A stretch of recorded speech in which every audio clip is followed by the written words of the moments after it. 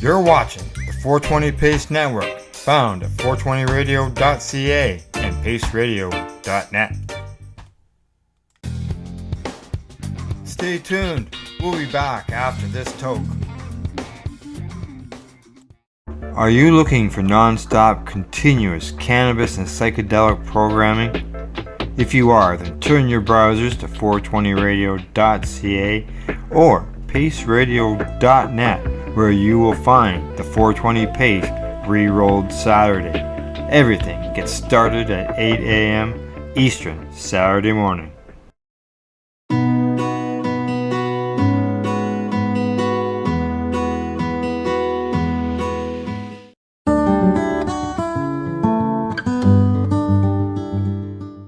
People, let's go to this guy right here. Let's go to this guy. Can I get a few minutes with you? All right. I'm Kev Woolley, and I'm with DabX Canada.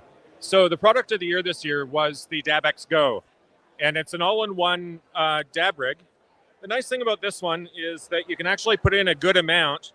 I normally just drop a quarter or half a gram in the top and dab on it for a couple days. And so after each dab, it's not done. You can keep on. Just keep on going, yeah. So what happens is you see a gap around a little ring around the bottom of there. Your reclaim will flow through that, right down through that tube. You can see some dropping out the bottom there. So I'm just going to get this plugged back in, not foul anything. And then it collects in the bottom.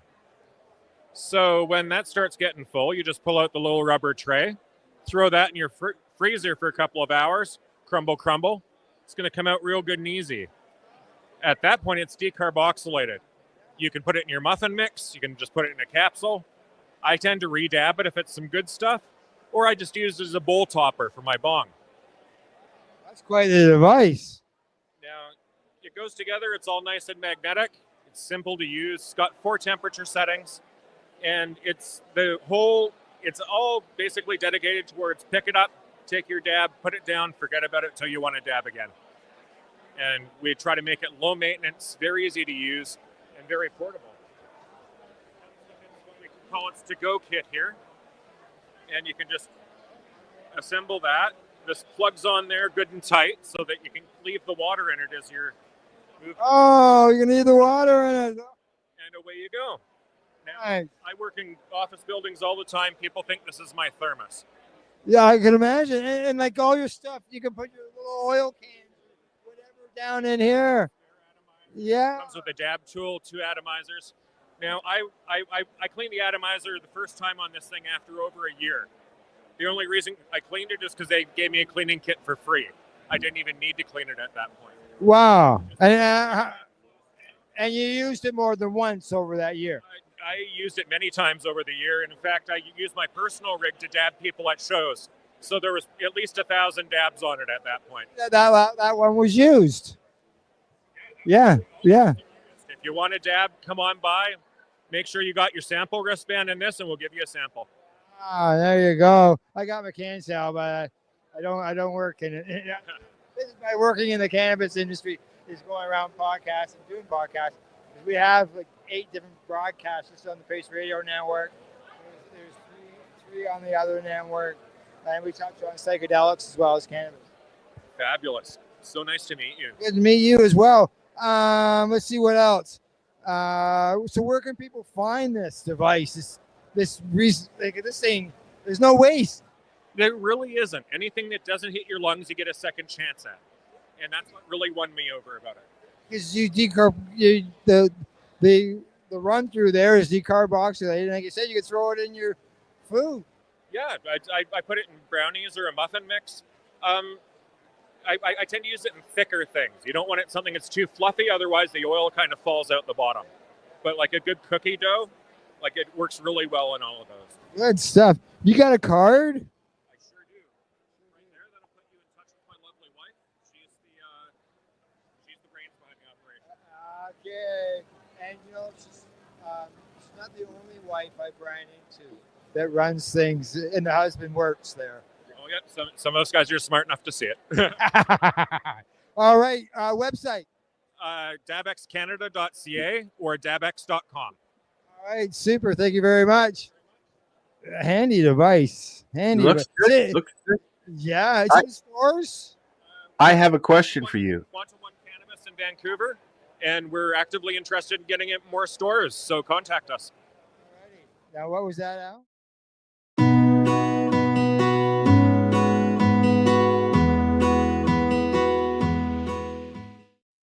You're listening to the Pace Radio Network here at paceradio.net. The views expressed by the individuals during this broadcast are their own opinions, and they may not be the same as those of their group or other organizations they may be involved with. All medical advice during our broadcast is not a medical opinion and should be checked with your medical physician.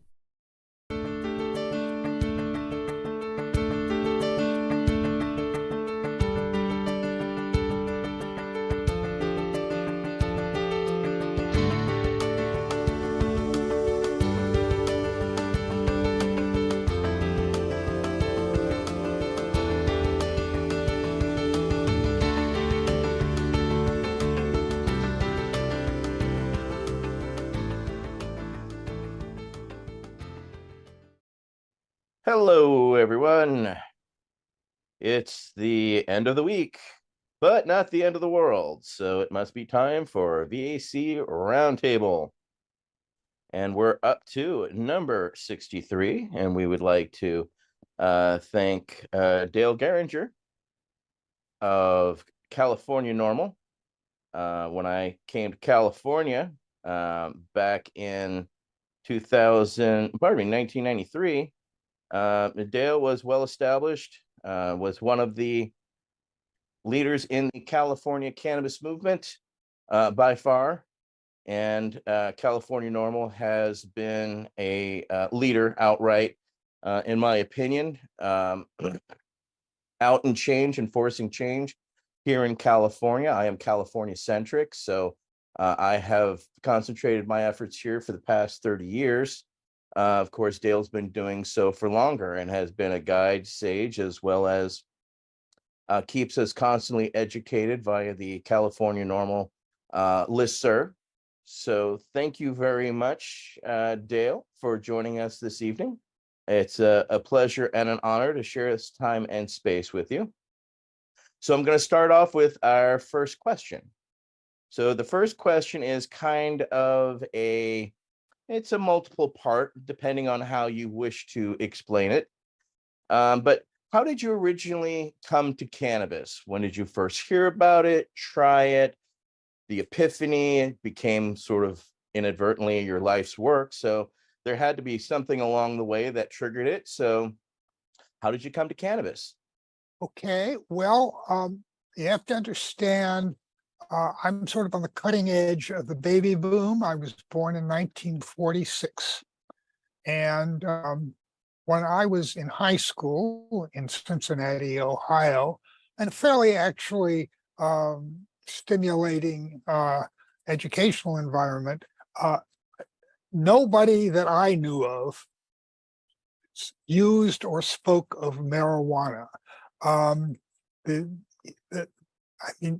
were a group of people who went outdoors to the parking lot to smoke cigarettes, and that was sort of the main disciplinary problem that the school had with drugs. Then we had Orange Day once a year when we would inject oranges with vodka and consume them at school. But yeah, yes, well, that weak thrills, but anyhow. So basically, I was unaware of marijuana. I learned many years later that there were a couple of my classmates who did smoke marijuana with some beatnik types off campus. But anyhow, like most people who went to college then, my freshman year, again, my freshman year in college was 1964, and you didn't hear about cannabis. But in 1966 and 67, you had the Summer of Love, and you had the Beatles, and you had the Rolling Stones all of a sudden coming out. and I think particularly Sergeant Pepper's Lonely Hearts Club Band. And all of a sudden, there was this huge buzz about marijuana, and everybody was interested in it. And I was interested in it too. I had actually enjoyed drinking beer in my, mainly beer and some wine in my youth, and thought, why not try something new? And I did on Thanksgiving when I was 20 years old. And I'm sort of glad I waited that long, actually. I didn't terribly enjoy it the first time. It kept me up all night with these dreams of and visions of like Bugs Bunny cartoons were just going through my head all the time. And it didn't have any, I couldn't relate to it at all. It was rather irritating, and I couldn't get to sleep. But the next time I came across it was in the form of hashish, and listened to, I think it was Magical Mystery Tour at that point by the Beatles, and really found a whole new dimension of listening to music, basically, and became infatuated with it. In fact, some of the pot we smoked back then was, I think, strong as anything that's out there today. The black tar hashish that was circulating freely in the summer of, I think it was 67 or so, when I was in the Boston area at that time, was really hallucinogenic. You got visions off of it. I later learned that black tar hashish probably was opiated. So anyhow, I haven't had anything like that since, or anything stronger than that since. But that's how I came to cannabis.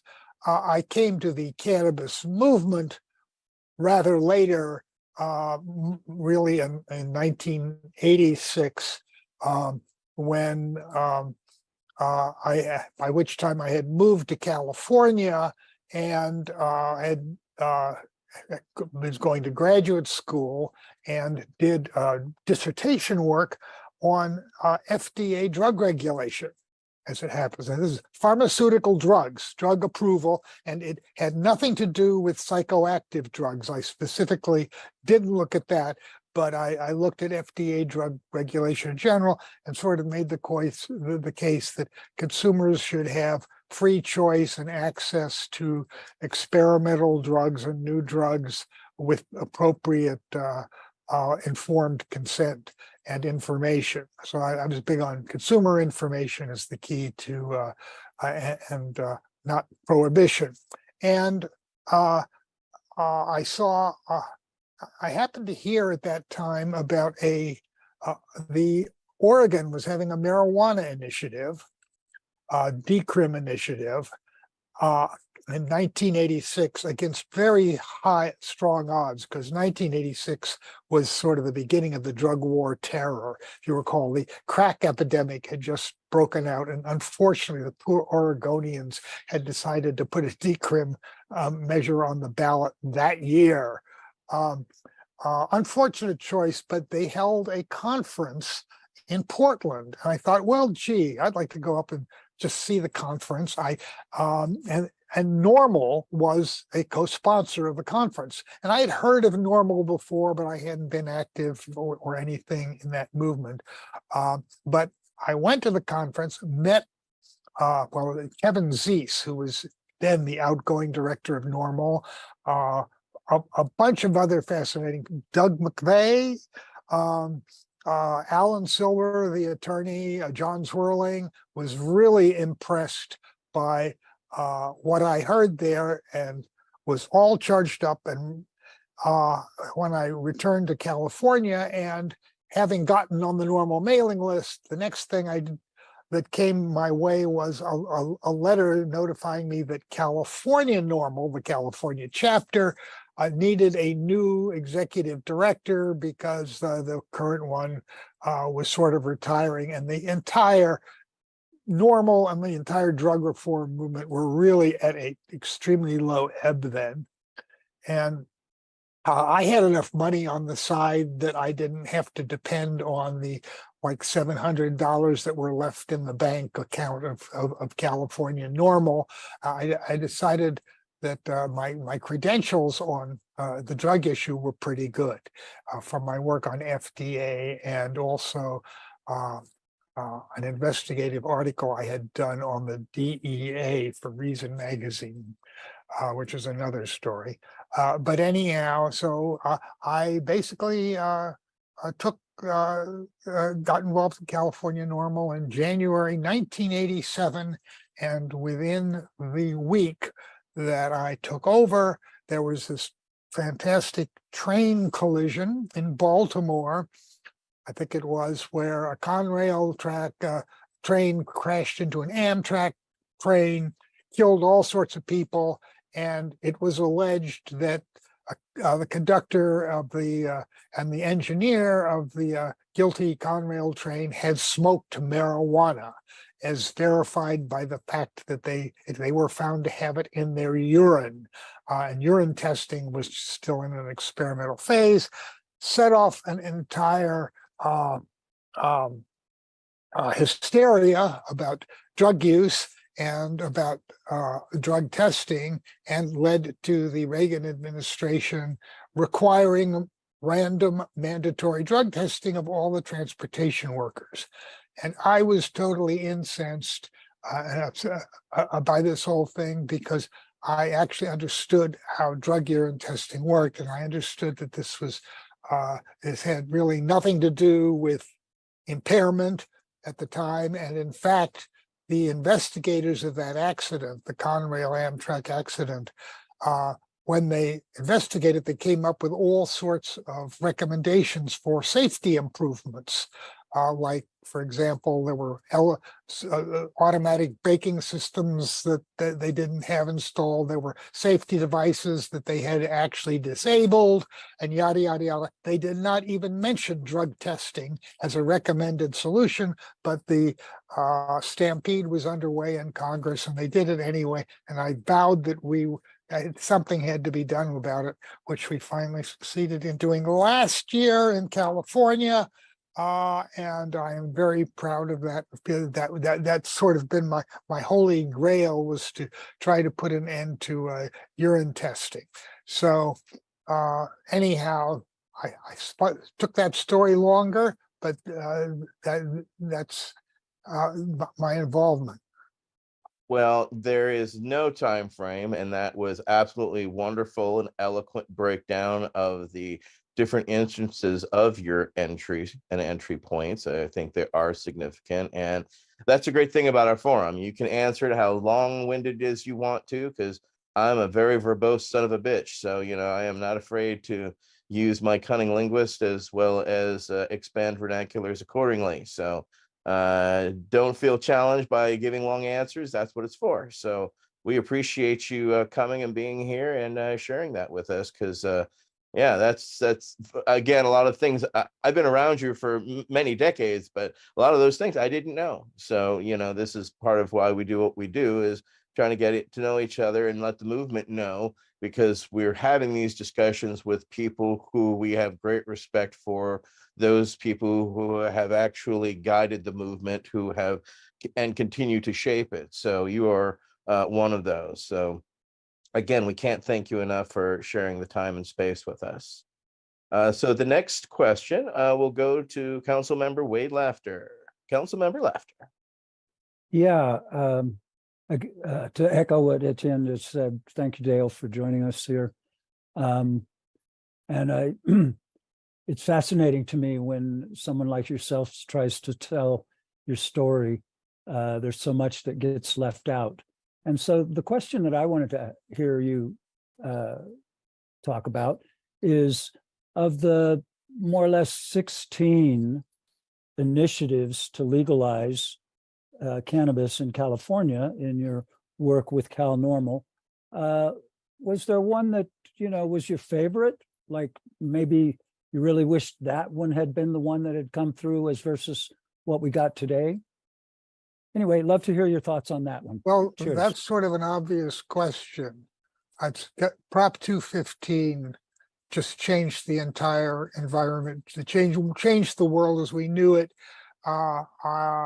I was just really fortunate to fall in with Dennis Perone at the right place and the right time. And I could see that this was something that would work, because we've been pushing our heads against the wall for a long time, trying to totally legalize cannabis. And, you know, Jack Herer had his famous initiative out there, which actually sort of he started that push right after the Oregon initiative of '86 that I was mentioning, where he had, you know, sort of the hippies' dream of hemp, the hempster's dream, the hemp for food, fiber, fuel, and everything else in a totally ambitious and utopian proposal that was unfortunately totally unsellable to the public. And you know, I had actually pounded the streets a little bit for that, sort of embarrassed because I knew it wasn't going to work. And in fact, I did the Rock Ridge BART station. I don't know if you know, the Rock Ridge BART station is like one of the busiest stations in the East Bay. It was right in my neighborhood. And I would collect maybe 2 or 3 signatures an hour. Whole train loads would empty and people would avoid me like the plague.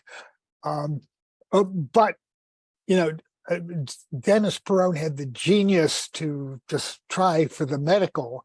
And, you know, we instantly sensed that that was, you know, that had some potential. And of course, as a Dennis's first campaign, and the first campaign that I got involved in that was successful was the 1991 Proposition S in San Francisco, the Proposition P, excuse me, there was a Proposition S also. Proposition P, the medical marijuana initiative in San Francisco of 1991. And this, again, we were still at the height of the Bush drug war then, and it was almost impossible to say anything good about marijuana or drugs anywhere. But we sort of found that we thought we had this soft spot, especially in San Francisco, and especially going medical. And lo and behold, Prop P got more votes than anything else on the ballot, including a measure sponsored by the ACLU endorsing freedom of speech or something like that. We got 80% of the vote, and we saw 80% of the vote. As Dennis said at the time, you know, 60% of the vote, you know, people will say 60% of the people in San Francisco are crazy, but 80% of the people aren't crazy. And that turned out to be the truth. And, you know, we paraded the idea around the state. Activists took it up in other parts. You know, in Santa Cruz passed its own measure the next year. And we got city councils in places, rather conservative places like San Diego and San Jose endorsed the whole idea. We got some bills to state legislature, which were fortunately vetoed by Governor Wilson because the bills were not as good as what we ended up writing in the form of Prop 215. And we had such excellent reception from the press to this whole story of medical marijuana, which really wasn't that widely known until Dennis started publicizing it at his San Francisco Buyers Club. It was fascinating with press. We got almost universally positive reviews, and I knew that, you know, this was something that we could win. And of course, the key to Prop 215 was making it legal not only for people to use marijuana for medicine, but to grow their own. And this opened up a legal door that had been closed ever since the really in the United States since 1937, the Marijuana Tax Act, but actually in California it had been illegal since 1913 to have anything to do with marijuana. So all of a sudden now there was such a thing as legal homegrown marijuana, and that revolutionized everything to an extent I really couldn't envision. I remember when it passed, it felt like I had no notion what was coming next. It felt like, a giant meteor had hit the earth, and there was this enormous cloud of of, of consequences that had been shot up into the atmosphere, and which would take years and years to change the planet, which it seems to have done. Yes, anyhow, and to see the profusion of medical marijuana dispensaries, or cannabis buyers clubs they were called, and to see how many people actually made use of Prop 215, because when we put it on the ballot, I'd been getting calls at the CalNormal hotline for somewhat long before then from patients who were using medical marijuana on their own, had discovered it, and were interested in trying to get it legally, and which was, I'd have to tell them, well, I'm sorry, it's not possible at the present time. Would like to do it, but it was my impression that I was dealing with like a small percentage of the users, like maybe 1% or something like that. But as soon as Prop 215 passed, all of a sudden, all of these people who I had known for years as pot smokers, that I thought of just like myself, a recreational pot smoker, all of a sudden were coming up with medical reasons that they could get validated by sympathetic doctors like my friend Dr. Todd Mikaria. And we had, first that there were 10,000 members of Dennis Peron's original San Francisco Buyers Club. And then, the count of users went from the tens of thousands up to the hundreds of thousands. And I think by the 2010 or so, we probably had over 1 million medical marijuana users of one sort or another. It was really like 40% of all of the users in California at the time. So I never saw it coming, but it was a great success. And frankly, I sort of look back on the days when we were under Prop 215. I think things have really gone downhill in many respects since we implemented the very complicated and expensive regulatory system that we did in 2016, and which we now labor under.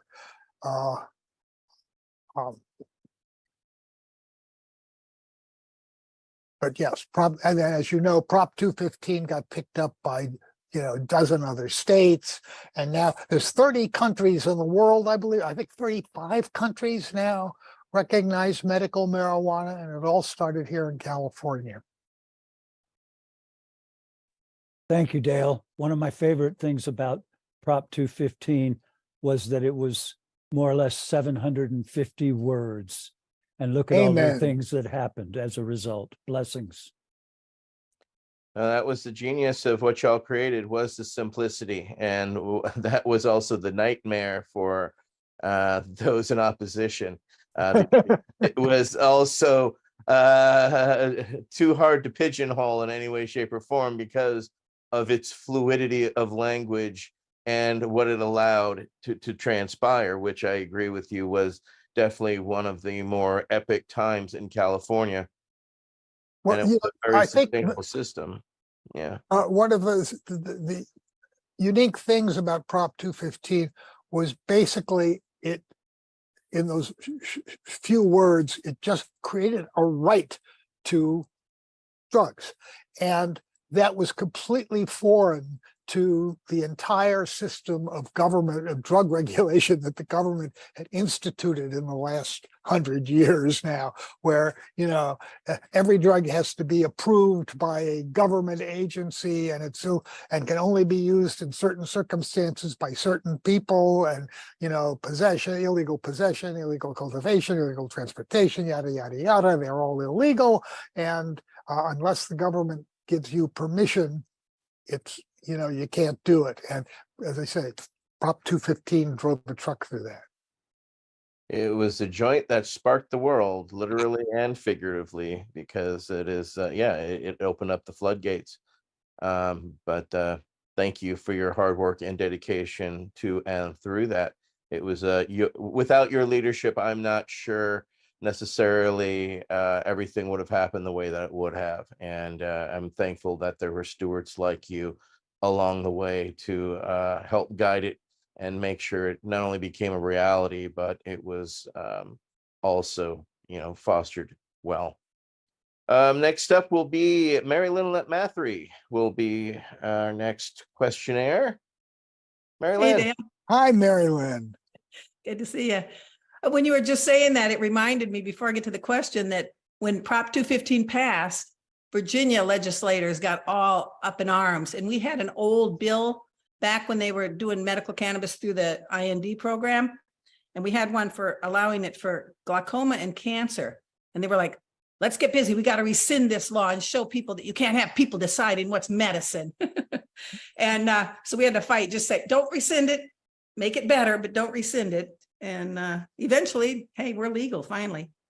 Anyway, you mentioned so many icons already. So you might be repeating some of this, but who are your top 3 cannabis activists that you've worked with over the years? Dead or alive? They might have passed already. Well, they have. No, they haven't all, but one certainly has. Dennis Perone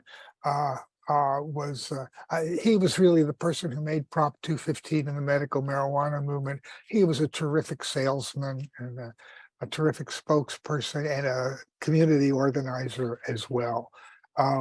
So I can't say enough about Dennis Perone. I would also mention Keith Stroup, who is actually still around, and he is the director of NORML. He wasn't actually, he founded NORML, and that was a big deal. It made marijuana an issue. And with a consumer group speaking for it, and of course, NORML helped file the first rescheduling petition for marijuana over 50 years ago. And of course, Keith is still around. When I actually joined NORML in '87, he was away doing other things. He took a leave, but he's back now, and he deserves a lot of credit for making the marijuana issue what it is.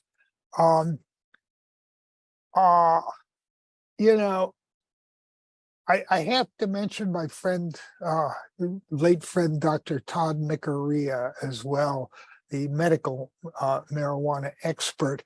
Because when I met him when I first got involved in California NORML, he was on the steering committee, and hadn't heard of him before, but I had gotten involved in NORML because I believed in marijuana legalization and life, liberty, and pursuit of happiness type of thing. But the medicine thing was not really my interest at all. Although I'd heard there were some rumors about it being useful for cancer and glaucoma at the time, but that was I thought a secondary issue. Todd came and started acquainting me with all of what he had discovered and found about the long medical history of marijuana, which in this book, Marijuana Medical Papers, which I always keep handy, going back to the 19th century, documenting all this knowledge about medical marijuana that had been lost. And that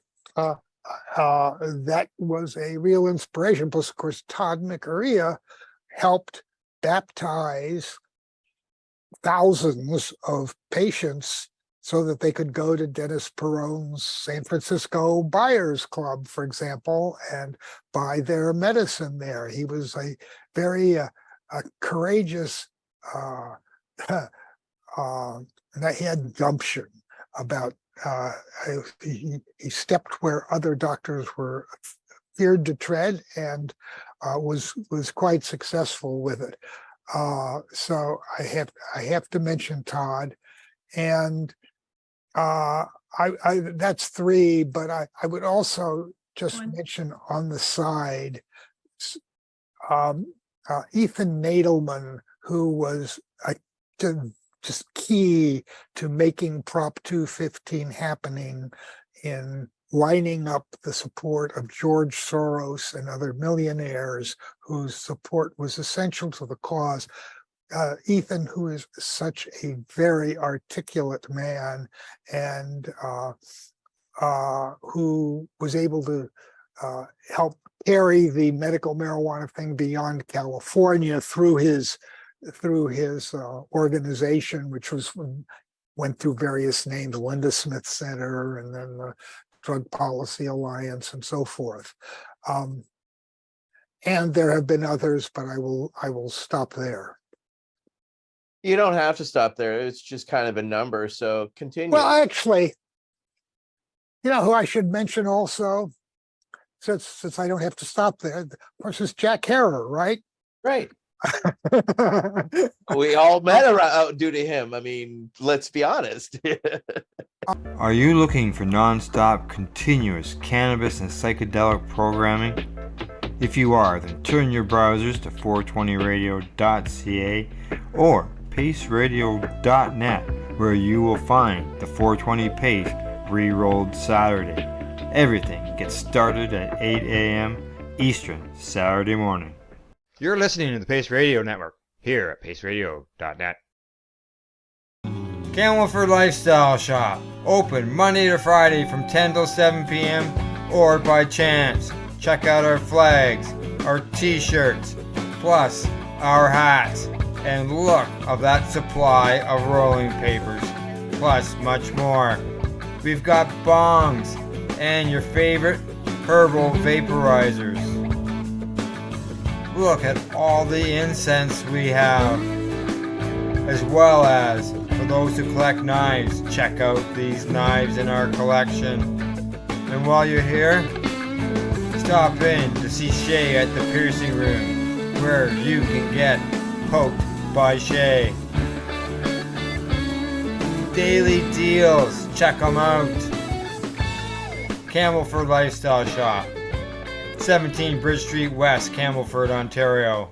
When you have a pain that's reached its peak, Legacy for 20, it's so unique. If organic cannabis is what you seek, here's your trusted partner 7 days a week. Suppository salves, vapes and drops, topicals, edibles, infused pop. Just when life seems like it ain't easy, at Legacy 420, enjoy a pop freezy. Lab tested products, make them the GOAT. Legacy 420 out on your road. Legacy 420 in Tyendinaga Mohawk territory. Indigenous organic cannabis at its finest. What do you find at paceradio.net? People advocating cannabis education.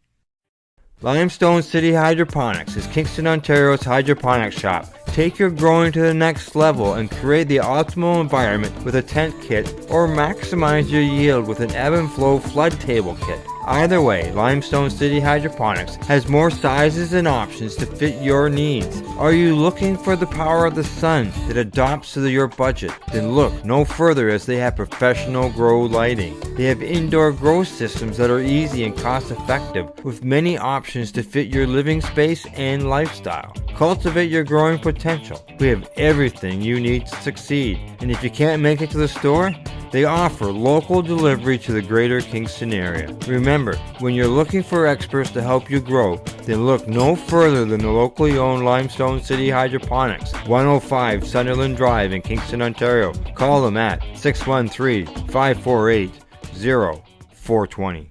You're listening to the Pace Radio Network here at paceradio.net. Jack did, I think everybody realized he was sort of overly ambitious with his hemp initiatives and everything else.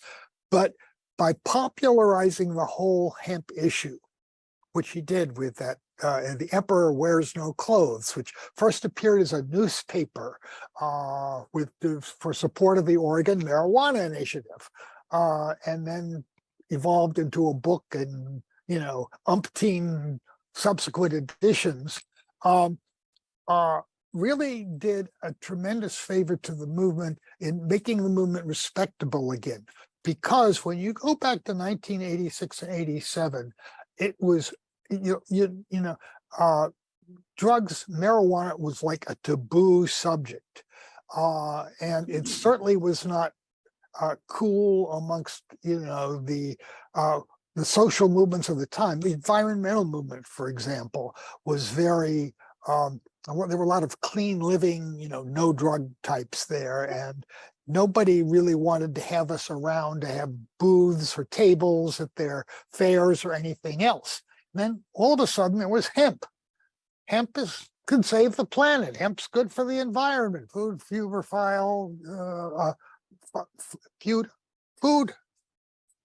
fiber, fuel, and fun, and medicine also. And that immediately we became welcome again and started doing all of these fairs where, alongside the environmental booths, now we had hemp booths and marijuana booths. So that was really, really a valuable service. And The Emperor is certainly a very entertaining book, if not exactly accurate in all the details. The general story was really a good propaganda. Yeah. Yeah, I mean, how many events did we all pass out flyers that were all just direct pages out of The Emperor Wears No Clothes? I mean, en masse. I mean, we built tours around it in Cannes. I did 47 tours. All of them included a master sheet that had, 9 out of 10 of them were all direct copies out of Jack's books for people just to absorb because they were visually appealing, but the facts that went with them. And if you had ever had the joy to be around Jack when he was speaking prior to his stroke, he was very charismatic, bombastic, and knew how to command crowds quite well. So he was very effective in communicating at rallies because he came to my university, West Virginia University, in 1989. And that's how I first met Debbie and Jack, was them pontificating about hemp, and Debbie had a piece of hemp fiber, and I remember touching the fabric and my mind kind of being blown. And having those types of not only people discussing, but having visceral things for people to see, touch, feel, and of course take away, right? We wanted to take away those flyers and that they would talk with others or get lost in their laundry so that their parents would find it would spark a discussion. And this is how we grassroots change things. So I can't thank you enough for not only that. When you said Dennis, fond memories for me early on in Cannes was going to those Cal Normal nights at Dennis Peron's house, where we would sit there and assemble the flyers, the newsletters, right? And Dennis would supply the weed, and we'd fold, stamp, and staple, and organize that. Some of my most fond memories of just grassroots activism was just sitting in a room with all y'all, making it happen, just sending it out old school. But that's what it took back then to arrive where time came and went. But thank you again. Next up will be Peggy Jones with our next question. Councilmember Jones.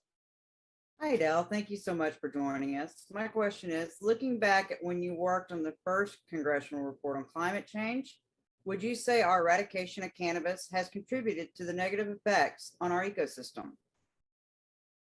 Well, I wish, but the climate change is a whole lot bigger than the cannabis issue. And cannabis actually, in the main, has a very small environmental impact. All of the cannabis in the United States that is at least consumed, the marijuana type that is consumed, the entire United States can be supplied by, maybe 20,000 acres or so is sufficient. and that's smaller than many, wheat farms that are out there. So, and I'm afraid there's the climate problem. I just to fill it in. Yeah, I worked for a year on a congressional fellowship where I organized hearings on what was the first congressional hearings on climate change and climate research. And, I called in witnesses and, copied their testimony and stuff like that and wrote a committee report on it. But at the time, this is 1976, none of us really had any clear idea why we should even be interested in climate in particular. It sort of looked like an answer looking for a question. But we called in these witnesses, and lo and behold, witness after witness started testifying to the effect that, well, if our models are correct, this carbon dioxide seems to be building up in the atmosphere as a result of man-made activity, human activity. It's been doing that since the 19th century. And if you continue this trend, it's going to get up to levels where we would probably have global warming, which won't be detectable, for another 15 years or so. But I was impressed by the evidence, and we really emphasized that in the report. And as a result of the report, the Congress funded some research, which lo and behold, found out, sure enough, about 15 years later, all of a sudden, just as these witnesses had predicted, there seemed to be some global warming occurring. And I thought that was probably one of the most accurate long-range weather report I had ever heard. And I'm still impressed what's been happening here in California and in the United States and the world. And since then has followed almost exactly the predictions that these scientists put before our committee back then. But unfortunately, there's nothing we can do to fix it with marijuana, one way or the other. Thank you for that, Dale, and thank you for that important work as well. Next up will be Councilmember Michael Crowitz. Councilmember Crowitz. Great to see y'all. Thanks for coming in and hanging out with us, Dale. This question, I wanted to try to tap into your insight a little bit. It's kind of funny. I believe, if I'm not mistaken, the successful Prop 215, the first initiative that really kind of kicked it off at the state level, that started a revolution really of cannabis activism in the United States and around the world, if I'm not mistaken, was the 13th initiative. So it reminds me, it's funny, it reminds me of Melissa Etheridge, I think it was, that had been like touring for 25 years and then was just discovered, just discovered, this new phenomenon that's been out there playing for all those years.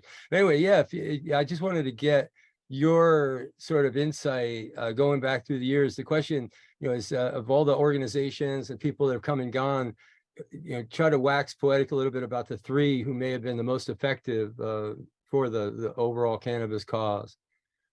I think it's fairly clear, although I know organizations have been as effective as I guess they wish they were, but of course we've got NORML, and I already explained. I mean, they introduced the issue to the world. They started the rescheduling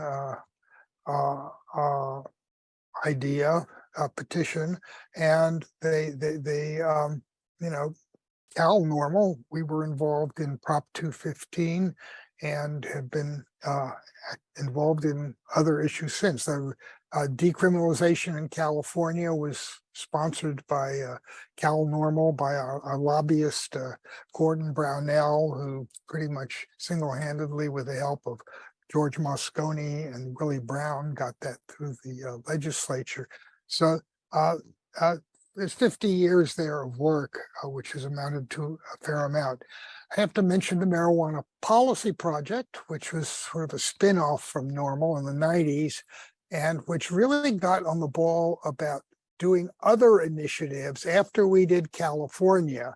MPP and Rob Campy in particular was a very effective fundraiser at getting the necessary millions of dollars together to put marijuana on the ballot in other states, medical marijuana, and in Colorado, and was I think the next. Well, I can't even remember what the order was because it was Colorado, Oregon, Washington. There were a whole bunch of states. I know they were involved in the Missouri initiative that passed a couple years ago. So I think their efforts in that regard were very helpful. And the Drug Policy Alliance or Linda Smith Center, whatever you want to call it, were also effective on the same front, especially since they had George Soros's money to work with there. Actually, they had George Soros and MPP had Peter Lewis, who both had plenty of millions of dollars that they could actually put into this. NORML was never quite so effective at raising money, unfortunately, something that we are an issue we are trying to deal with right now, along with, I have to say, MPP and DPA and all the other drug reform organizations, because cash, there's not a lot of money here at the moment in the whole marijuana business. But yes. Thank you for that, Dale. Next up will be Council Member Wade Laughter. Yeah, thank you, Dale. I want to take the conversation in a slightly different direction here. Our next question is, what cannabis medicines today are most similar to cannabis pharmaceuticals that were on the shelf in pharmacies here in America back in 1915, for example? And what cannabis products today, if any, and I certainly have opinions on this, but I'm waiting to hear what you have to say. What products today, if any, would you classify as similar to the old time snake oil scam that was going on back those days? Thank you. It would be interesting if it would be nice to know more about the medicines of 1915. There are people who have collected some of the old bottles of containers that had cannabis medicine. And in fact, I had such a bottle and tried to get it analyzed. There was a little bit of tar in it, like a booger's worth of tar left inside, black stuff. And I got it to a lab and they found it had traces of CBN in it, right? Breakdown product. So there had been some THC in there at one time, but it's impossible to gauge really anything else about it. However, I would say that tinctures would be what are most comparable. And because that was really the most popular way of marketing it on the pharmaceutical market in the United States. I've seen the ads from the 1920s for these tincture bottles with a little rubber eyedropper on them. And some of them advertise dosages like, a couple of drops or something like that. So they must have been strong, some of them. So one thing I have no notion of was I know that hashish was also available. I have not seen any samples of the actual pharmaceutical hashish that would have been around. I don't know what it looked like. There are stories from the 1840s in France, the green hashish that the French hashishans, the artists used. The Bohemians took at that time, and they were like green candies that had, I don't know, probably other flavorings in them, cinnamon and sugar and stuff like that. But I don't think that anybody has, to my knowledge, has recreated them or knows exactly what they were like. As for snake oil, well, one thing is that there's a lot of myths out there currently about cannabis. One of the things that have been skeptical about for some time are these topicals. There are a lot of topical preparations out there, and I've heard lots of firsthand testimony. Oh, this made my lesion go away, or this helped my arthritis. It's an old Mexican folk treatment for arthritis was to put cannabis leaves soaked in alcohol on your arm and so forth. But whenever I talk to scientists about it, they say, well, look, you just can't, THC doesn't go through the skin. It's a real problem. And I've talked to scientists who tried to patent a delivery system that would do that. And nobody, to my knowledge, has successfully demonstrated that. That's something that you can apply, and then a test later shows yes, somehow some THC or other cannabinoids got in their system.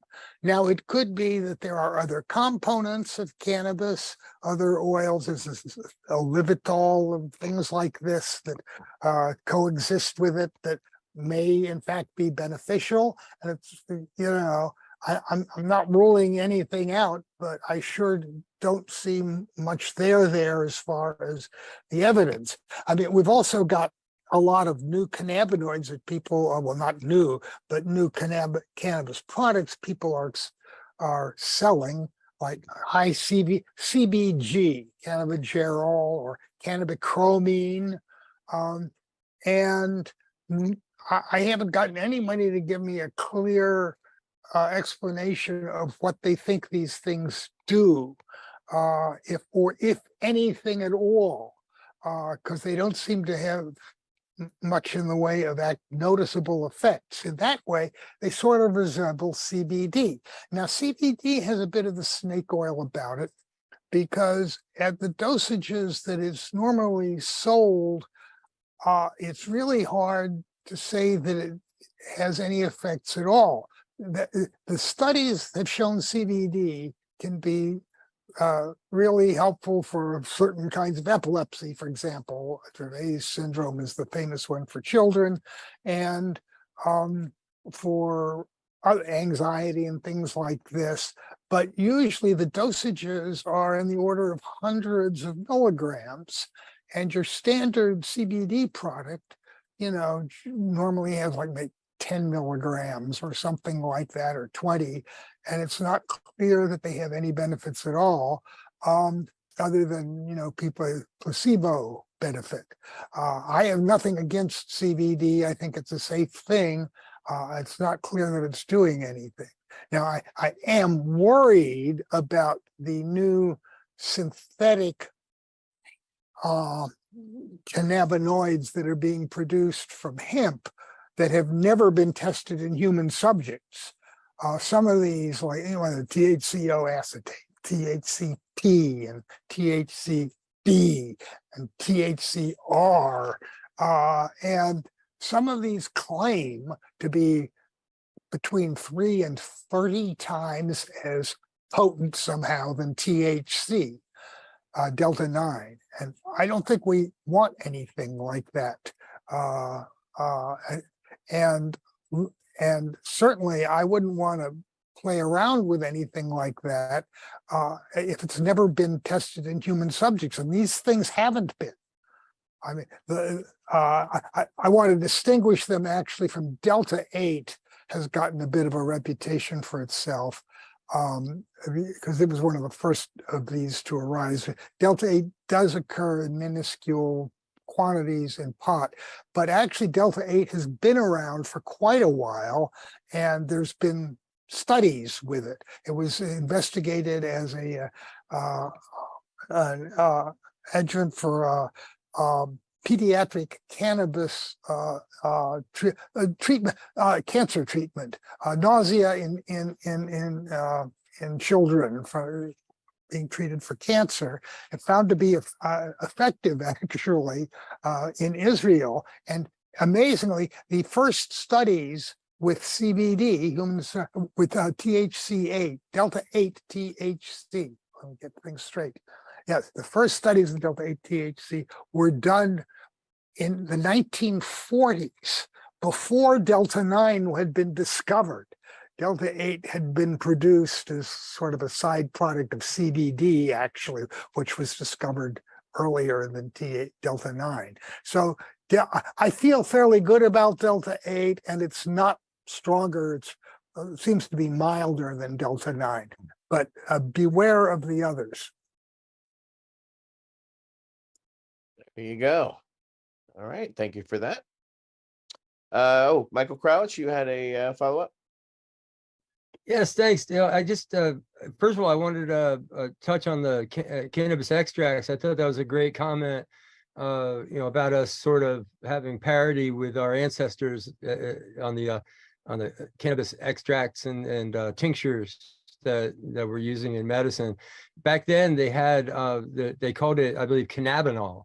And they did, of course, it was years before, you're talking the 1910, 15 time period. That was years before they discovered CBD or THC or anything like that. But they knew if they had that red extract, they had everything in there. That was their theory. That was the strongest extract that they get. And I really feel from my research that we have just basically, in the last 10 years or so, caught up to our ancestors on the quality of our extracts. But we're doing good. I think we're really good. What I think we need to catch up on now is how well our ancestors used those cannabis extracts together with other herbs, because each and every one of those products that they had, like they had 10 products for pain, and each one had a different herbal combination with a different strength of opiate. So you get a different herbal combination with morphine than you would with codeine, for example. And then as the reason why that motivated me to raise my hand at all was about hashish apothecaries, because that to me is a really interesting open question that I know you and I have never talked about. But Donnie has found, Don Wirtschafter, of course I'm talking about, with the Cannabis Museum, he's found some hashish apothecary jars, which look very authentic. They seem to be very authentic. And to my knowledge, I've never found any hashish product in any of the pharmaceutical brochures, the manufacturer price indexes and stuff of all the major, Mulfords and Park Davis and Lilly and all those of the day. So it's a really interesting question. There was hashish candy and there were hashish products that you could order in magazine, ads, but there didn't seem to be hashish apothecaries. So that's really, what I'm thinking is that there's two different things. Either somebody got very creative later and it's just a very modern thing after the exploration of hashish by our hippies, in the 60s or the 50s, or it could be a actual apothecary that was made by a very experimental, pharmacist that was actually getting hashish from the old world himself or herself and putting it in a big jar in their pharmacy back in 1890 or 19. So it's really, anyway, I just put that out there as an open question that I find fascinating about you're talking about hashish, HASHEESH, that's the hashish candy, hashish with 2 E's, and then the hashish with HASHISH for the pharmaceutical. And then the German, which was the German version of that, which HASCHISCH, I think it was. It was strange spelling that they had. But yeah, man, thanks so much for all your work on all this stuff and your insight. I know that question was designed specifically looking at the work that you've done on the history of cannabis and your work personally in your own doctorate on, looking at the history of medicine. All right. Next up will be Marilyn Mathry. Councilmember Mathry. Unmute. Okay. So Dale, it seems that California cannabis, after the end of the federal prohibition, will likely become one of the market leaders, as the case for California wine and produce now. Do you think are California farmers aware of this, and is California working towards this eventuality, becoming the lead Well, that has always been the dream. And we have a whole lot of farmers who have always hoped that that would be the case. But as you're aware, they're having a real hard time competing in the current environment. The legacy growers, of course, famously grew in the Emerald Triangle, which does indeed have a very good climate for producing cannabis, as do many other places in the world. But the main reason they were up in the Emerald Triangle was that it was remote and forested, and you could hide from the authorities. And when you don't have to do that, and you can go down to Fresno, which also has a lot of, has a lot of free sunshine and good soil down there.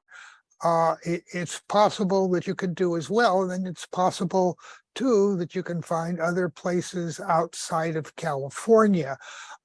I'm fearful of the future actually for the California industry, partly because it is so regulated and expensive compared to some other states. Certainly if they legalized today, California would be behind, I think, because of its high taxes. It would have a hard time competing on the market. So that is one concern. And then, of course, the other concern is, as everybody says, well, if it's totally legalized under federal law, that opens the door to imports.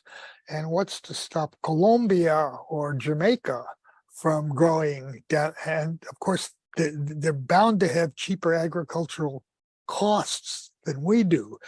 So I think it's going to, competition could be tough up ahead. Plus, we have these new technologies that are developing where they might be producing good cannabinoids from cultures of bacteria or yeast or something like that, and might have a really excellent product in another umpteen years. So at the moment, the legacy industry in California, though, is barely hanging on by a thread, I have to say, and is largely being displaced by corporations, both national and international, like from Canada, right? With lots and lots of money and not much history with this thing, but enough funds to be able to buy up other people's farms, buy up legacy farms, and do the business themselves. So I'm not happy with the direction things are headed at the moment, and there are powerful economic forces in the United States which work towards big agriculture, which I think we've all seen in our lifetimes. Because when I was a kid, the family farm was, everywhere. I mean, my grandparents had family farms, right? But no small families are doing that in the way they used to anymore. At best, they're multi-million-dollar family businesses, corporations, but with staffed mainly by immigrant workers or something like that.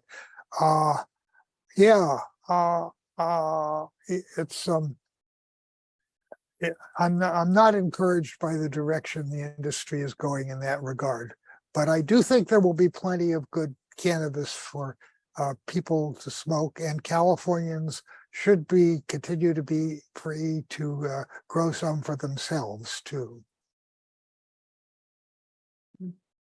Yeah, I keep hoping with the environment the way it is that these states would give incentives for people to grow cannabis instead of the regulations with all the roadblocks to actually give incentives, because the planet, I mean, I worry about all the fires you've had in California, you know, I mean, plant trees, yay, but it's going to take a long time. So let's get some hemp or cannabis in the meantime to hold the soil. Right. Yes, soil remediation would be good. One of the many uses of hemp, as Jack taught us. Well, that's kind of that's it. That's our questions. So I want to thank Dale once again for joining us tonight. I'd like to thank our council members, Peggy Jones, Marilyn Mathry, Wade Laughter, Michael Crowitz, Nate Landau, myself, Etienne Fontan. Dale, again, I can't thank you for your hard work and dedication. Again, one of my most fond memories in life is when we were found guilty of in federal court, and we came out from the Ed Rosenthal trial after saying our Fifth and 10th Amendment rights, right? Fifth and 10th Amendment, right? And yeah, I to your smile when the doors open, we came out. I remember seeing you and Ellen and everybody, and just the smiles on your face was just the sheer joy in my heart, because one, I was found guilty of contempt of federal court by refusing to testify, but at the same time, that's the line that we had to take as activists to do the right thing, because we didn't want to see Ed go to jail for life, which they were going for a kingpin trial on him directly, which of course, if people aren't aware, if he was sentenced under the kingpin statute, he would have gotten life in prison. And the last thing we wanted to do was even though Ed can be an irritating son of a bitch, none of us wanted to see him do any more jail time. So I can't thank you again for your dedication and to patience, because I know I'm not the only person come out of a case and to see you smiling there. So to me and others, I just have to say my thanks. Michael Crowitz. Yeah, I just wanted to take this opportunity to say thanks as well, Dale. Over the years, your support of many projects that we've worked on at the national, even international level was critical to our success. And if they did a movie about the cannabis movement in the United States, they'd have to focus on at least Michigan, California, and New York. And the focus of the movie would have to be California. And with Stanley Mouse doing some of your artwork, and having Grateful Dead have fundraisers and shit, it's a colorful past that I think is only the more so by your involvement. I can't imagine without you that picture. You know what I mean? You're integral to that theme and that mosaic. So much love and thanks, man. Well, thank you all. It's a pleasure hanging out with you folks, and I hope to see you in person actually someday here. Absolutely. We look forward. Yeah. Cheers.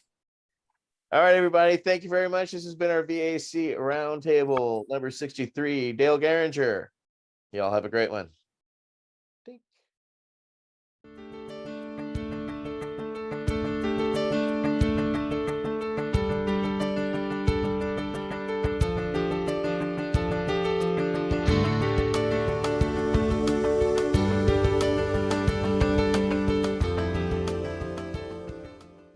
You're listening to the Pace Radio Network here at paceradio.net. The opinions of the individuals during this broadcast are their own, and may not be the opinions of their group or other organizations they may be involved with. All medical advice during our broadcast is not a medical opinion and should be checked with your medical physician. When you have a pain that's reached its peak, legacy for 20, it's so unique. If organic cannabis is what you seek, here's your trusted partner 7 days a week. Suppository salves, vapes and drops, topicals, edibles, infused pop. Just when life seems like it ain't easy, at Legacy 420, enjoy a pop freezy. Lab tested products, make them the GOAT. Legacy 420 out on your road. Legacy 420 in Tyndonega Mohawk territory. Indigenous organic cannabis at its finest. Enjoy the buzz of legalization with Campbellford Lifestyle Shop. From lights to plant nutrients, books, consumption accessories, and more, we've got all your basics to grow or consume cannabis. Visit our info center or take a look at our piercing services and body jewelry, now available in-store through Campbellford Lifestyle Shop, 17 Bridge Street West, Campbellford. Limestone City Hydroponics is Kingston, Ontario's hydroponic shop. Take your growing to the next level and create the optimal environment with a tent kit, or maximize your yield with an ebb and flow flood table kit. Either way, Limestone City Hydroponics has more sizes and options to fit your needs. Are you looking for the power of the sun that adapts to your budget? Then look no further, as they have professional grow lighting. They have indoor grow systems that are easy and cost effective, with many options to fit your living space and lifestyle. Cultivate your growing potential. We have everything you need to succeed. And if you can't make it to the store, they offer local delivery to the greater Kingston area.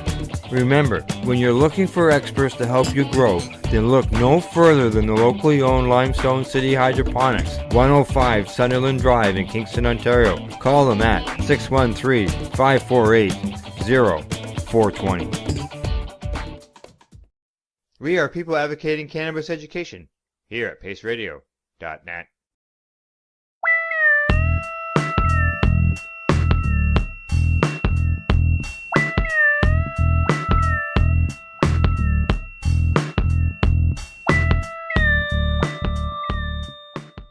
Do you remember the days when the chant was so loud it would echo off the buildings? Right? Oh my God, you couldn't see the street. Oh yeah, side to side, sidewalk to sidewalk.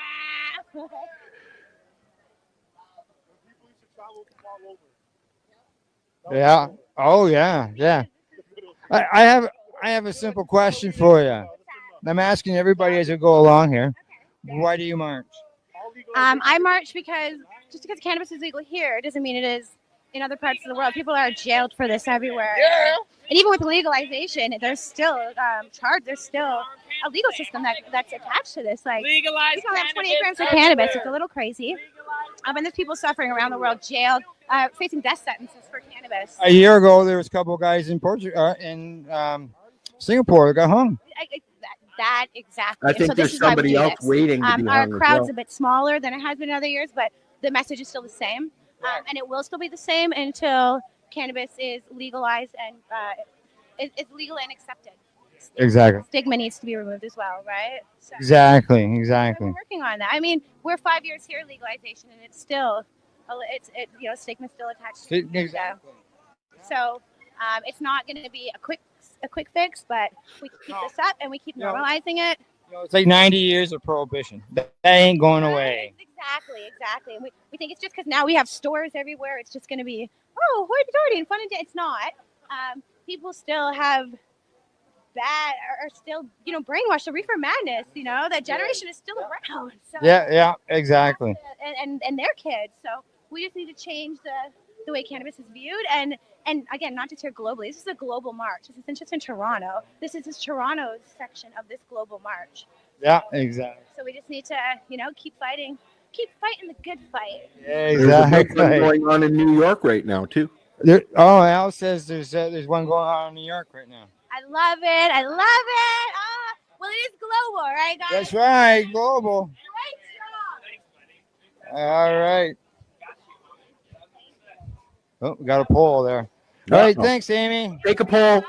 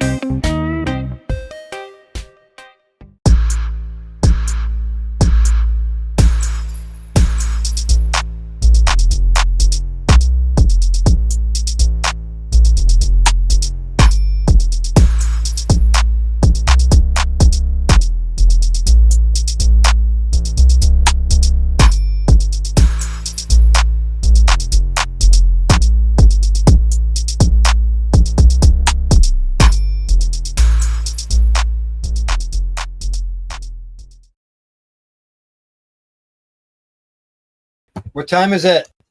It is 4:17. 17. And time for number 7. Time for number 7. Number Easy, number 7. And the letter L. Ooh. L. Sounds like L. L. L. Sounds a little bit. It does, doesn't it? Eh? If you got a Canadian Ontario accent. A Canadian Ontario accent. Yeah. You know the problem with the name is everybody writes, put all your information into Al. Been working good for me. Okay. Oops. Got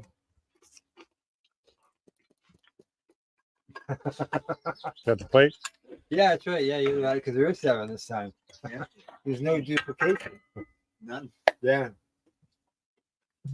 Ooh, look at that. Moisture pack. Yeah, cool. Looks like That's got to be the first one. boost. Well, I don't know where this one came from. Oh, that's mine. I Oh. found it in. Yeah, one mine. Yeah. One. Oh, okay. Okay. So But this one's interesting. It's like a little sugar pack. Yeah. Yeah. Yeah. What did I do with? I didn't do anything. Oh, that looks interesting. Oh. Oh, my package. Instead of trying to package one of those square ones, you got to fold them in half. There's a chance they could break. Mm. Or tear I over. believe There that's you it, go. number 1. Yeah. Yepper. Okay, it's 4:19. Anybody got a minute? No, I'm busy. Can't like that yet, Bob. Think not. You gotta taste Yeah, it. Dry come on. taste. Have it. I don't know. That might not get back to Wayne by 4:20. It's now now 4:20. It's 4:20. Happy 420s. Cheers. I hear all the alarms going off, phones vibrating everywhere. Yeah. Visual appeal. 4:20.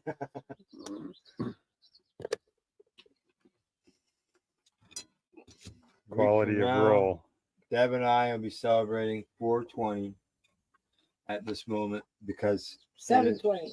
Selection of rolling paper. 7:10. That'll and work, what's too. the 7. It has to be 7:20 because next Saturday is Deb and my birthday. Both of us. Selection of filter. Hmm? Selection of filter. We're both born on the same day, different year. Who do you think's older? Mile where?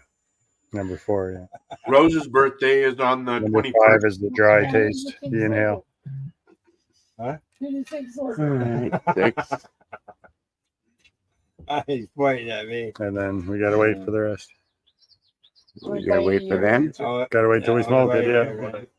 All right. I'll let them go by me now. Ladies and gentlemen. Funny, the first time This I heard Al say it. Something, he went, Excuse oh, me. my birthday's on Thursday, and I went, Let's watch that now. so he came over because it was his birthday, and I said, oh, happy birthday, and then I said, guess what? Bogarting. I'm sucking the dry stuff. No, you're only sucking in air. I think I got a taste. But he came over and I said it was my birthday cake. It was like, no way. I'll leave this one out. It hauled through pretty good. I was just looking at the roll. Filter. Nothing was better than my 50th birthday.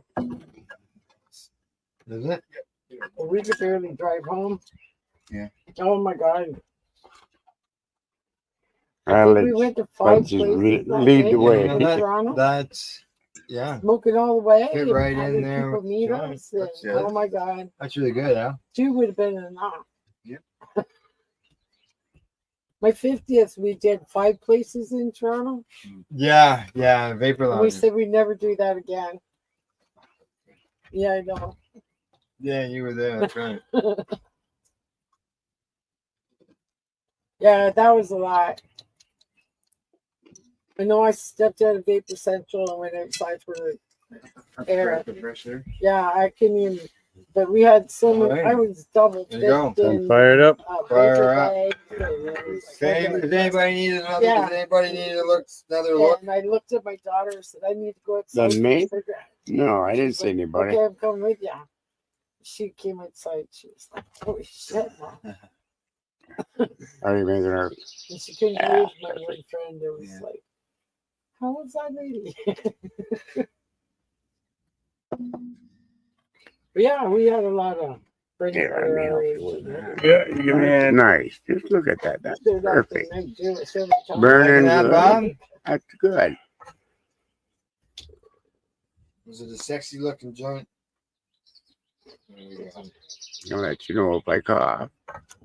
Yeah, when I do these, I do it in stoneware too. I just pour the butter in, let it melt, and then move it around. Oh yeah, you gotta try that one. Dump the bags in. Oh, yeah? Got a spatula. All right. Flip it around. So everything looks like it's covered. Does it taste like it smells? 6. Yeah. Then throw Tastes in like the it smell? oven for like at 200 degrees, just enough to heat up the pan. Yeah. And let them unheat and Harsh to smooth. zip up the bag. They're the birds. Yeah, just It makes us feel like we're in the jungle. Every time we light the joint, they get closer. Yeah. Ash yeah. color? Something does. Hmm? Ash Something color? does, right? Instructor. Yay. Not pleasant to pleasant. Overall enjoyment. Would you buy it?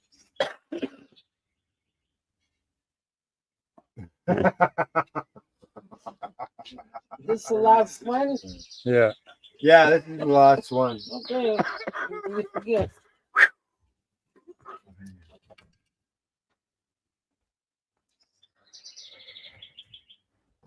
Oh yeah, look at that. How do you sort this shit out? Or somebody else does? I'll be doing that, Bob. Oh, don't want me to? Huh? You don't want me to sort this all out, neither? I know exactly what it is.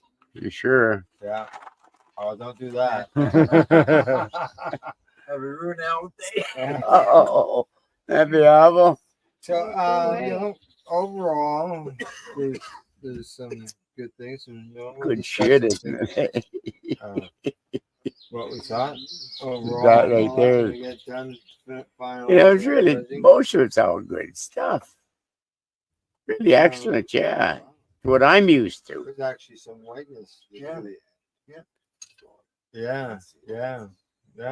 That's the closest to a nice clean burn. a white ash, gray ash. Yeah. What the fuck do I care? I'm colorblind.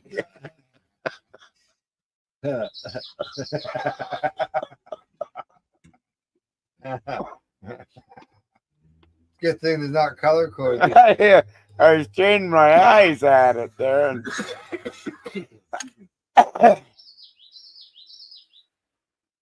coming up for sale. There's she beep. Beep, beep, beep, beep, beep, beep. Oh, yeah. And so does aroma translate to taste? Turkey quesadilla. Oh, I really like that. Smoking Better than experience. chicken, even the steak. I like Yeah, the I would turkey. cop once. I had leftover turkey. Ash color was much. The ash color was much better than some of the other ones. Was it pleasant? I don't know. Maybe with those two numbers.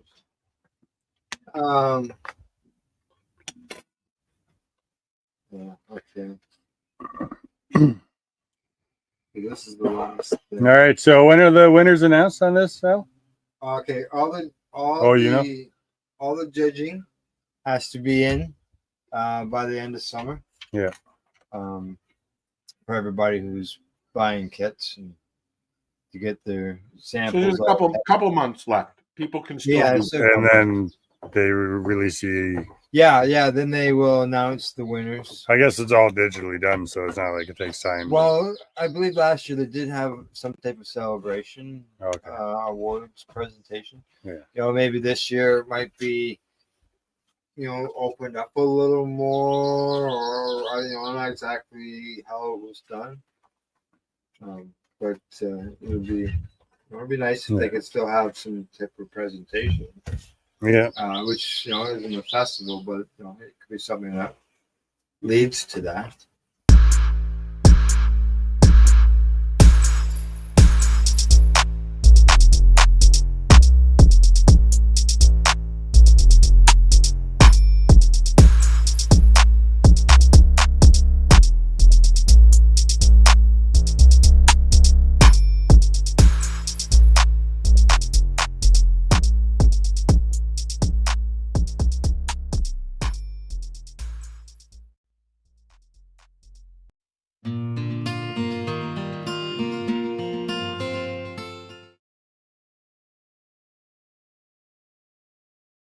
Hey, my name is Al Graham, and you're with People Advocating Cannabis Education. PACE is about promoting the benefits of cannabis, which we do through educational documentaries or through public events. Today we're at the Carpe Diem Cafe in Peterborough, and I'd like to introduce to you Russell Barth and Christina Lowe, the cannabis advocates from Ottawa, and they'll talk to us about what they're doing to help legalize cannabis around the world. Hello, Russell and Christine. How are you? We're doing good. Well, thanks. Hi, everybody. What I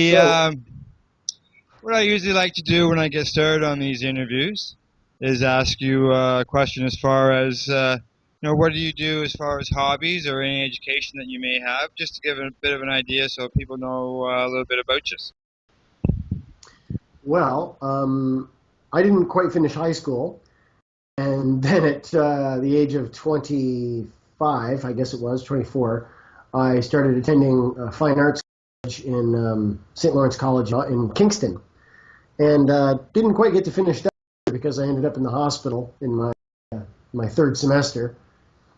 And then I moved to Ottawa on Halloween of 1994. So it wasn't until 2002 that I started getting into any kind of activism when I was mostly at Christine's urging. So. Right. And, So, Christine, you got any education or anything and hobbies you can tell us about? let's see, I've got a little bit. I went to Algonquin College and I graduated with a diploma in graphic arts. Let's see, I also, as far as employment has gone, besides working the typical retail, I worked a little while as a darkroom technician. I've also worked at a newspaper. Let's see, what else have I done? My gosh. Barista. Yeah, a barista. My last job was working at Second Cup. No, your last job was working at a store. Oh, yes, that's right. Sorry, I forgot about that. Yeah. And, but... Hang on for a second. Yeah. Now, the two of you are both medical users of cannabis. A little bit that you like to tell us a bit about why you use cannabis and how you consume it? Well,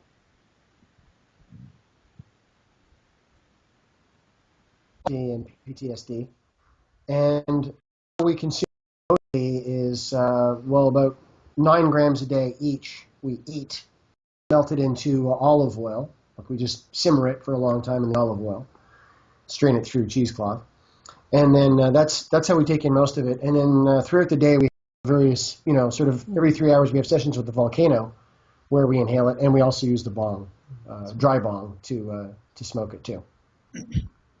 At the beginning there, when you first started talking, Russell, I missed basically why you both use cannabis. Oh, fibromyalgia and PTSD, Yep. epilepsy and PTSD. Okay, great. We caught that one. Was it hard for the two of you to become licensed under the MMAR program? Well, it was hard at first for me because I needed a chronic pain specialist to sign specifically. This is back in 2003, back in the days when a specialist had to be the one to sign, not just the GP.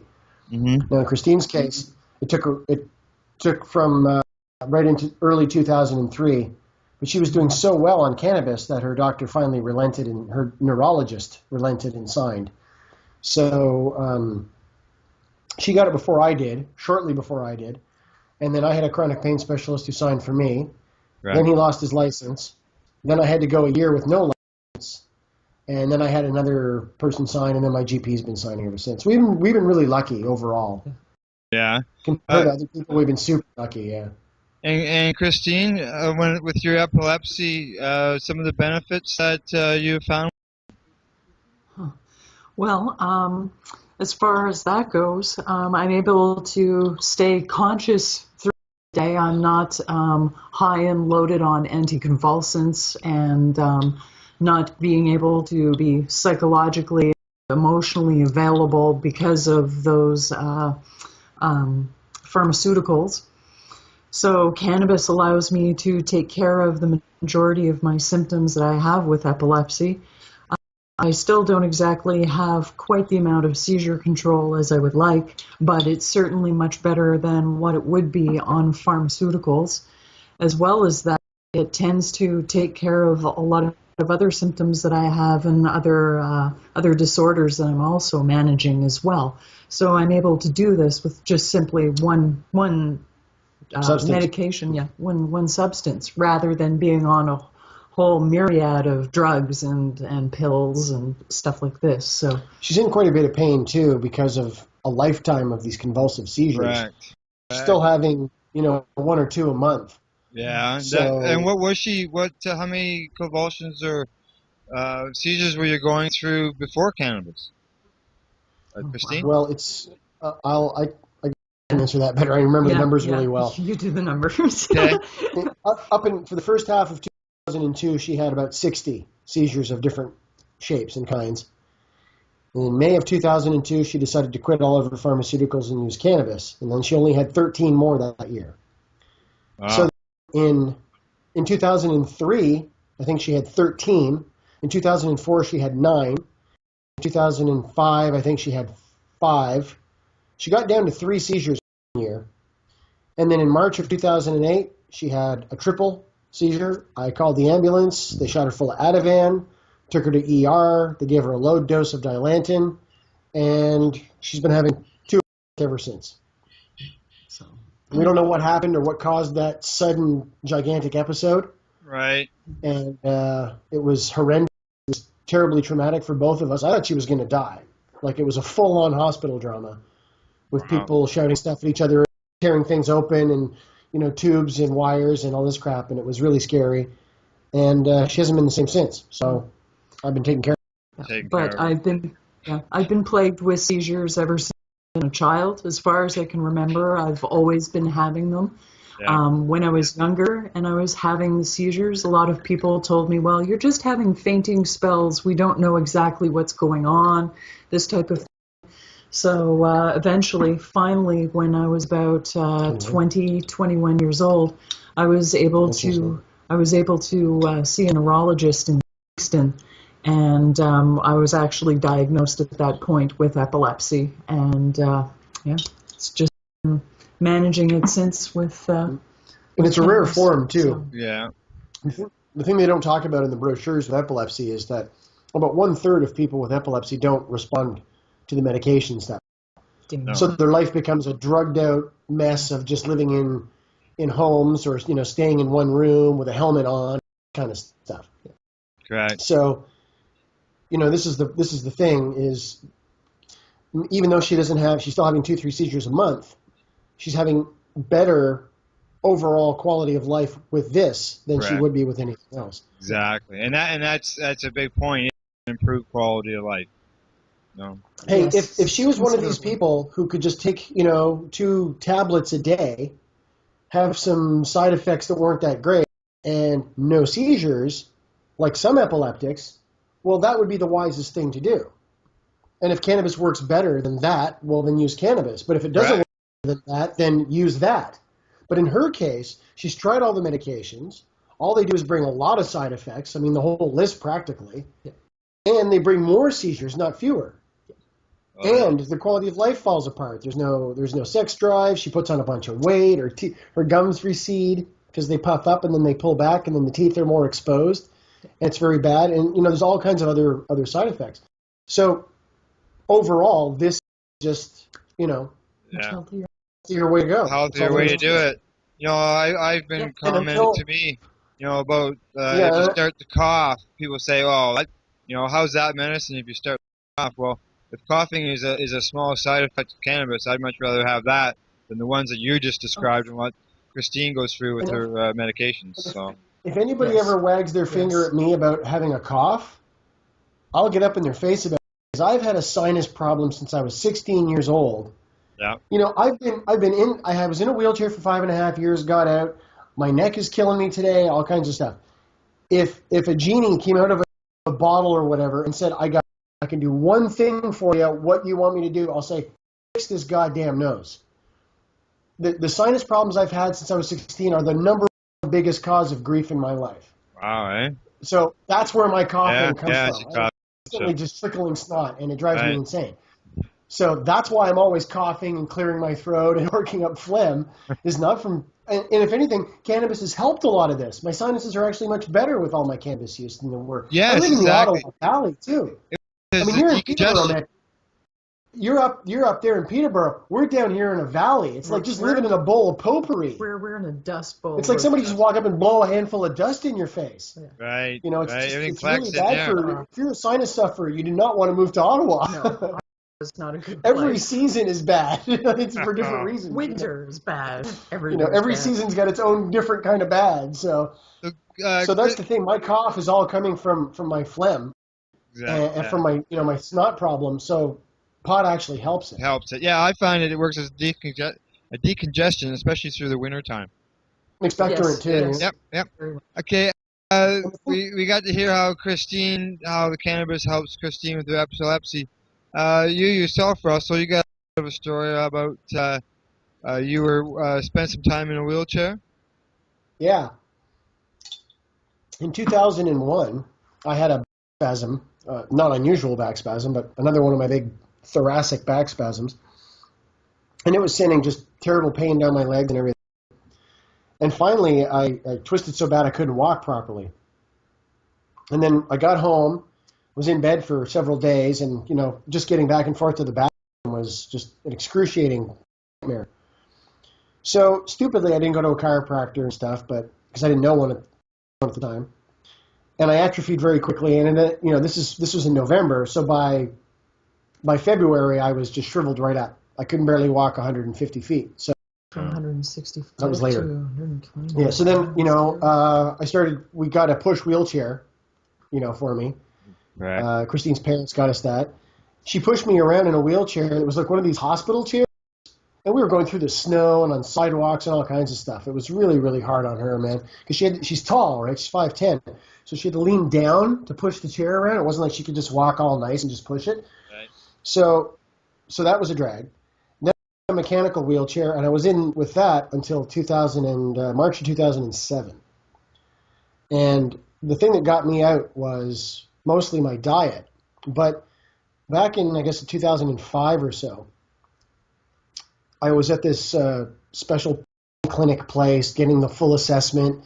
It was like a 6-week in program. They were going to sort of rehab me and all this kind of stuff.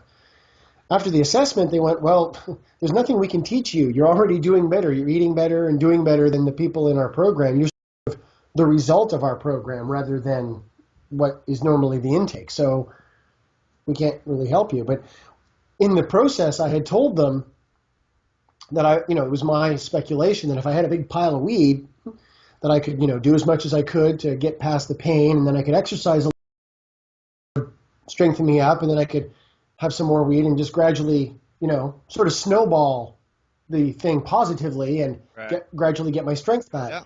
And they gave me one of these sort of polite, well, yeah, that's an interesting idea, kind of looks.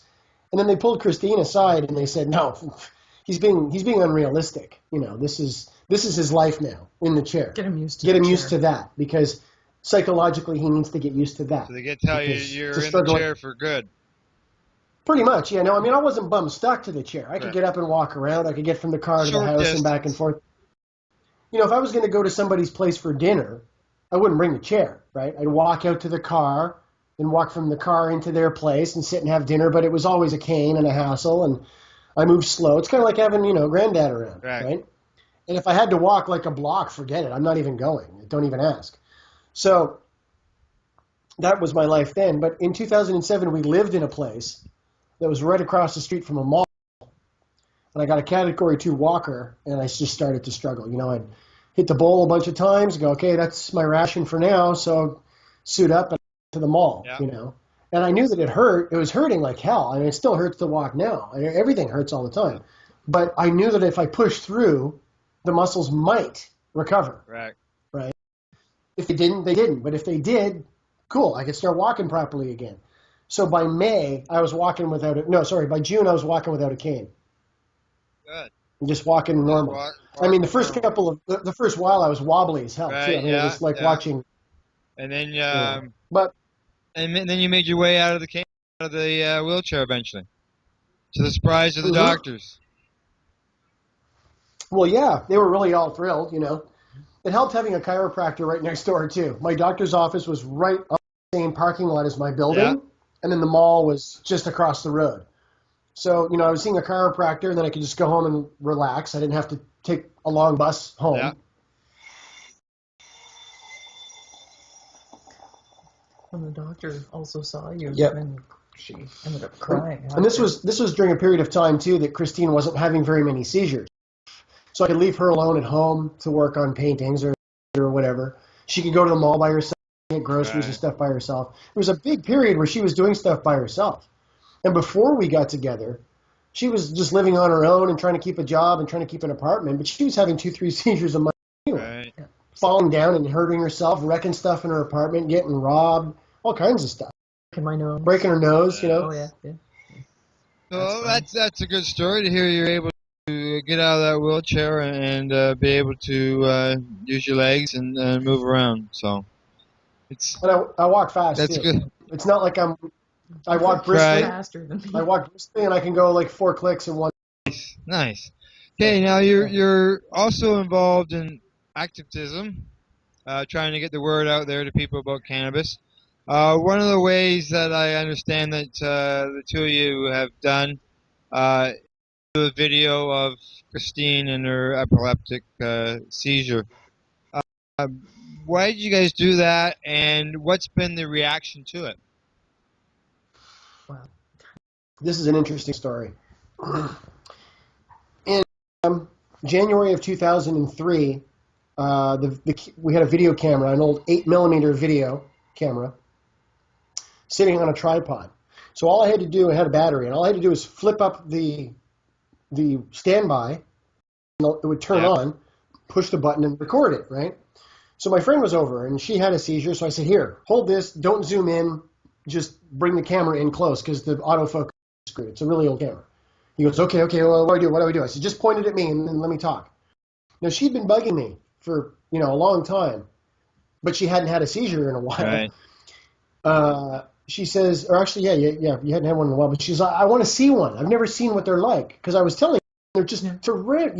You grind your teeth, and you're foaming at the mouth, and you're thrashing. It's insane. She's like, yeah, I know, I fall, I faint. No, you don't faint. You have those too, but this is different. So we got we got the footage. She saw the footage. I didn't show it to her for like 3 days.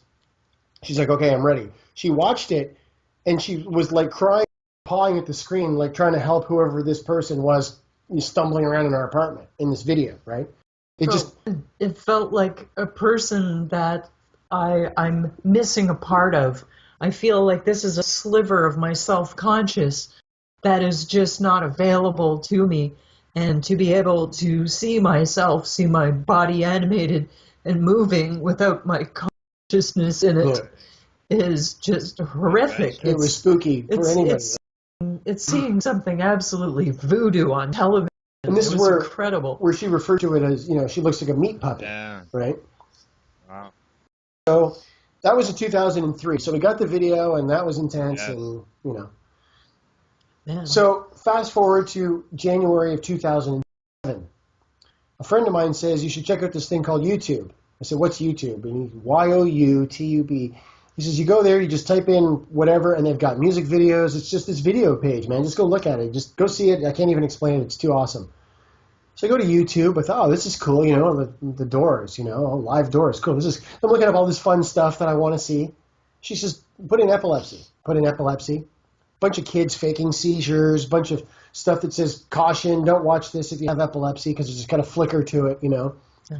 Kids faking them, you know, people. And then there was a couple people actually having seizures. But it was hospital. But it was like hospital footage. Like hospital camera footage from you know, up in the way corner.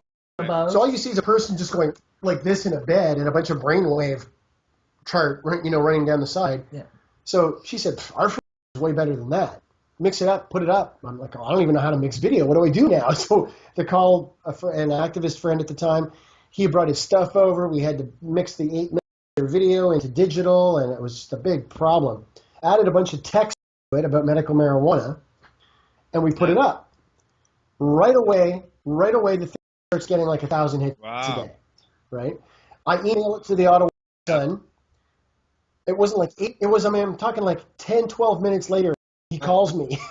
He's like, are you crazy? There's a reporter I'd met before. He goes, dude, are you crazy? You putting your wife's on the, your wife on the internet like this? This is not. Broke my tooth. She even breaks a tooth video. It's intense, right? I'd break a quarter off of my molar. You know, so he calls up Epilepsy Ontario. He's like, what do you think of this video? And the woman's like, well, I don't know. We like the idea of that, you know, meat puppet and all this marijuana talk. I don't really know if that's a good idea. So right away, there's controversy with this thing, right? Right out of the starting gate. And it kept getting 1,000 hits a day. And it went on and on like that for a long time. But people kept saying, the main comment we got was, hey, the text is going by too fast. It's kind of cluttered. Can't really see it. So right away we put up the second one. The second one has Christine talking at the beginning, and she mentions about the rude comments. We're leaving those comments there. We let everybody put up their rude comments, their horrible comments. Yes.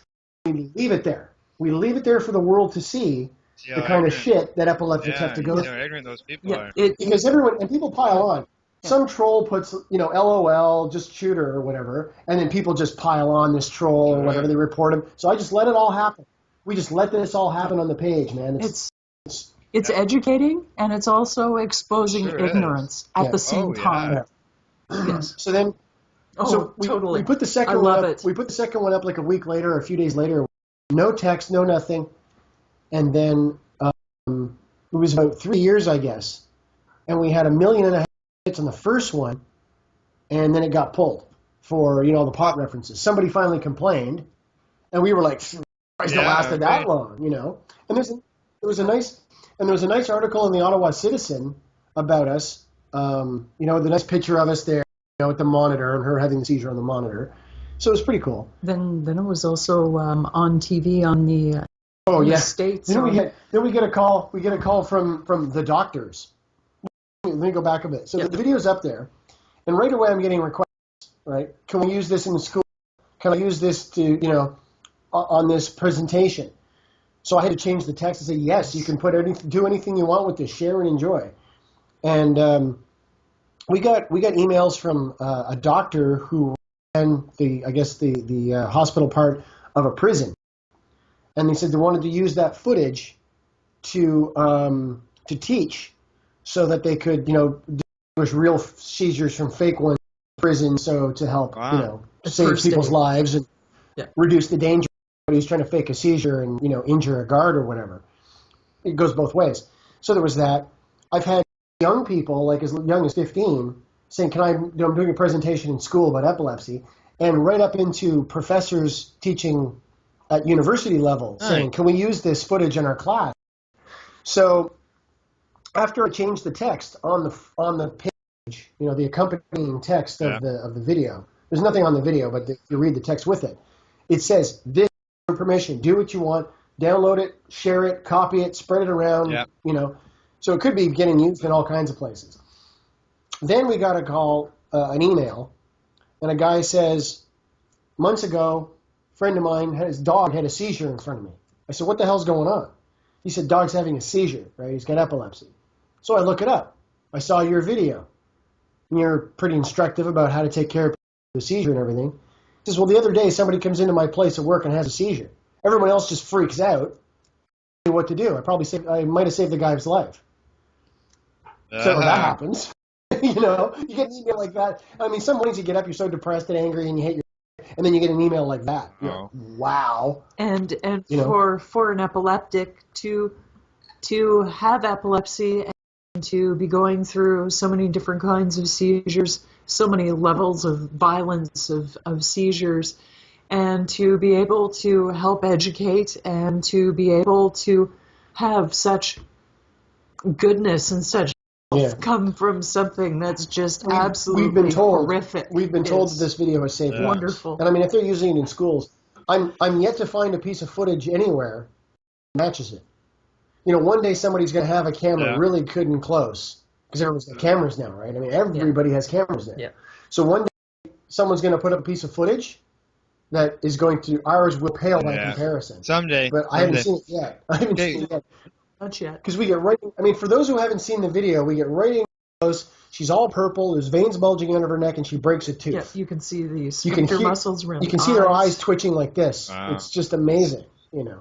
It's probably something that would, Very intense. it's like you say, Christine. It's you're watching that experience of somebody, and you know you want to help them, and it's brought probably quite a few tears to people to watch.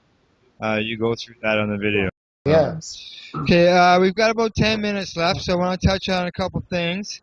The next thing is the two of you, as far as helping bring awareness, have worked on a children's book called Mummy's Funny Medicine. Can you tell us the story about that, what it got it started, and what's involved, its availability?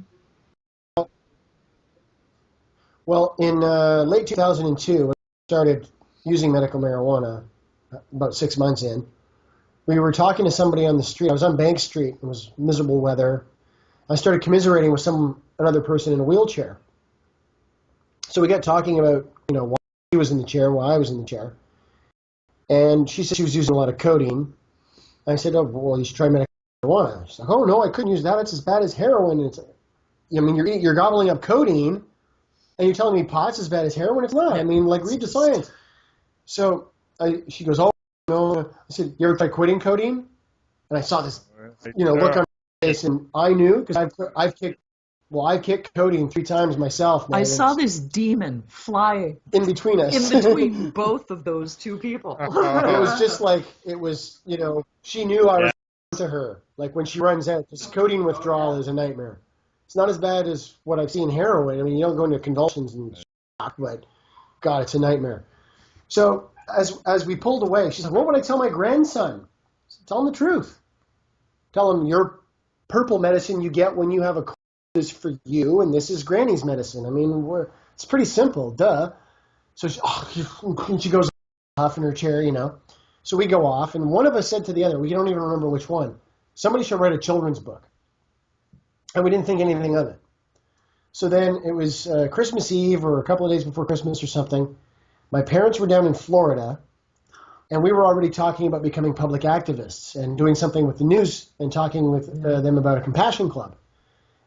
So I said, how are we even going to, you know, so we have a conversation on the phone with my parents. Hey, Christmas, yeah, okay, well, have a good time, talk to bye. And then I said, how am I even going to broach this topic that I'm using medical marijuana? They don't know. How do I even bring it up? It's like they're so stupid, I have to use a children's book or something. See Russell in his chair, see Russell feeling better. And then we looked at each other like, you know, we knew right away, oh my God, what a crazy big idea. I was, oh, geez. So we got a piece of paper and we just started jotting this down right away. And doodling. And that's how we came up with the idea in like quick stages. I said we should do it from a kid point of view. Kid looking at the parent who's sick. So in the book, Heather, the girl, is basically Christine's point of view, and Mommy is me. I'm the, you know, Mommy's carrying my sort of Whereas symptom. people might have thought it was the other way around. Like, Christine was the... Right, exactly. But so the thing is, yeah, so in the book, I'm basically Mommy. Right? We just switched it around because it was easier than Daddy's man. You know, we kicked it around. So we literally hammered the sketch, the text as it went in the book. It must have come out in about a half an hour. Because what is it? I mean, it's like 1,000 words, not even. You know, it was very quick to write it out. So we had some quick sketches, and we're like, oh, this is so great. This is so great. So we told Mike Foster, I mean, he's only a few pages in. His eyes are all wet. He's And like, Mike oh, we Fo- got to do this book. You got to Mike do this book. Foster is He is the owner of Crosstown Traffic, which is the flagship head shop in Ottawa. Yep. There's lots of other head shops. There's some that are Yep. physically larger, but the original. he was really the first one. It's just the most awesome place. Primo and quality. And he's also been a big activist for like 25 years in Ottawa. He's not just some guy who owns a head shop. Involved He's an in the activist. community. And like, you know, Yes. I should actually have my hat off talking about it, quite frankly. Yeah. You know, no, seriously, he's Canadian activism royalty when it comes to marijuana. Okay, continue the story. So he says, you got to do this. You got to do this. So we're like, we're on it. But I mean, how do we publish this? He goes, I'll think of something. I know publishers and printers. You leave that to me. You get it done. So she starts doing drawings, right? And I'm getting, every time she go, come here, look at this. What do you think? You know, she pencils something up and I'm like, oh my God. And I start crying. It looks so great. So she gave me all these line works. I scanned them all, touched them all up, get rid of all the weird little dots and whatnot. And then I colorized them all and put it all together with the text. And that took, it took her about a month to draw it, I think it was, and about a month to colorize it, something like that. Mm-hmm. And we managed to get it published. When we showed Mike the galleys, we had it all, just as big images. He said, okay, they got to be set properly. But he says, I think I'm just going to do it myself. So I said, oh, wow, okay, cool. So he just talked to a printer and got got a price and everything, and he had 2,000 copies made. So we said, that's awesome. We'll do it for charity. We don't want any money for it. So, and it's the book. The book itself, when you hold it, it's an educational medium in a very non-threatening form. Having information such as that available in that book, but in a format that is just very simple and very non-threatening. It's easy for anybody of any age to leave that on a coffee table. For example, if I was going to be getting starting using cannabis, if I was trying to approach this topic maybe with my parents, if I feel that I couldn't actually talk to them about it, I'd maybe, get a copy of this book and leave it out on the coffee table underneath Dad's Sunday newspaper. People have told us, this type of thing. Older people have told us, our young adult children were totally against us using marijuana. Then they saw your book. It totally bridged the gap, and it started to help change their minds. Started healing. Yeah, people in their 20s. You're saying my adult parents, my older parents, obviously, they couldn't cope with this. They saw the book. There's peace in the family again. They've shown it to little kids and stuff. So we've got a lot of positive feedback about the book. And there's a read-through video on YouTube where, we have some nice Pat Metheny music in the back. Christine just reads all the text. People can just search out Mummy's Funny Medicine on YouTube, and they'll be able to get the video of it. Right. Okay, I'm just watching my time here. There's lots of stuff that I had hoped. Oh, I'm told don't worry about it. Maybe Marina, the owner here at the cafe, she doesn't know that you and I, Russell, we have spoken for 4.5 hours before, so. I won't go that. I've got time. We've got time. I'm in Ottawa. It's not like I got anything else to do. Yeah. Later. Well, later. Another thing that you have achieved through your activism is you have become North America's 4th leading letter-to-editor writer. Want to tell us a bit about that? Sure, yeah. Well, in 2002, I started writing some letters to the editor. Got, 1 or 2 published. It was one of those things that if I sent and didn't get published, I'd be like, all right. So I wouldn't send one for a long time. But then in around October 2003, I started getting more published. And again, this is before we knew about Facebook, and there wasn't Facebook and Right. Twitter and YouTube. So I had a lot more time on my hands, and I just started pounding them out. Every time I would go and look on the forums, I found a letter, I find an article or somebody else's letter, I'd reply to it. Just pounding them out, You right? had a list of websites. I had a list of websites to go. That was my main focus. So from October of 2003 until, so for about 8 years, I did that. And I got about an average of 100 a year. And that 100 took you how many letters to write? Thousands. Thousands, maybe 20,000. Wow. I don't even know. See, it's funny because what happens is sometimes I see an article in the Vancouver Sun, right? And it'll be about an issue, medical marijuana, right?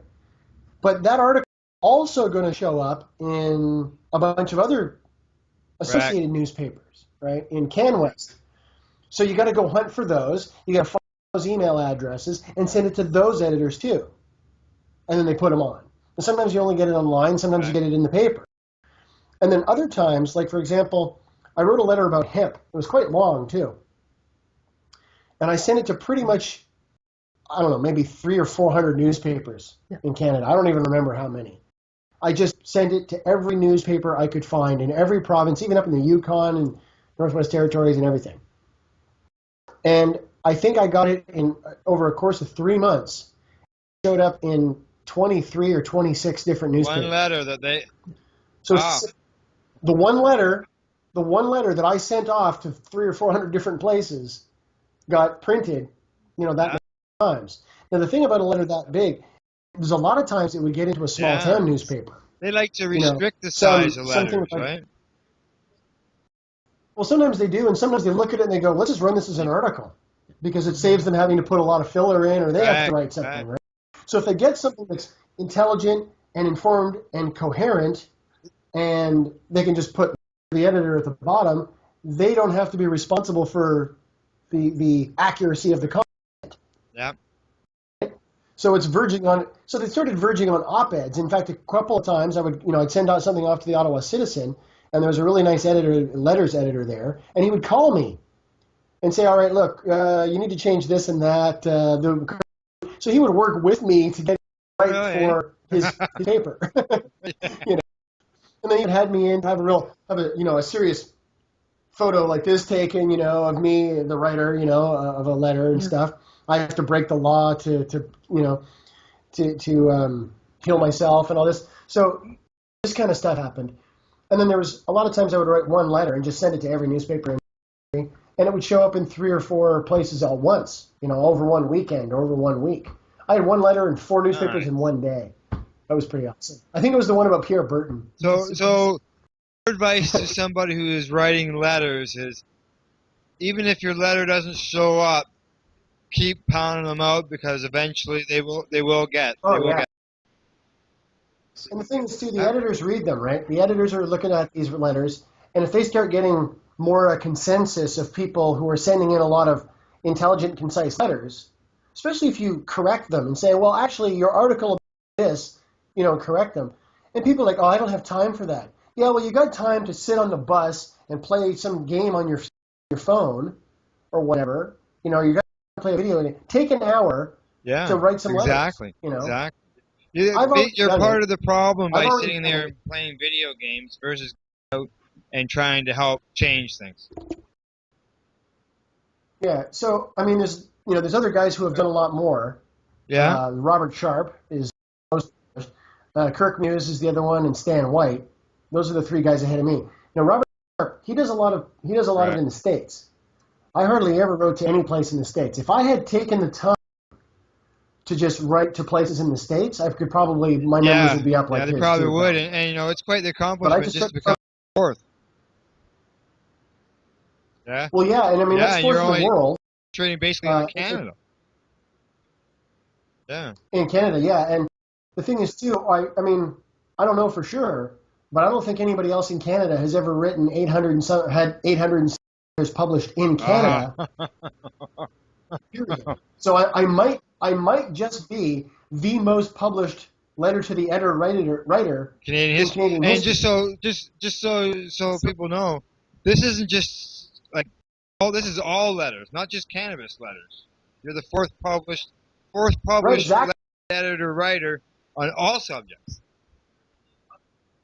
Now, I don't know about okay. that. I don't know about that, but I mean, if you go through the history of Canada, is there anybody who's had more than 800 letters published? Yeah, really. In their life? I don't know. So letters to the editor, I mean. Letters to the, I don't know. So I can't really say, oh, I'm the biggest real letter writer in Canadian history, but it's starting to look like I am. I've been writing for years. I got maybe 20 in. Because I know Stan White, Kirk Muse. Yeah, well, those guys are all American. Yeah. Robert Sharp, Kirk Muse, and Stan White are all Okay, American. So I think the next thing I want to touch on, all right, is a news conference that you held. Not many people get an opportunity to hold a news conference to oppose an opposite of their prime minister of their country. So would you like to fill us in on this story and how you're able to accomplish that? Okay, well, how we accomplished that was with the help of Tim Meehan. Yeah. And he knew a little bit more about getting onto getting a press conference at Parliament Hill is actually pretty easy. You call up the press gallery. There's a phone number. You can find them online. And you say, I want to hold a press conference in the Charles Lynch room. And they'll say, okay, what's that about? And what date? And when do you want to do this? And this sort of thing. So we did this kind of stuff. And we learned a lot of stuff about that, but that's another story. In this story, what happened was Stephen Harper was going to be giving a speech right over at the Chateau Laurier, which is quite literally next door. It's just over it's right next to the canal, and the canal is right there by Parliament Hill. They're right there at the Chateau Laurier at the Canadian Chief Police Association, right? All the Canadian chiefs of police are there. So he's having a big press conference. He's giving a speech at their big thing. So we said, all right, we're going to have a press conference right after whatever. He's scheduled to have his speech at a certain time. We'll have our press conference at the same time. So we show up. And I was using my wheelchair at the time. Christine's there, me and Tim. And I think that was about it. I don't think anybody else came with us. So maybe John Ipata was there. I think it was So we go there, and there's like nobody. Right? There's like almost no. I think there was one or two reporters. I don't remember, but there was hardly anybody. It was not a big press conference. So we stand up there, and Tim gives an introduction. And he's got ready, and I get up and I talk for like 11 minutes or something. She gets up and she talks for like 7 minutes, and there weren't too many questions because there's only one or two guys there, and then that was it. And we went, wow, that's a drag. Yeah. Oh, well. So we went home, and we found out afterwards, someone told us, oh, my God, you were on CPAC. And we said, what happened? And they said it was the craziest thing. Stephen Harper is there giving a speech live, right? They're feeding this live on CPAC. Stephen, we're going to give you the tools you need, and blah, blah, blah, this and that, and wank, wank, wank. So everyone's like, yeah, it's great, okay. And it cuts to Van Dusen in the studio. Going, okay, so that was Prime Minister Stephen Harper at the blah, blah, blah, and this and that. And now here's some activists who disagree with their crime policy. We go live to the Charles Lynch room, and they cut to the middle of Tim's introduction. And then her and I get to talk uninterrupted for whatever, like 17 minutes. Nice. And they didn't cut back to them. They just let us talk. They didn't like, okay, that's them. They're going to talk for days, so we're going to go to another thing. Yeah. Like a lot of times they do in the news, right? They just let us go. And we never saw the footage of this.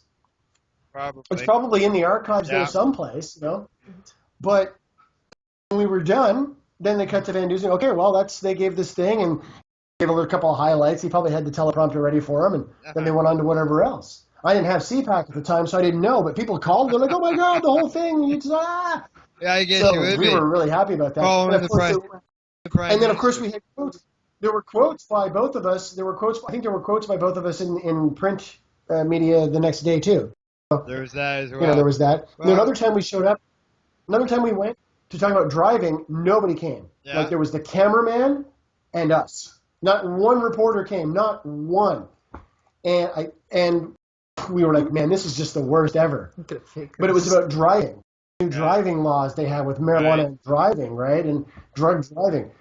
So we thought, oh, well, the next day, it was like the bottom half of the front page of the Vancouver Sun was this article about the driving and long quotes from me and the whole press conference.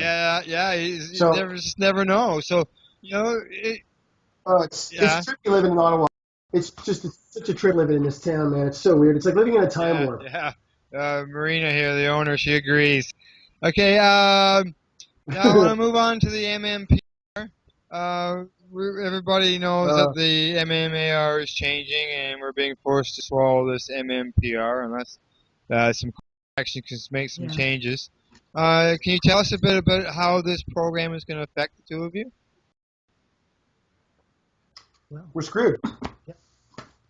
That's all I can say. We're screwed. Affordability, we strain selection, that's all gone. The affordability, quality, strain selection. Gone. We contacted Health Canada, right? Contacted Rona Ambrose. I got my MP to contact Rona Ambrose, right? And say, listen, we're not going to be able to afford this.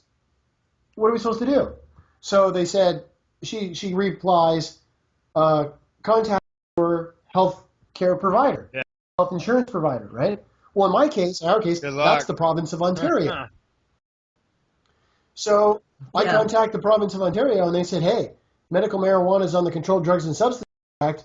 We can't even talk about it. Until it's a DIN. Like, we can't, until it's a medicine with a DIN, we can't do anything about it. So it's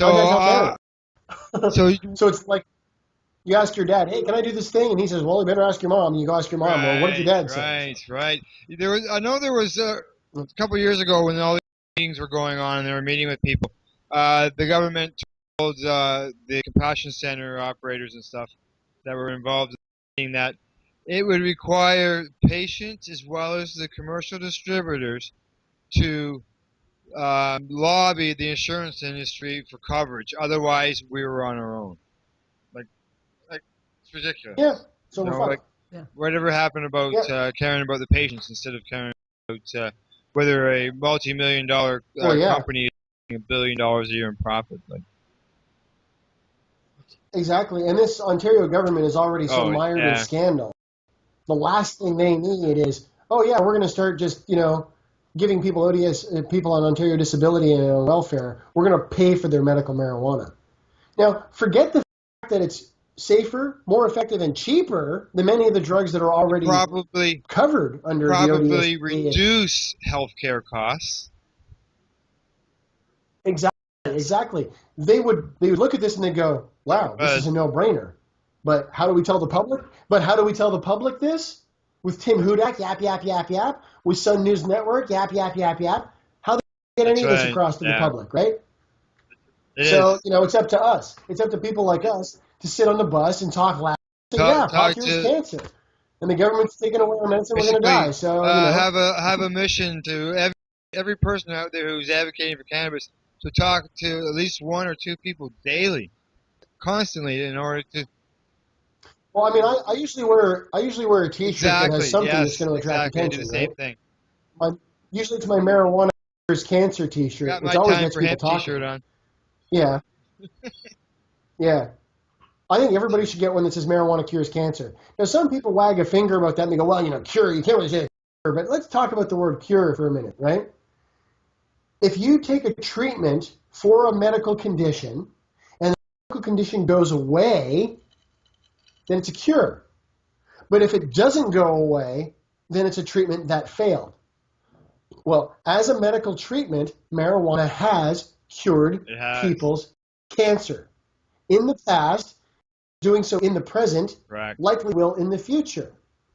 But a good friend who we never got to meet in person, Michelle Rainey, she was taking a double dose of the stuff, cancer ate her right up, man. So it's not magic. You know, a lot of people are getting chemo or radiation. They're like, yeah, I'm doing great. I'm doing great. I feel great. I'm doing great. All of a sudden they get some sinus infection. Right. Boom, the guy's dead 3 days later. You know, or something like that. It can be that quick with cancer. So to say, oh, marijuana cures cancer. Well, you know, water doesn't cure thirst, but it's a conversation starter. And that's why it says marijuana cures cancer. Look it up. So they're going to go look it up online, or they can take their phone out and start looking. Talking There they about go. You know, it's better than walking around with an Ottawa Senators T-shirt on, or a Toronto Maple Leafs, or some other. talking about Michelle Rainey, I see you have a medicinal T-shirt on from Michelle, and as I look at the calendar, we are 5 days away from, I believe the third anniversary of Michelle's passing.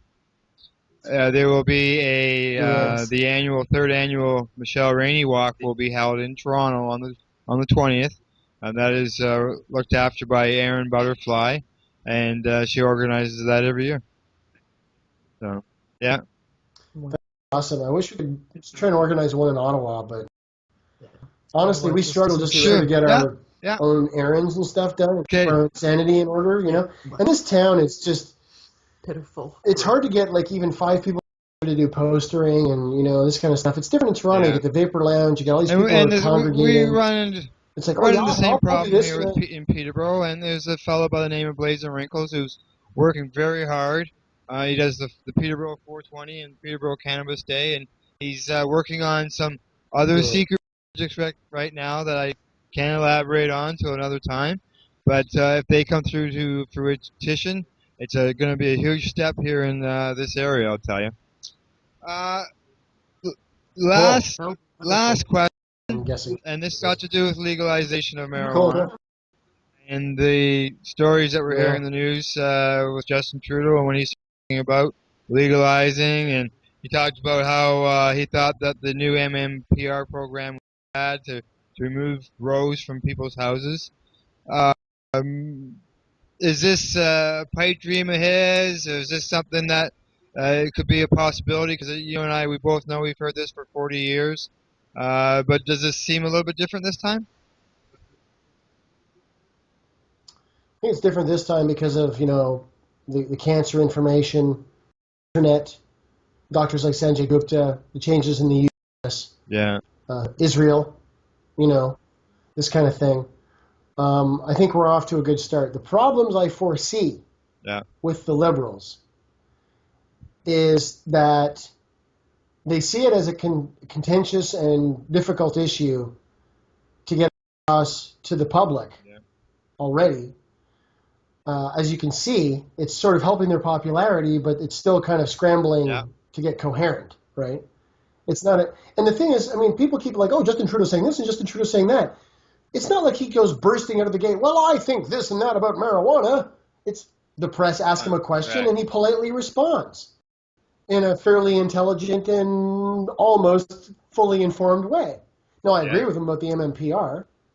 Taking away people's grows is ridiculous. It's the safest, cheapest, most effective way to get medicine to the people, for the people who want it. People like us, forget about it. The best way for us is through commercial grows, the big ones that produce and send it through provincial, you know, bodies, deliver it to our door like they do with her hormone thyroid medication that she's got to take. Right? And the whole bit. That's all free. That's delivered to our door. So for some people, not everybody wants to grow. Not everybody needs to be growing. I mean, some people have a dose load so big that they'd have to live in a 6-bedroom apartment to do it. You know, you cannot. Some people can get by in 3 or 4. I know a guy who got by in 1 pinner a day for his Crohn's. I know. Yeah. He says, man, I said, you don't use very much. He says, I roll these little thin joints. He says, I smoke a half of one a night. I don't have Crohn's. He says, if I miss that joint, boy, do I have Crohn's. It's like I got broken glass inside me. Yeah. And I shit blood. You know, but if when I have people my talk dinner, about legalization, some people picture everybody growing 1,000 plants. Is this something that some people, whether you're government or recreational users or just anybody in society, should be worried about somebody growing 1,000 plants?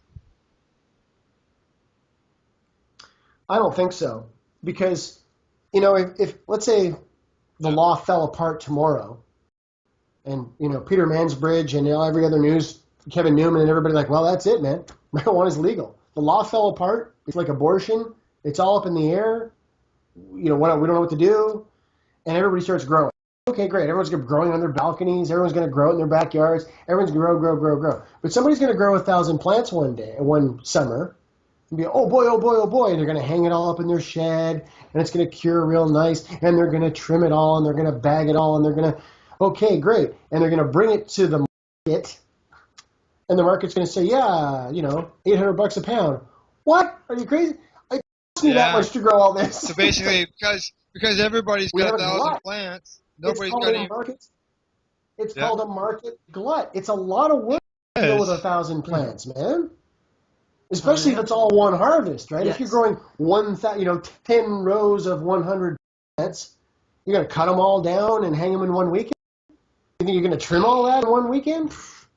Maybe with a big machine. And if everybody's growing 1,000 plants, where is it going to go anyways? Exactly. Who's he going to sell it to if every grandmother and every teenager's already got their 5 or 10 or 20 plants in their backyard or their shed or their basement or whatever? So some guy's going to grow 1,000 plants. He's going to try and get it to the States. What's he going to do? Put it on a truck and just drive across the border? No, it's not that easy. Even the bikers are going to be turning it down, and the mafia are going to be turning it down because they're like, hey, we got plenty. There's a market glut. No one's buying it. And there's only so much you can push across the border before it starts. That's right. Everybody starts to get hot. So, I'm not worried about stuff like that. The thing I'm worried about with everybody free for all is much like we have the problem, or much like the problems we have now, is that people are growing crap weed and they think it's great. You go into any head shop that's like a grow shop place, right? And you get talking to them, and people will bring little samples, like, oh yeah, look what I grew. And the guy's like, you don't know a damn thing, man. You don't know what you're doing. Get that book, this gear, this is how to do it properly. Because people are growing all this chemical-laden, raggedy-ass weed, and they're selling it to people on the street. They're selling it to teenagers. They're selling it to old people. They're selling it to sick people. No. And it's not cool. I just wish people would take the time to grow it clean. I don't even necessarily mean organic, but just, Flush it out. clean. Get rid of the Flush it really salt. good. Yeah. Flush it really good, Use lots of neem oil so you don't have a lot of dead in there, use a lot of neem so you don't get fungus, really control your environment so you don't get mold. This kind of stuff. But no, man, just fungicide that shit. Just pesticide that shit. Just pound it. Snap, crackle, and pop, baby. It's dog shit weed. It's skunky, chemical, stinking dog shit weed, and it really depresses me because it's like eating. It's just like eating, junk. It's like what McDonald's is organic beef. McDonald's doesn't have any beef in it. It's just exactly. That's what I'm saying. It's just a lot of chemical crap. It's just dreadful. So this is what bothers me more about the free for all. I like the idea of, like I said, the only control I would really see is in terms of smell and in terms of sort of electrical, water, and chemical runoff. Because if every other house in the suburbs starts growing anything, pot, food, whatever, in their basement, starts dumping this stuff down the drain, the water, there's going to be algae blooms or whatever growing in our water systems and our lakes and rivers when all the sewage, our sewage treatment plants have to deal with all this stuff. And in Ottawa, every time we get more than like 2 inches of rain, our sewage treatment plant completely overflows and raw, untreated human toilet flushings go downriver toward Laurel and Hawkesbury and all points east and south. Okay. That's not good at all. Every time we get a heavy in Ottawa, and it's been like this for years, and I don't think they fixed it yet. We're talking 700,000 liters at a time. And then people swim in those rivers. And the towns suck water out of those rivers. Down to Carry-On, yeah, exactly. Carry-On Beach, yeah, they're pulling water out of there for their farms or whatever. It's just disgusting. It's disgusting. Okay, to wrap things up, have either one of you have a final word that you would like to say? Get out busy. We were just talking about this with Matt Myrna on his show before you called. Have conversations on the bus. Have conversations in the supermarket. fake a phone conversation with your cell phone. You don't have anybody to call. Walk around the supermarket, blah, blah, blah. Pot cures cancer. You should have seen this woman on TV on the internet. Her breast was rotting right off. Her breast is all fine from the cannabis oil. Amazing thing, blah, blah, blah. Get out and get active and just get into conversations with people about marijuana, because the fucking media is not going to do it Get for involved and speak up. Christine? Yes. Yep. Well, I'm pretty well much on the same page Yeah. with Russell. It would be wonderful to see more younger people get more active in their community as far as this goes, because just seeing young kids schlub around town wearing their pants halfway down their ass and Shoes all untied and scuffing- whatnot. Yeah, and shuffling their feet and using their little iPads and their little cell phones to check out porn sites. Yeah, Like, come get on, busy. get more active in your community. Yeah. Please. I've worn myself out Yes, doing this. yes. Okay, Yes. well, My at this husband- moment, I'd like to say thank you to Oh. Russell and Christine for taking time to educate everyone on what's it like to live as a patient and as a cannabis advocate. I'd also like to... Oh, you're welcome. Thank you for having I'd us. also like to Thanks thank for having us. Marina and her staff here at the Carp Diem Cafe in Peterborough. And everyone, yeah, Yeah. Thank you so and much. everyone present today, for those on YouTube who will be participating for being people advocating cannabis education. Thank you. Thank you, Marina. Thank you, Russell and Christine. And we'll be talking with you two very soon. Okay, bye-bye. Sounds great. Take Good night. care. Good night.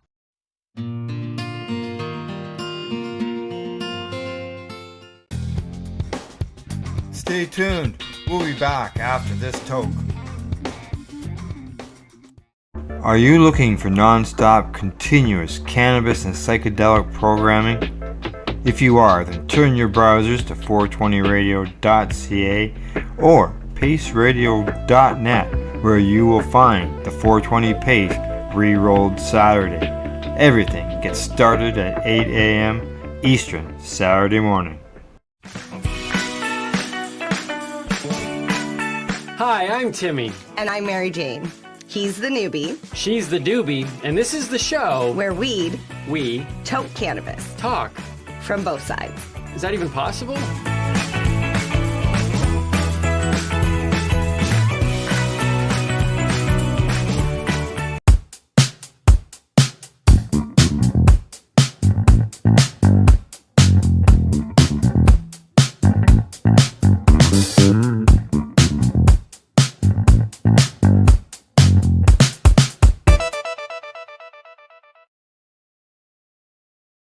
You're listening to the Pace Radio Network here at paceradio.net.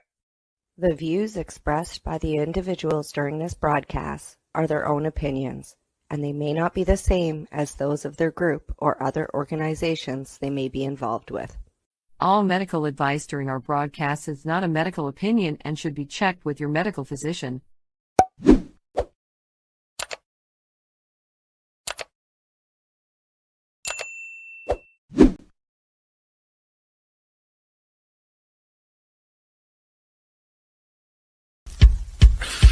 Oh yeah, baby, that's lovely.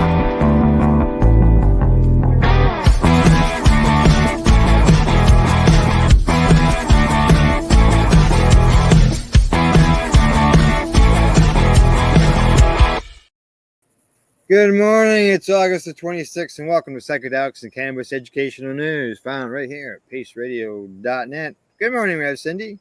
Good morning, Al. How are you? I'm not doing too bad, but every once in a while, as you can see, I get the sun in my eyes, and I can't see. At least it's a nice day enough out for you to be sitting outside while you do the broadcast. Yes, exactly, yeah. And the thing is, that's a reflection.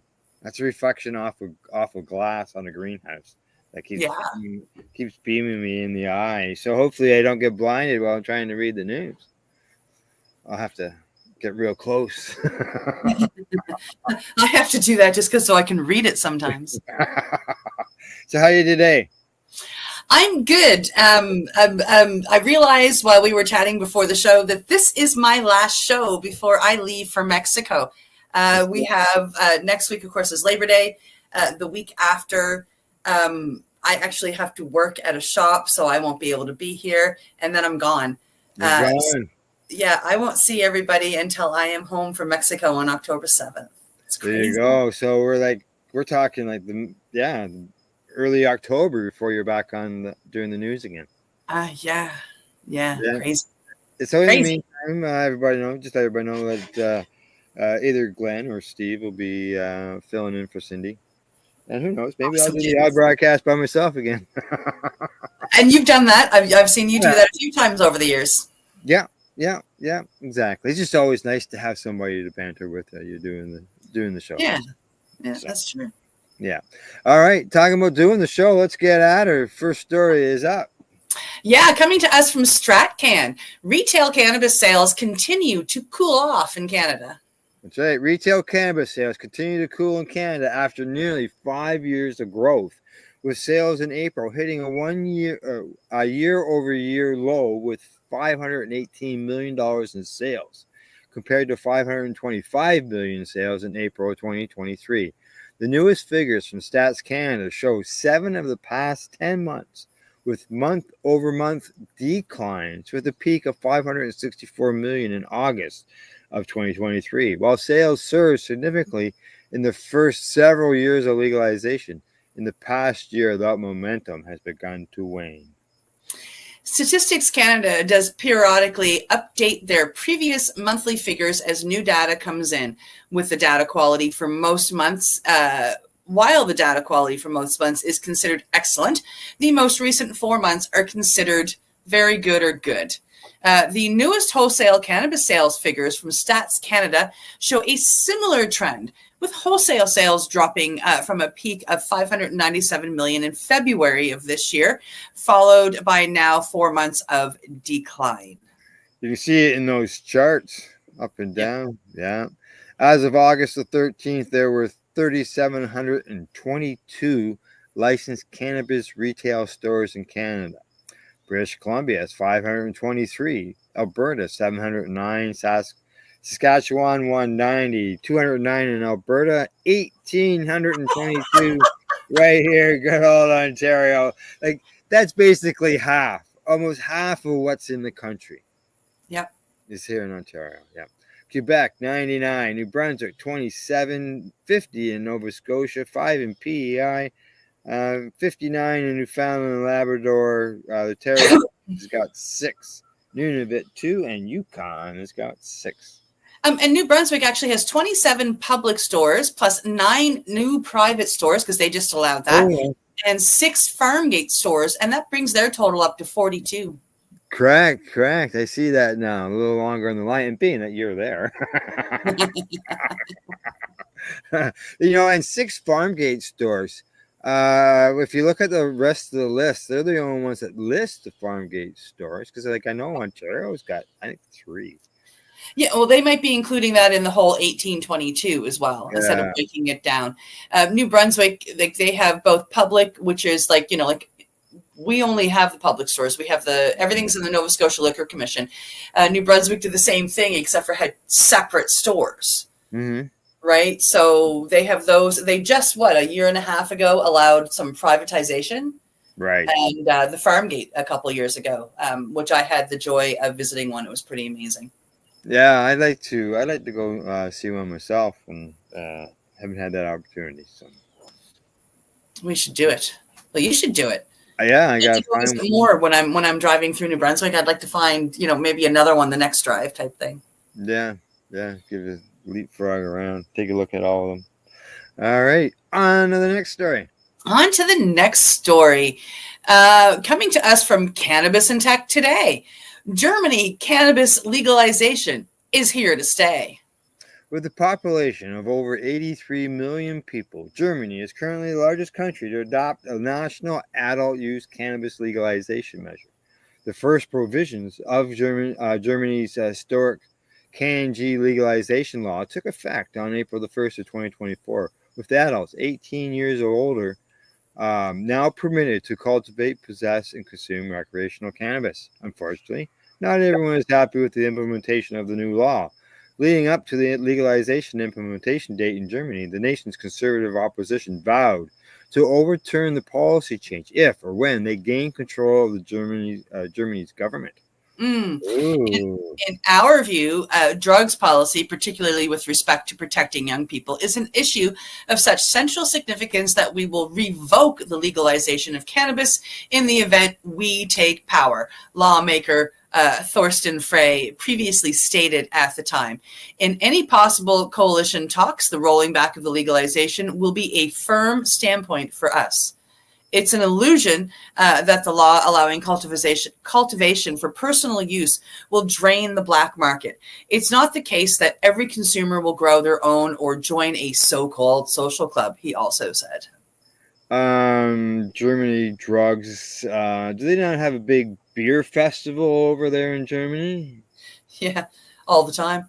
All the time, exactly. Pretty much, right? Like Oktoberfest, yes, that's what you're going for. But Correct. yeah, they're known for their beer and sauerkraut. Yeah, last I checked, alcohol was a drug. Yep. Cannabis opponents like Thorsten Frey, who continue to spread prohibition as talking points in Germany, seem to completely disregard the fact that Germany already had a public policy approach like the one that opponents are demanding, and that approach to cannabis public policy failed miserably. Under prohibition, the unregulated market had 100% control of the domestic cannabis industry, which is why calls to return it under the premise that legalization does not completely eliminate the unregulated market is disingenuous at best. The point is not lost in Germany's health minister, Karl Lautenbach. So Frederick Merz wants cannabis to return to the monopoly on supply for the black market. He rejects legal alternatives such as the Morocco clan. Voters are being taken for fools when people say if there is a ban, no one will smoke weed anymore. We had a ban and it never helped. This is stated by Karl Lautenbach in a recent social media post translated from German to English for us. Whether cannabis opponents in Germany like it or not, legalization in Germany is already showing signs of working. Personal cannabis cultivation is already proving to be very popular with adult consumers in Germany, as reflected by a recent YouGov poll, which found that 7% of poll participants indicated that they had already purchased cannabis clones or seeds since legalization took effect. Commercial sales of cannabis clones and seeds were legalized in Germany as part of the nation's new cannabis law. Yeah, I wonder how they're selling theirs, because we don't see too many in stores around here. I can tell you that. Oh yeah. Yeah, as far as clones, yeah. In addition to the 7% of poll participants indicating they had already purchased cannabis clones or seeds, another 11% of the participants responded that they plan to purchase cannabis clones or seeds in the future. That increased rate of home cultivation in Germany directly combats the unregulated market. Another major component of Germany's legalization model involves permitting adults to join cultivation associations from which to legally source their cannabis. Starting next month, the regulators in Germany began accepting applications for cultivation associations. In a recent nationwide survey conducted in Germany by Pravana BKK, 44% of self-reported regular cannabis consumers indicated that they plan to join one of the country's cultivation associations once they launch in their area. Another 27% of occasional cannabis consumers also indicated that they plan to join an association. Much like the rise in home cultivation, associations will further erode Germany's unregulated cannabis markets. The eventual launch of regional adult use cannabis commerce pilot programs later this year will also further combat Germany's unregulated market. The unregulated cannabis market in Germany will never be 100% eliminated. It won't be, just like alcohol didn't eliminate the illegal market either. Just as the unregulated market for tobacco and alcohol products will never be completely eliminated. However, that is not to say that cannabis policy modernization efforts are not worth it. According to the 2021 report from Heinrich Heine University Dusseldorf, Germany, should save 1.05 billion euros annually by no longer enforcing cannabis prohibition, in addition to judiciary savings of 313 million euros per year. Whether someone consumes cannabis or not, they should realize that cannabis prohibition is a colossal waste of limited public resources, and a more sensible approach to cannabis policy is the right move. Mm. Hear, hear. And that's where a lot of the money goes is paying the cops and paying the courts to do what they do. Tons of money saved there. Cannabis opponents in Germany seem to be predicting a potential legalization buyer's remorse on the horizon. But if Germany is like other jurisdictions that have legalized recreational cannabis, the prediction by cannabis opponents will not materialize. According to a recent poll conducted by Research Co., a strong majority of Canadians, 54% of us, were still in favor of legalization 5 years after the nation's policy change. In the United States, youth cannabis consumption rates have plummeted in the last decade as more jurisdictions have modernized their cannabis policies to permit regulated sales. By every measure, legalization is superior to prohibition, and most German citizens will no doubt recognize the fact as time goes on. Mm-hmm. So, there you go. There was something I was going to mention in there, but lost that thought. It happens. Always planning, always thinking, right? Got to know what's going on. I do that a lot. Yeah. I go, oh, what was that thing I wanted to touch on? And, yeah, that happens. Alrighty, here we go. Next article. Coming to us from Psy Post, low dose long-term administration of cannabis compound reverses brain aging. Yeah, in a new study that could pave the way for new treatments targeting age-related cognitive decline, researchers have discovered that low-dose, long-term administration of a key cannabis component can reverse aging process in the brain and has an anti-aging effect overall. The study, conducted by teams from the University Hospital Bonn and the University of Bonn in collaboration with the Hebrew University in Israel, focused on the effects of THC on aging mice. The results, which were published in the journal ACS Pharmacology and Translation Science, suggest that THC can rejuvenate cognitive function in older mice by influencing key molecular pathways in the brain. Aging is often associated with a decline in cognitive abilities, which is thought to result from the deterioration of brain cells and the connections between them. Previous research had hinted that the endocannabinoid system, a complex network of receptors and signaling molecules in the brain and other organs, plays a crucial role in this process. Specifically, the cannabinoid receptor type CB1, which is abundant in the brain, appears to be linked to brain aging. Loss of CB1 activity in mice has been shown to lead to significant age-related deficits in learning, memory, and neuron survival. With this in mind, researchers set out to explore whether enhancing CB1 activity with low doses of THC could have the opposite effect, potentially reversing some aspects of brain aging. They were particularly interested in how THC might affect mTOR, a protein that acts as a central regulator of cell growth, metabolism, and aging. mTOR signaling has been linked to both cognitive performance and the aging process, making it a key target for interventions aimed at extending healthy lifespan. To investigate, the researchers used a group of male mice that were either young, 4 months old, or old, 18 months old. The mice were randomly assigned to receive either a low dose of THC or placebo for a period of 28 days. THC was administered continuously through subcutaneous mini pumps, which allowed the researchers to control the dosage and ensure a consistent delivery. The study focused on several key areas: brain function, the levels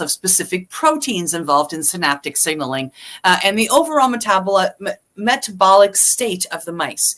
The researchers monitored the mice's body weight, food intake, and activity levels throughout the experiment. Additionally, they performed detailed biochemical analysis of the mice's brain, blood plasma, and fat tissue to assess how THC affected the mTOR signaling and the metabolome, which is a comprehensive snapshot of the metabolites or small molecules present in the body.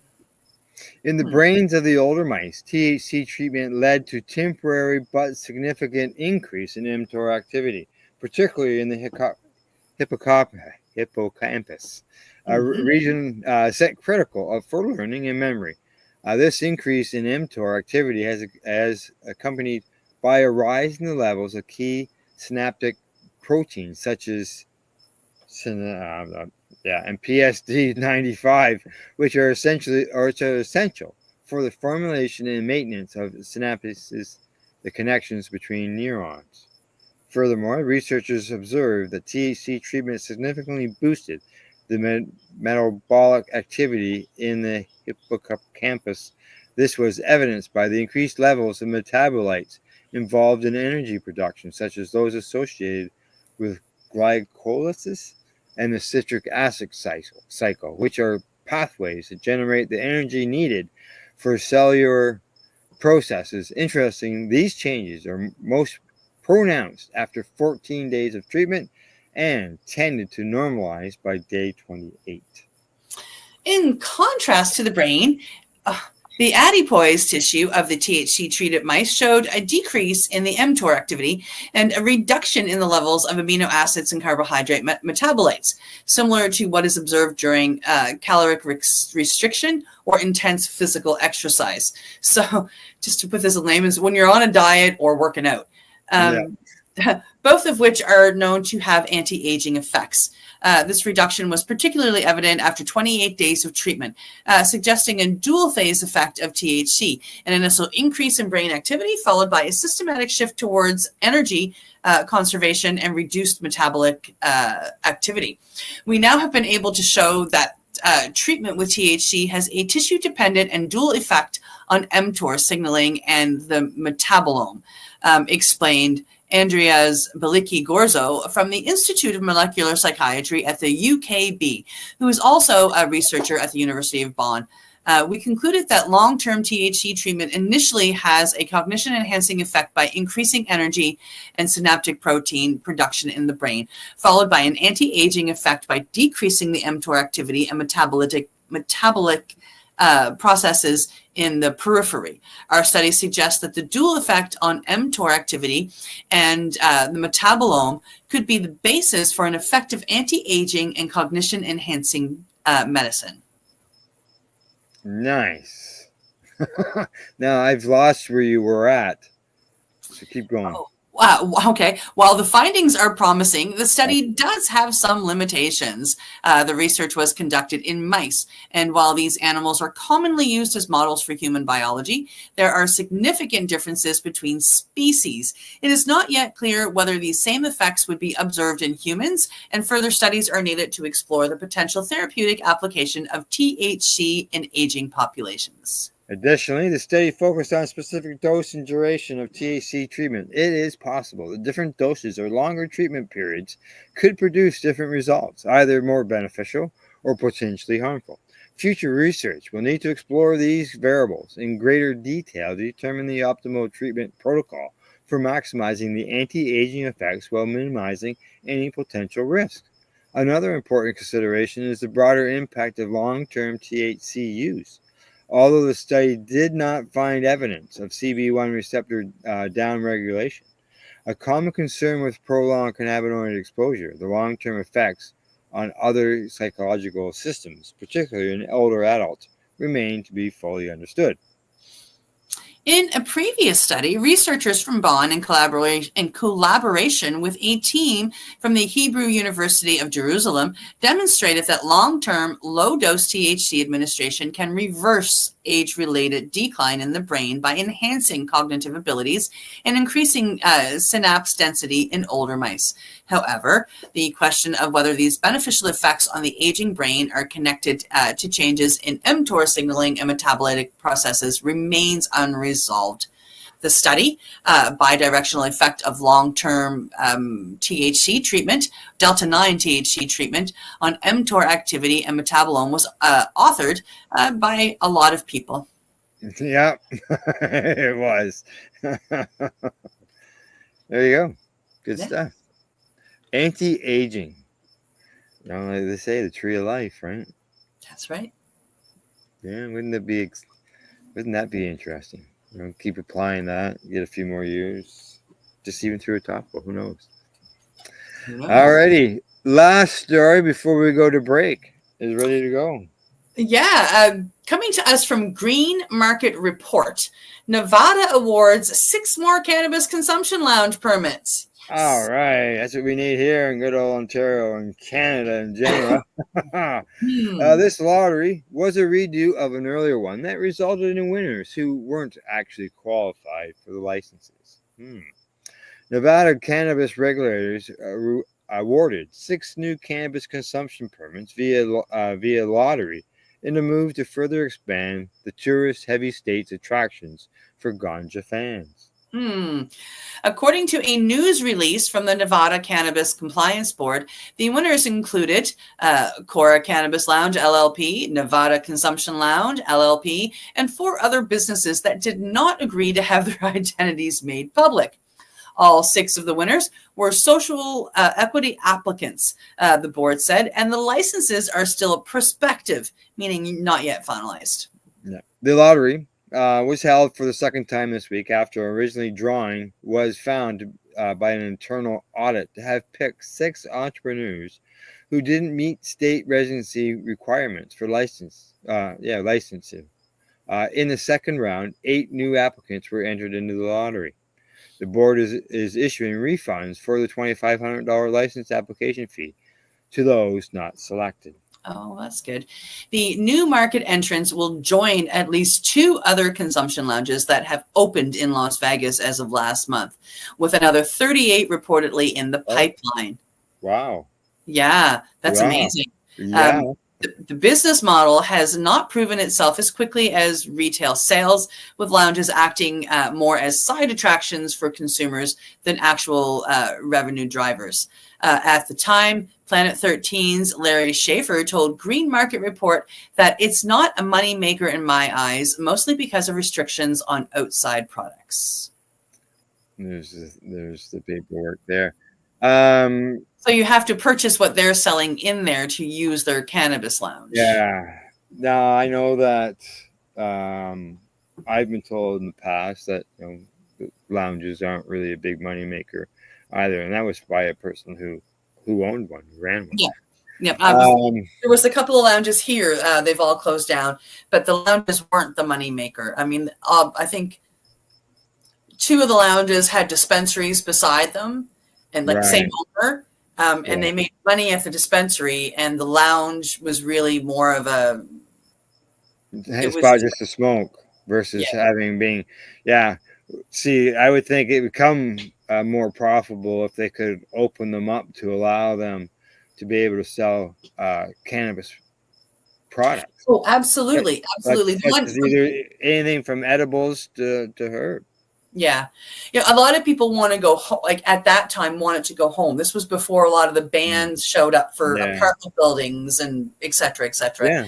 I think the lounges would do a lot better now than they did then, simply because those changing laws. Because those have now that people don't have a spot to consume, and some places like your province has got different restrictions on public consumption. Yeah. Not being able to consume on a sidewalk. No, you have to be standing in now people consume wherever they want outdoors, but you have to be careful too, because like the cops do want to bust you for something. because they're still not used to not busting people for the smell of cannabis.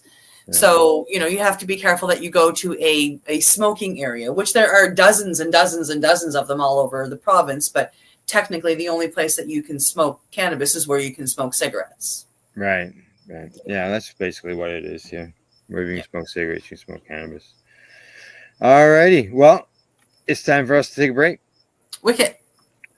All right. Commercial time. Off we go. Time for everybody to hear from those who help us inform our viewers. You're watching Psychedelics and Cannabis Educational News here at paceradio.net. You're listening to the Pace Radio Network here at paceradio.net. Camelford Lifestyle Shop. Open Monday to Friday from 10 till 7 p.m. or by chance. Check out our flags, our t-shirts, plus our hats. And look of that supply of rolling papers, plus much more. We've got bongs and your favorite herbal vaporizers. Look at all the incense we have. As well as, for those who collect knives, check out these knives in our collection. And while you're here, stop in to see Shay at the piercing room, where you can get poked by Shay. Daily deals, check them out. Camelford Lifestyle Shop, 17 Bridge Street West, Camelford, Ontario. When you have a pain that's reached its peak, legacy for 20, it's so unique. If organic cannabis is what you seek, here's your trusted partner 7 days a week. Suppository salves, vapes and drops, topicals, edibles, infused pop. Just when life seems like it ain't easy, at Legacy 420 enjoy a pop freezy. Lab tested products make them the GOAT. Legacy 420 out on your road. Legacy 420 in Tyndonega Mohawk territory. Indigenous organic cannabis at its finest. What do you find at paceradio.net? People advocating cannabis education. Limestone City Hydroponics is Kingston, Ontario's hydroponics shop. Take your growing to the next level and create the optimal environment with a tent kit, or maximize your yield with an ebb and flow flood table kit. Either way, Limestone City Hydroponics has more sizes and options to fit your needs. Are you looking for the power of the sun that adapts to your budget? Then look no further, as they have professional grow lighting. They have indoor grow systems that are easy and cost effective, with many options to fit your living space and lifestyle. Cultivate your growing potential. We have everything you need to succeed. And if you can't make it to the store, they offer local delivery to the greater Kingston area. Remember, when you're looking for experts to help you grow, then look no further than the locally owned Limestone City Hydroponics, 105 Sunderland Drive in Kingston, Ontario. Call them at 613-548-0420.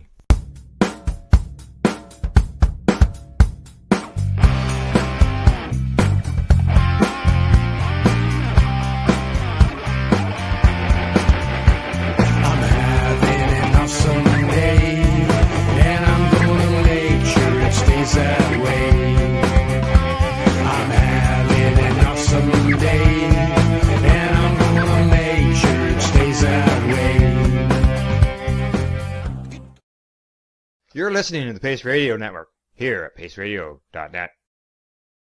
Oh, that's smile. We're back from our break, and I better exhale before we go live. Still medicating. What do you think of my shirt? I love it. I have one or 100 too. Yes, yeah. I've got several. For those who don't know, the Dabber shirts. For those that are maybe watching on the Treating Yourself Facebook page, that picture is Marco. Yeah. How is he doing? He's back here in Canada and trying to get in line for transplants and stuff like that. No, well, we all send our love and keep our fingers crossed. Yeah, exactly. All righty, you ready? On to the next story. First one of this half. Here we go. Coming to us from MJ Biz Daily, Alberta becomes third Canadian province to allow cannabis delivery via Uber Eats. Through a partnership with Leafly, Uber Eats is now delivering cannabis to consumers in Alberta. Albertans who are 18 and older can place orders with licensed cannabis retailers in the Uber Eats app and have it delivered to their door by the store's certified staff, according to an Uber Canada news release. Uber Eats' partnership with online cannabis platform Leafly helps retailers offer safe, convenient options for people in Alberta to purchase cannabis products and have them delivered, a move that's expected to reduce impaired driving and improve road safety. Klaas Kinnerum, who is the general manager of grocery and retail for Uber Eats in Canada, he said this in a statement. According to Public First research, 14% of cannabis users admit to driving a vehicle within 2 hours of consuming cannabis. Over the last few years, we have invested heavily in delivery offering, and selection has expanded tremendously. Kinnerum says Uber Eats has grown quickly to become a versatile platform usable by diverse businesses, large and small. Yes, Alberta is the third Canadian province to allow Uber Canada to offer cannabis delivery through Leafly, which has offices in Seattle and Toronto. Uber Eats' partnership with Leafly began with Ontario deliveries in 2022 and expanded into British Columbia in 2023. The first Alberta cannabis retailers to use the platform are Dank Cannabis, Numo Cannabis, Oak Ridge Cannabis, Octon Cannabis, Oil and Grass Cannabis. It's a familiar name all the way through that.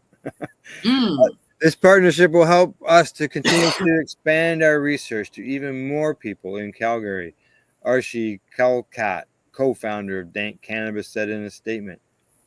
Yeah, just like the in-store experience, our provincially certified delivery staff understand and comply with local regulations around cannabis transactions, including checking ID. There you go. Deliveries. Well, that's really cool to know, because when I come back from Mexico, I'm spending 4 days in the Toronto area before I come back to Nova Scotia. So it's nice to know that when I land, as I'm leaving the airport, I can place my Uber Eats cannabis and have a joint like moments after I get to the hotel and be able to go smoke it.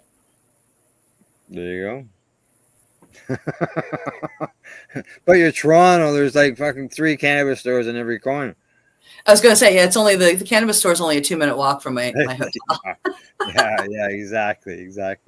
All right. On to the next story. Here we go.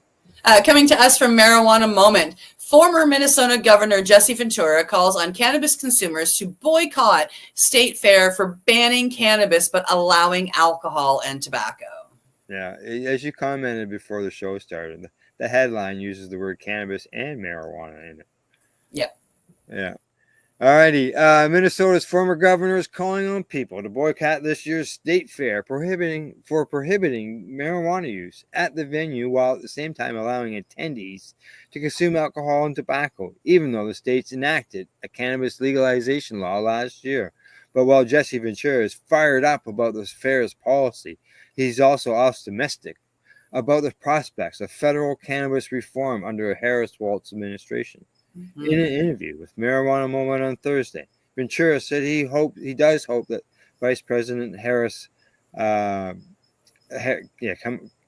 President Harris, the 2024 Democratic nominee and a running mate, current Minnesota Governor Tim Walz, advocate for an end to federal cannabis prohibition on the campaign trail, saying it would be smart for them to do so, given the popularity of the issue. Absolutely. Yeah, if they would come out and say they would lift the federal ban on cannabis, marijuana, I think that could help ensure their victory, he said. There is a tremendous amount of cannabis users out there who would vote accordingly so that they would not feel federally like they're still criminals in any way, shape, or form. And they can go visit their friends the next, I was going to say province, but state over, and not have to worry about traveling with their like cannabis in their trunk, right? And, taking their wares to party with too. During her time in the Senate, Harris sponsored a comprehensive cannabis legalization bill, and she's called for major reform as recently as March during a roundtable with presidential pardon recipients. Waltz signed cannabis legalization into law in Minnesota last year, and he invited Ventura, a longstanding champion of reform, to attend the signing ceremony. Despite Minnesota enacting legalization, however, Ventura says the state fair is not allowing cannabis use, even as it makes accommodations for tobacco use in specific areas and will have alcohol available for purchase on site at beer gardens and other vendors. He says it's supposed to be illegal. It's supposed to be legal in the state of Minnesota. How can they outlaw it at the state fair when they allow tobacco and alcohol? From my point being, is this. All we ask in the cannabis world is to treat us equally, treat us fairly, treat us the same as you do alcohol and tobacco. And unfortunately, that's not what's happening. We're being discriminated against, even though it's now legal. All cannabis smokers ought to boycott the state fair, Ventura, a former wrestler and actor, said. Don't go there until we're given our equal rights and we're treated equally to tobacco and alcohol, or better. Like we deserve better, like cancer versus fighting cancer. Yeah. Yeah. The spokesperson for the Minnesota State Fair confirmed in an email to Marijuana Moment that the smoking and vaping of cannabis is prohibited on the Minnesota State Fairgrounds during the 2024 event. This policy is in accordance with Minnesota law that prohibits the use and possession of cannabis in a location where the smoke, aerosol, or vapor of a cannabis product could be inhaled by a minor. The sale of products containing THC and CBD is not permitted at the 2024 Minnesota State Fair. In a separate interview with WCCO-AM, Ventura said, "You can go over there, get smashed on alcohol, go on a ride, and throw up all over everybody because you've been drinking." Yeah, they have 18 designated smoking places for tobacco, which, can be inhaled by a minor too, just saying. Right, just saying, yeah. Just saying. And yet they have banned cannabis, he said. While not all states that have legalized cannabis allow the product to be consumed or purchased at their respective state fairs, California made history this year with both cannabis sales and on-site consumption being permitted for the first time. It's an agricultural crop. Yep. Right? Farms are agricultural fairs, In New York, on-site cannabis use and sales were allowed at the state fair in 2021 after adult use legalization was enacted. However, this fair stopped permitting public consumption at last year's event, though attendees could buy cannabis products from nearly a dozen local growers at a cannabis farmers market held in conjunction with the event. Oh my God. At a cannabis farmers market. My heart skipped a beat when you read that. I got to be honest. That's beautiful. I want to go to New York and go to the cannabis farmers market, but I'm smoking it on site. They allowed that because of the problems of getting the stores opened, and there was a bunch of products sitting around. They had growers and stuff like that. That was all legal cannabis, but yeah, so that's what they did. Well, I think that's beautiful. I hope that even though once they get the stores going, they keep up the cannabis farmers market, because that's really cool. Yeah. That's a tourist thing. Like, I've never wanted to go to New York before. Guess where I want to go now? I want to go to New York because of this. Like, it's a tourist thing. Like, all of a sudden they've got a new tourist. That's really cool. Outside of state policy, Ventura also shared his perspective on national cannabis politics as the November election with Marijuana Moment.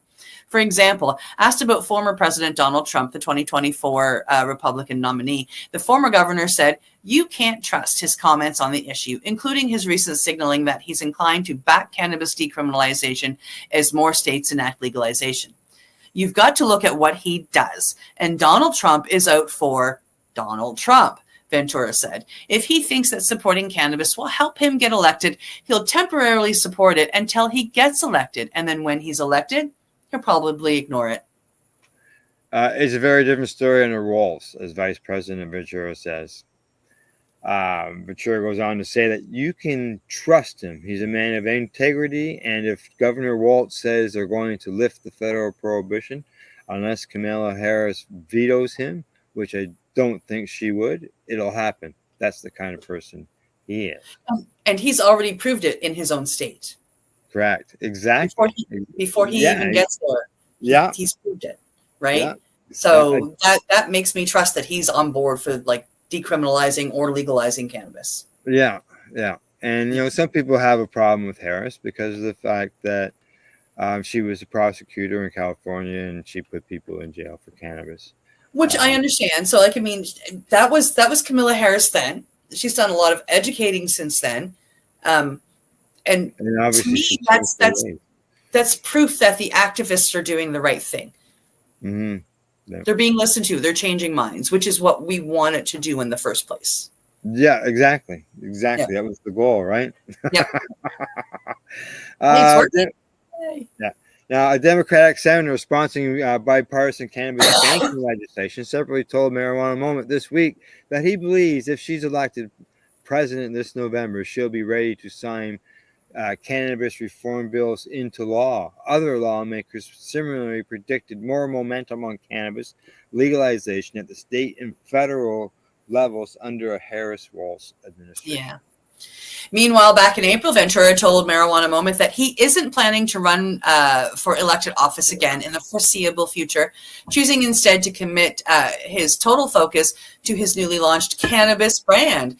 If he was running, however, he said he'd make cannabis legalization a top campaign issue to align with a uniquely loyal base of consumers eager for the reform.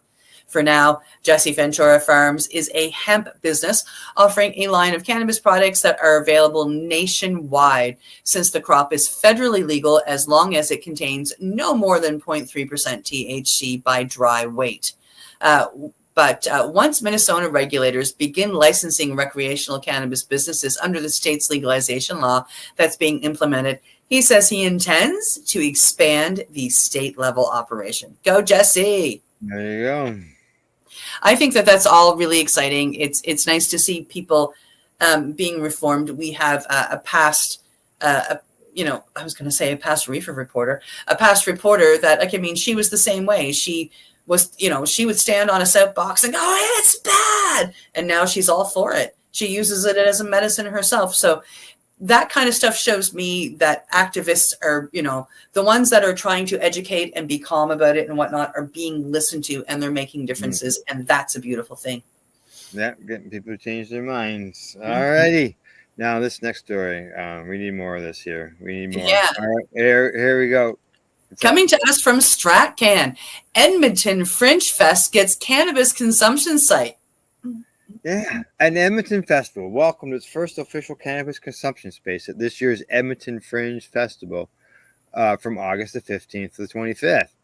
The fence and age-gated space provides a place for festival attendees to purchase and consume cannabis edibles and beverages, along with alcohol-free mocktails in an exclusive space.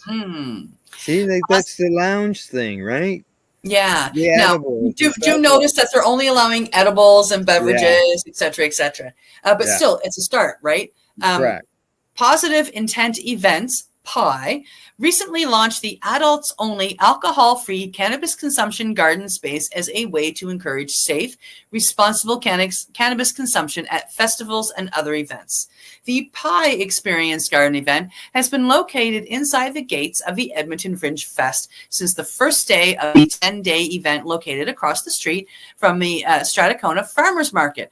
PI operates an age check for entry and a second age check to order and receive delivery of cannabis products on site.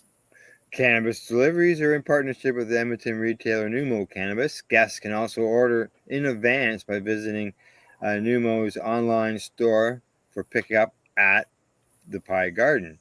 Now, in a quote here, it says from Daft Roderick, he's managing partner at Pie, says that our vision for positive intent events is to create event spaces for adults who want a fun, responsible cannabis consumption experience while enjoying music, art, and entertainment. The Friends Festival's courage to be the top to be the first top-level event organizer to support an exclusive adults-only cannabis garden event demonstrates their commitment to creating an amazing guest experiences and perfectly aligns with our goals for PI. The updates to the gaming, liquor, and cannabis regulation that allowed licensed cannabis retailers to set up temporary sales as at adult-only events like trade shows and festivals were announced by the provincial government in December of 2023 and took effect in January of this year. A statement from the province said the aim is to reduce barriers for businesses and better combat the illegal market. Earlier this year, Alberta began allowing cannabis retailers to apply for a license extension for the purpose of selling cannabis at a minors prohibited entertainment event or cannabis industry trade show. However, municipal licensing for on-site sales has remained an issue for other cannabis consumption spaces at Alberta events this year. The Edmonton International French Theatre Festival is in its 43rd year, highlighting hundreds of theatre productions across dozens of venues for the city for 11 days. Oh, that's exciting. That's pretty cool. Like, 2023, they open up all that stuff for festivals and all that. Come on, Doug. Come on, man. Well, and the rest of Canada. Exactly. I mean, BC is pretty close to Alberta. I think you're going to see them allowing a lot of the same stuff very soon. But like the rest of Canada, like we're kind of like, dragging our feet. Like we have, public consumption. We have half the stores in the country. Like, let's get this stuff involved in festivals and different events. Makes sense. Yeah, let's bring the Karma Cup back. And like as you said, they allow smoking at the events, but they don't allow the cannabis smoking because children might inhale the smoke, but they don't seem to be concerned about the smoke that. Yeah, but if we're having, like, one of the things that Alberta is that it has to be an adult event, 18 plus. Okay. Yeah. So I mean, if we're having events, anywhere else in Canada, so like, like my mind goes to like the Karma Cup. It really does. If Ontario allowed that 19 plus, allowed it at 19 plus, well, like things like the Karma Cup could come back. Yeah. With all the legal people being there, right? Yeah. Yeah. They have to be able to control how much you buy because they only want you to buy an ounce at a time. So, I mean, like you should be able to walk in, everybody gets a punch card and you fill it up and then you're done buying for the day and you can sit there and enjoy the music. That's what the bud tenders do right now. When they go to these events and they get samples, is there's a card that gets marked. Yep. Either it's initialed, punched, whatever, right? Yep. And that way, they leave like that. So, yeah, alrighty. Let's do it. On to the last story of the day. Here we go. Coming to us from Medical Express, researchers to test new approach for detecting cannabis in breath, which we did talk about this one before. Yeah. With cannabis now outpacing alcohol as America's daily drug of choice, there is a critical need for a scientifically validated breath test to detect the recent use of the substance in drivers. But developing such a breath test has proved a significant challenge. Last year, researchers at NIST in the University of Colorado, we did do this one before, found that a single breath is the same one. I'm sorry. Yeah, it is, isn't it? There you go. Yeah, go ahead, finish that paragraph, I guess. That a single breath test may not be reliable in detecting recent cannabis use because cannabis can linger in the body for weeks, making it difficult to distinguish between past and present use. Yeah, and now I just so you know, I shut it down. But yeah, what they're going to go on about is they're going to be talking about the time that it takes for the amount of gas, basically, that is in your system, like exhaled gas, and how quickly that drops. Yep. So you'll do a test, and then they want to do another test an hour later to see if there's a big drop in the amount that they find, and that'll tell them more information. Yeah, pretty cool. It's interesting. Yeah. It's going to be neat to see if it works, but that still takes us back to, like, not everybody that smokes cannabis. Like, I mean, like, I've met people that get really, really, really, really, really, really, really high after like a few puffs, and there's no way they could drive. But somebody who's been prescribed it and has been using it for years could probably drive. And they need to come up with a way to test us and see who gets a, conditional license or not. Yeah, it's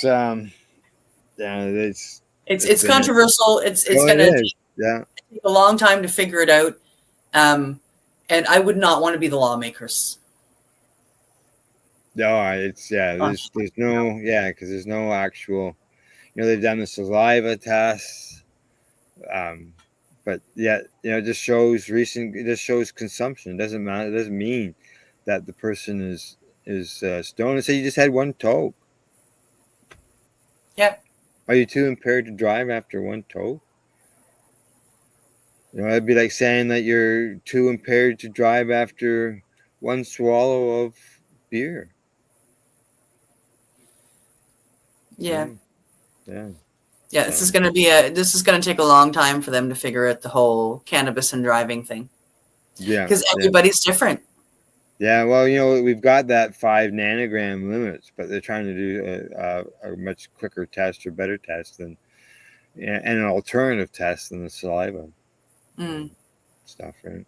So see what happens. All we can do is keep an eye on it, let everybody know when it happens. All right, anything you gotta say, do whatever before I'm gonna miss everybody. Yes, I'll see you in like 5 or 6 weeks. Yes, 5 or 6 weeks you're gone. Glenn or Steve will be filling in, and who knows, maybe it'll be the odd broadcast I'll do by myself, because not everybody's available every day of the week, right? So okay, other than that, that's our news for today. We hope you found it educational and informative. Thanks to Legacy 420, as well as Camelford Lifestyle Shop at Ease and Limestone City Hydroponics.ca. Other than that, we'll see you all Thursday, and don't forget to educate, medicate, and do not incarcerate. You're listening to the Pace Radio Network here at paceradio.net.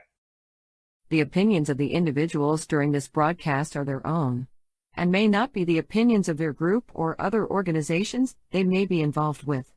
All medical advice during our broadcast is not a medical opinion and should be checked with your medical physician. When you have a pain that's reached its peak, Legacy for 20, it's so unique. If organic cannabis is what you seek, here's your trusted partner 7 days a week. Suppository salves, vapes and drops, topicals, edibles, infused pop. Just when life seems like it ain't easy, at Legacy 420, enjoy a pop freezy. Lab tested products, make them the GOAT. Legacy 420 out on your road. Legacy 420 in Tyndonega Mohawk territory. Indigenous organic cannabis at its finest. Enjoy the buzz of legalization with Campbellford Lifestyle Shop. From lights to plant nutrients, books, consumption accessories, and more, we've got all your basics to grow or consume cannabis. Visit our info center or take a look at our piercing services and body jewelry, now available in-store through Campbellford Lifestyle Shop, 17 Bridge Street West, Campbellford. Limestone City Hydroponics is Kingston, Ontario's hydroponics shop.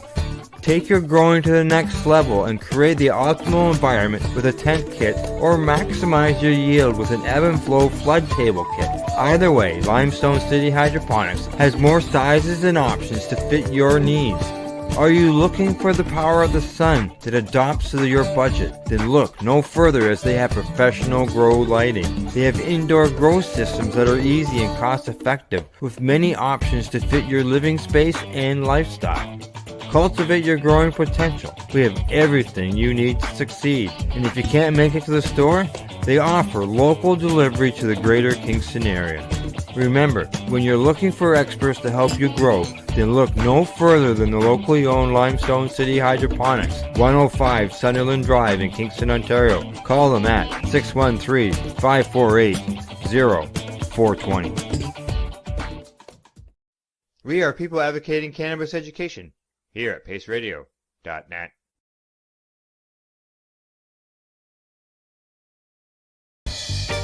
You're watching the 420 Pace Network, found at 420radio.ca and paceradio.net.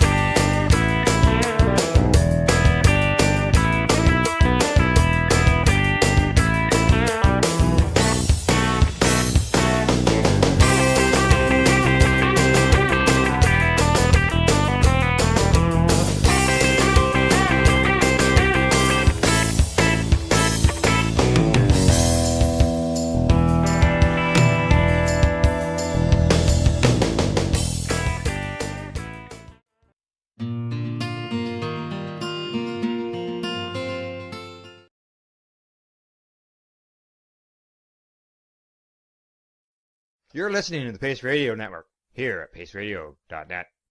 The views expressed by the individuals during this broadcast are their own opinions, and they may not be the same as those of their group or other organizations they may be involved with. All medical advice during our broadcast is not a medical opinion and should be checked with your medical physician.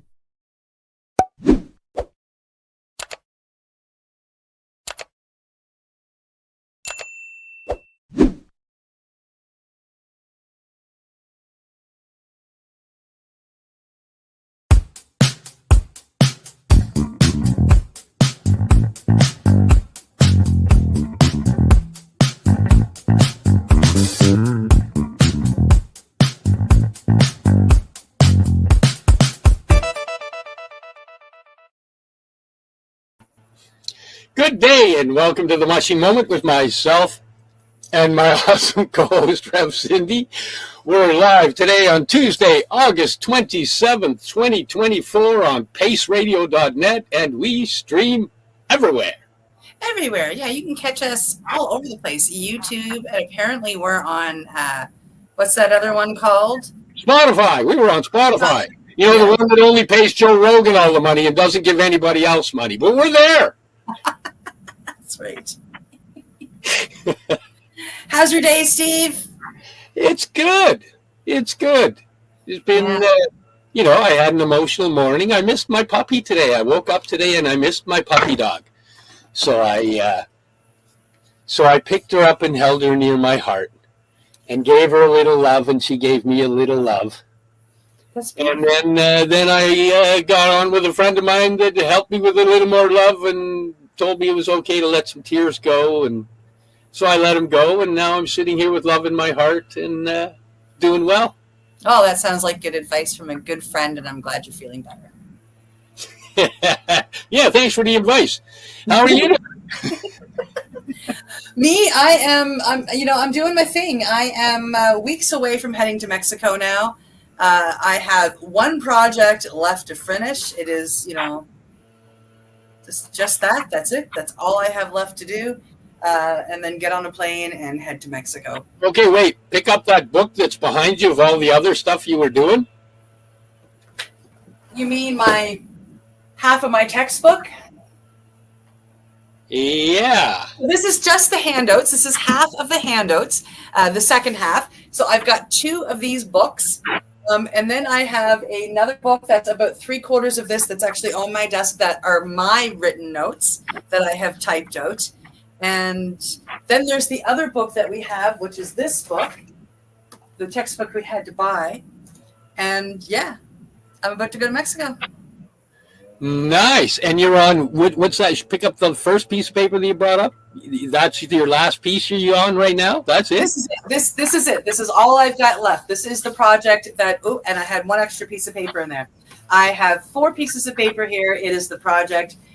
It is one of the orientations that we have to do. And I just basically have to write out in point form what I would do so I can give a presentation of my orientation while I'm down there.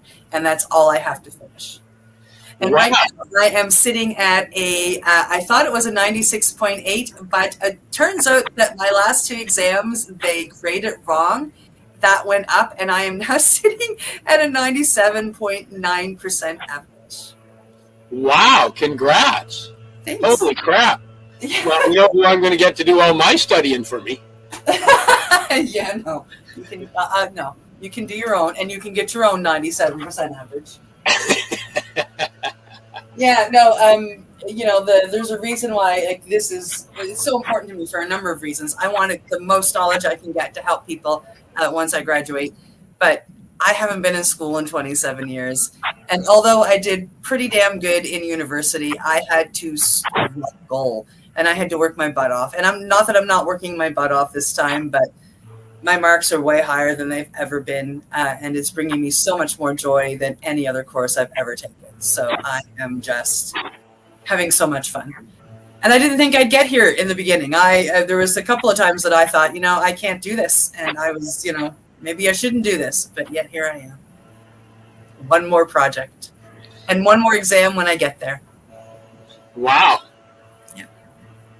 while in Mexico, which would be a great place to do the exam and project. It's gonna be beautiful. Yeah. Yeah. Hey, sounds like the leaf blower guy showed up just in time for the podcast. Can you hear him? No, he's excited about the guest just as we're excited about our guests. We have a guest today? We have a guest today. We do? Who is it? It's terrible that you're sounding so shocked since you booked her. Yeah. This is a beautiful lady that I met at the Unicorn Festival who was one of the speakers there. And she has her own journey, and she's been helping other people with their journeys. And she plays in the realm of the iboga medicine. The one I've managed to dance and sidestep away from as it's been jumping out in front of me. It's saying, hey, Steve, we need to have a conversation. And you go, yeah, maybe later. Yeah, bye. But hey, I think that with the right encouragement and the right words, I'm sure I will find my way into the lap of that medicine and continue on my road to becoming who I am. That's right. Should we bring her in? Should we introduce her? We can. Ladies and gentlemen, please welcome to the podcast, Sherry Healing from Iboga Awaken. I was sitting there going, am I supposed to click add to show, or is he going to do it? Because we both do it. You come up, you come down. Oh, good thing. Oh, did I do that? I was just busy babbling and wasn't paying attention. I hit go though. That was an amazing introduction. Thank you so much for having me today. Thank you so much for joining us. We're very excited to have you here. And I warned you before the show what the first question is, so I'm just going to get right to it so you can give us your answer. What is your journey? How did you come to decide that you were going to be in this realm and work with this medicine? Well, if you would have told me 10 years ago that I'd be doing this, I would have said, you're crazy. So let's start there. It's been a long journey. It's been a long journey of self-discovery of like 25 years of just really unpacking my own story, my own belief systems, and everything that's made me who I am today. But let's look back like at the beginning. It's just like most of us, we're students of life here, right? We're all here on this earth walk, living our journeys. And my childhood was quite undesirable, to say the least. A lot of addiction, alcoholism, mental health, to begin with, some of the big core things that were happening. And then I didn't know my biological father and still don't to this day. So these are all kind of parts that kind of played into who I was as I was growing up and puppeteering some of the choices that I was making. By the time I was, and mom had me when she was a child as well. So that kind of played into things. And by the time I hit high school, it was like the cage got, they let the lions out of the cage and I just went wild and did all of the things that were not necessarily the most healthiest of decisions for myself. Looking for love in all the wrong places, to doing really risky business with my life in terms of drugs and alcohol and situations that I put myself into. And again, psychedelics kind of came into my realm in high school. I did a lot of acid and a lot of mushrooms when I was a kid to just be a rebel, I guess, and experiment. But at the same time, when I did experiment with those, it was like, I'd always say they made me smarter. I didn't have the language I have today to say, they expanded my consciousness, right? So I always said, they made me smarter. But there came a point where I abused that and it just wasn't suiting me anymore, right? So this was all done recreationally, not in a ceremonial way either. And then in my 20s, then I just became an egomaniac and thought I knew it all. And off I went and making some pretty decisions that are really risky business, and I had a friend that was kind of like, hey, maybe you want to change and have a look at what some of the choices you're making. And they pointed me to the right direction of going to this school. So I was like, okay, it was called Transformational Arts College in Toronto. And I was like, okay, I'm going to go in, and I was 23, and I'm going to go in for this holistic practitioner's schooling. Okay. So I'm like, all right, cool. I'm going to learn a skill. Well, I quickly learned, like about a month in, that this was not about me learning a skill, even though I did, but it was more about me learning me. Right. And then looking at all my stuff, which I thought I was great until my first therapy session. Right. They make you do psychotherapy to graduate. So I had to go into my first session, and I was like, and I just started crying the whole session. And I was like, oh, okay, maybe there's some stuff there. Like, that's just to call it what it is. There's some stuff there. Anywho, through that process of going to school, I really started unpacking and really learning about myself, about how I made some of the decisions, and unpacking all of those traumas that to me were really normal, because that's how I grew up. It was normal to me, right? Like, I had a normal childhood, which, again, as I started unpacking it and really owning some of those emotions that I was never really taught how to deal with, right? We're not taught that as kids, right? We're kind of left to our own devices, where I certainly was. I mean, I speak from my experience here. So I fell in love with the process of learning about myself. So school was always a tether for me. But as I was growing and like in my 20s, and I was, I got out of the bar scene, and then I started doing the corporate world, and, just kind of started experiencing with life, and keeping going to school to go back, as I really enjoyed the teachings, because the school was very, had the philosophy that you can only help others as far as you've brought yourself. Okay, so they really drove that in. You really had to do the healing to help other people heal. And I was like 20 some. I was like, I'm in no position right now. Like, I'm still learning so much about myself right now to be helping others, but I really enjoyed that knowledge. So as we go, and then we experience life and failed relationships and jobs that didn't work out and choices that you make, and life goes on. Anyways, by the time I got to 40, all shit went to hell. And I lost my good job, and I was like, okay, I went into a bit of a depression. I could see all my addiction stuff coming up. I sat on the couch. By the way, there's a big storm brewing here, so if I get cut off, that is why. It is raining cats and dogs right now, and thundering. But anywho, I digress. So I found myself on the couch watching an incessant amount of TV, not showering, in my house coat. And I remember when I was in school for psychotherapy, the plant medicines came up, and I was like, ooh, I'm going to back pocket that for right now, right? I'm going to back pocket that. But when I was in that despair, that depression, that I could clearly see myself going in and didn't know how to get out, I asked the universe, I'm like, right, help me, right? And then all of a sudden, boom, the ayahuasca came into, and it was like, ayahuasca. And I was like, yeah, we learned about that in school. So here I am on the computer. 4 days later, I find myself in Peru, right?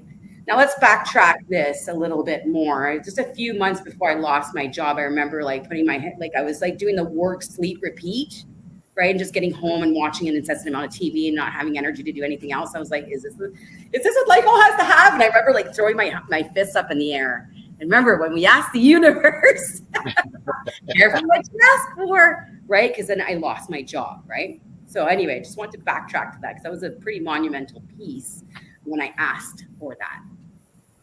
So here I am now in Peru, and it was like, oh, like the gods, like just really opened up everything. It was a very smooth transition. It was like I was meant to be there to deal with some of my stuff, and I was in despair.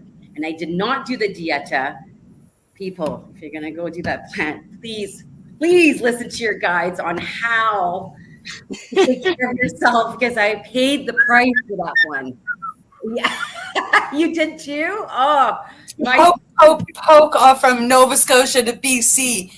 Are you hearing this, Steve? Yeah. Listen to the guidance with people who know about how to guide you through this. Anywho, it was still meant to be that I was there. Now, Mama Aya, beautiful medicine, beat me up. She beat me up. And like, I came back, I was very humbled. And it set me straight, and people could see the change. They're like, wow, like you've changed. It changed my relationship with drinking, because at that time I was still not drinking as much, but definitely binge drinking, right? And it totally changed my relationship with drinking. But yeah, she beat me up, and I was like, ooh, like this was kind of like traumatic a little bit. Like I kind of went a touch of crazy. Now there was some mental illness in my background, so maybe it cleared some of that. I don't know. I found my eye to be very cryptic, but there was definitely a change after. So thank goodness I had all the tools to like integrate myself. I took about 6 months, and I was like, wow, there is really something to be said here about healing and plant medicines, like no other, right? And I had made peace with, like a big piece for me was my stepdad. That was the man in my life. He died suddenly when I was 21, and we weren't on speaking terms.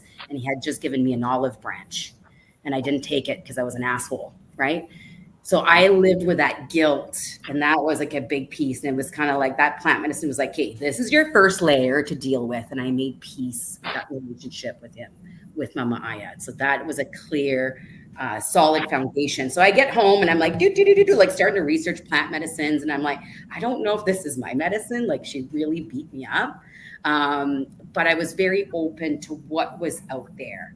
And then somehow, some way, I ended up at MAPS conference at the University of Toronto. And I had like Iboga kind of came into the peripheral at this point, right? It was kind of like, it was in my ear. I was starting to look. There was a few places in BC that was offering it. I was in talks, but nothing was really happening until I went to MAPS. And then when I was in the lecture, someone talked about Iboga, and I was like, brr!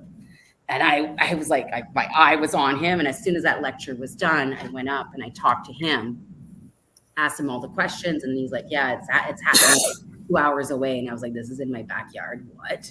Right. So it was like the synchronicity of how it found me. And I answered the call was just absolutely beautiful. So when I went in for my first journey, and again, let's remember that I studied therapy, and I was on this journey of self-discovery here, doing traditional therapies and modalities or whatever I can get my hands on. But I could never get to this little piece, that 4-year-old self. I just couldn't get below that for whatever reason. Anyway, and I kind of always like had a bit of a chip on my shoulder with mommy issues. Yeah. So when I first signed up for Iboga, that was it. Like I was like, going in from Iboga, like I'm gonna deal with my mommy issues, like again, putting the blame on mom, right? So when I went there and I did that, and how Iboga worked with me I was just wowed. First of all, gentle giant, super gentle for me, right? And I was working with a provider that was using the whole plant, right? So the actual roots of the plant, like the spirit of the plant, all of it. So for me, it was a very gentle experience, but really was like, it was loud at the same time. So I call it a gentle giant for that reason, right? And in this journey, I did get my wish and my intention of dealing with my mommy issues. And I found myself in the womb at one point of her while she was pregnant with me at 16, having to let go of everything she had to let go of. And the decision that she was, whatever she was going through, I got to feel all of that. Now, by me feeling all of that, I was like, I had compassion for my mother. Like I'd never felt compassion like that, right? So it wasn't just about what happened to me and what she did to me. It was like, holy shit, you have your own story and I'm feeling it here. So I was able to accept it all. And then I was able to forgive. And that forgiveness, I tell you, right? Just heart-centered openness. And I was like, okay, that was really wow. Now throughout my journey, my soul wouldn't talk to me.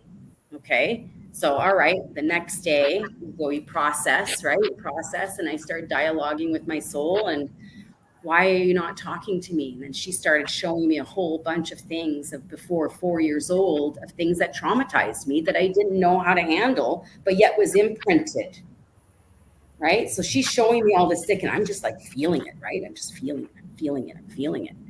So lo and behold, like all of that gave me that connection with my soul to like, I think it was just a piece that I had been looking for 25 years. And finally I got it. Right? Finally, I got that click. and it was embodied and it was in me. And when I came through the other side after my ceremony, I came out of my room and I was like, I am free. Like, I was like, I'm good. Like, this is what I've been looking for my whole life. Like, click just like that, one ceremony.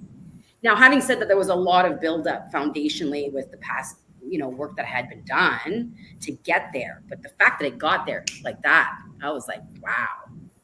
So for me, with the psychospiritual, or psychotherapy background, and this was like a perfect marriage, and it was a no-brainer. So I just started working with the medicine right there and then. Like the next month, I was like, can I work with you? How can I be part of this? Right. So that's how it started. So I worked under a mentor. Then I went to Africa and I got initiated, did my rites of passage that first summer. And I left it at that. I took my time. This was not an overnight thing. I really, really took my time and developed this relationship with this beautiful, amazing sacrament under the Bwiti tradition, right? And in a beautiful tradition, very simple and truth-based, So really learning that part of it. And then it's been kind of history since then. And then, the next summer after that, I went in for my provider training, which I spent 3 months there. And then, we opened a center in Mexico and I worked with a team for a while. And then I ended up leaving. It was time for me to spread my wings. And I went back to Africa and did my detox training. And now I am where I am. So that's hopefully the Cole's notes of that story. And I'm not sure if there's any questions about that, but that's essentially how I got here. It was a very long, arduous, lots of work of 25 years to get here, Well, lots of work of your whole life to get here. Yeah. My whole life. You had trauma that happened before the age of 4. So before you had any real cognitive memory, and the spirit showed you a little bit. One of the things that the spirits did to me, and they said, you don't need to know what happened. Just know that there was something and we're going to help you heal. But we're going to keep that in the repressed. And I'm thankful for that, because some of the memories that have been thrown at me already are enough. But you have been, you have been working towards this since pre-cognitive memory, really. And you didn't realize that you got a little bit of education in school. You took your therapy course, because you said they taught you some stuff about plant medicine, so you put that in your back pocket. Yeah, it was just really glazed. It was like, this is a way that people are doing, but we didn't really dig into it. But I was like, ding, ding, ding, ding, ding, like. Yeah, the seed. For you, it was a seed that got planted in your heart. Yeah, only to be watered later in life when Mama Aya was introduced to you. She was the initial calling, and she beat me up. She did. She did a good job. I'm super nervous to go for Aya, because I've done Iboga and I've done a few others, but I went for Iboga first. And as you say, Iboga, he is the grandfather. He is a gentle giant. He wants to hug you and he wants you to do your work, but he wants to really cushion. Like he's so gentle about it. So that's what I've gone for. And everybody that I talk to is like, and Steve even says when he talks about Mama Aya, oh yeah, she beat me up. And I don't know if I want to go take Mama Aya. I think really, again, from experience where I was, like at the beginning of my big work, like I'd done a lot of work, but it really started with plant medicine. Like it got deep, right? Yeah. And I think it depends where you are at in your journey. If you have done a whole bunch of work, I don't think it's going to be that difficult. Yeah. I will go sit with her at some point in time. She's been popping up a lot lately. And I feel that, I have the same emotions, although I'm not exactly sure what they are, for Aya that Steve seems to have for Iboga. I find that quite interesting. Well, they're big plant teachers, right? And I think if they're approached with respect and love, all good, right? Like you said, like I think we were talking maybe in the back room about that. It's like they can be tough, these journeys. They can be, but on the other side, it's amazing. Like it's so liberating, right? It's like see your thing, and then Yeah. All of these medicines want to bring you back to love. They want you to do the work. They want you to help yourself heal and learn those tools and build that bridge. But when they leave you at the end of the journey, they want to leave you back in a place of love. They don't want to leave you out there doing that. As long as you're letting them take control and you're surrendering to them, they will bring you back to that place of love. And then you can take all of that information they've given you and work with an integration specialist and help bring that into your life. That's it. Basse. Yeah. Yes. And learning that it is from a place of love, because some people look at the journey as scary and then they look at it from a place of fear. The medicine doesn't talk from a place of fear. It always talks from a place of love. So you got to pull yourself to a place of love to see what the darkness was it was showing you. And the ass kicking for Aya, I can tell you why I got my ass kicked. She told me, you're a puny little arrogant human. And I kept saying, prove to me you're not just another fucking voice in my head. A puny little arrogant human. What have you done to my body? This is my body. Who the fuck are you? You know, no, I lend you this body for this lifetime. In the end, it comes back to me through the water, the air, the land. And then she said, you're a puny little arrogant human. But, and it took a little bit to beat that puny little arrogant human out of me. That I needed to be humbled. And that was a lesson for me as well. Like I needed to be humbled as well because I was I was quite arrogant in my 20s and my teens, right? Like, yeah, like right up to my 50s. No. Right. Yeah. To this day, the pride lesson still shows up, right? But yeah, I mean, as we work on our stuff, right? It's like I think these journeys, like even for myself, I'm a bit of an Iboga warrior. Like I go in, I'm being called right now to go in every 6 to 8 months. So depending on how things align and what the calling is like. And sometimes it'll be really close to it and it'll be like, don't go in. And I'm like, okay. So I just really learned to listen. It's working with me in its own way. But yeah, they're not really like hard journeys unless I didn't learn what it's trying to teach me from the time before, if that makes sense. It's like, you didn't learn that. We've already done this one. You didn't learn this one. So it's like, I'm going to drive it home. And I'm like, okay, that was hard. But again, it's how I learn. Sometimes tough love for me is a way for me to learn. Yeah, we all have. If that's a pattern we ingrained when we were small to get through, then until we learn we can not. Be gentle. Yeah. Yes. Until we learn we can be gentle. We, you know, we'll do battle. Come on, what are you going to teach me? Come on. Right. Put your gloves on. Yeah. Oh. Hey, wait, point at the numbers. There we go. Now I know. There we go. Okay.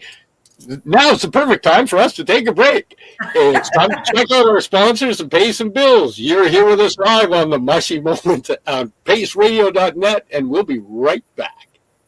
You're listening to the Pace Radio Network here at paceradio.net. Camelford Lifestyle Shop, open Monday to Friday from 10 till 7 p.m.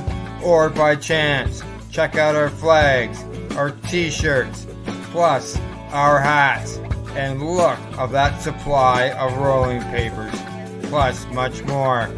We've got bongs and your favorite herbal vaporizers. Look at all the incense we have, as well as for those who collect knives, check out these knives in our collection. And while you're here, stop in to see Shay at the piercing room, where you can get poked by Shay. Daily deals, check them out. Camelford Lifestyle Shop, 17 Bridge Street West, Camelford, Ontario. When you have a pain that's reached its peak, legacy for 20, it's so unique. If organic cannabis is what you seek, here's your trusted partner 7 days a week. Suppository salves, vapes and drops, topicals, edibles, infused pop. Just when life seems like it ain't easy, at Legacy 420, enjoy a pop freezy. Lab tested products, make them the GOAT. Legacy 420 out on your road. Legacy 420 in Tyendinaga Mohawk territory. Indigenous organic cannabis at its finest. What do you find at paceradio.net? People advocating cannabis education. Limestone City Hydroponics is Kingston, Ontario's hydroponics shop. Take your growing to the next level and create the optimal environment with a tent kit, or maximize your yield with an ebb and flow flood table kit. Either way, Limestone City Hydroponics has more sizes and options to fit your needs. Are you looking for the power of the sun that adapts to your budget? Then look no further, as they have professional grow lighting. They have indoor grow systems that are easy and cost effective, with many options to fit your living space and lifestyle. Cultivate your growing potential. We have everything you need to succeed. And if you can't make it to the store, they offer local delivery to the greater Kingston area. Remember, when you're looking for experts to help you grow, then look no further than the locally owned Limestone City Hydroponics, 105 Sunderland Drive in Kingston, Ontario. Call them at 613-548-0420.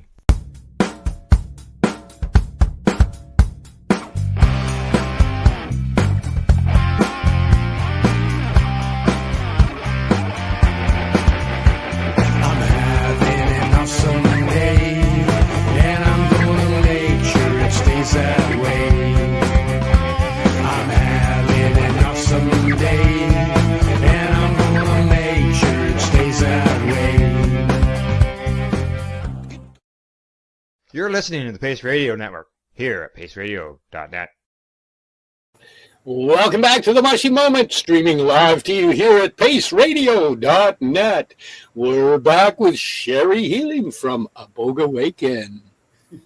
Welcome back. So now I do have some questions that I'm curious about, because I've been through the iboga journey.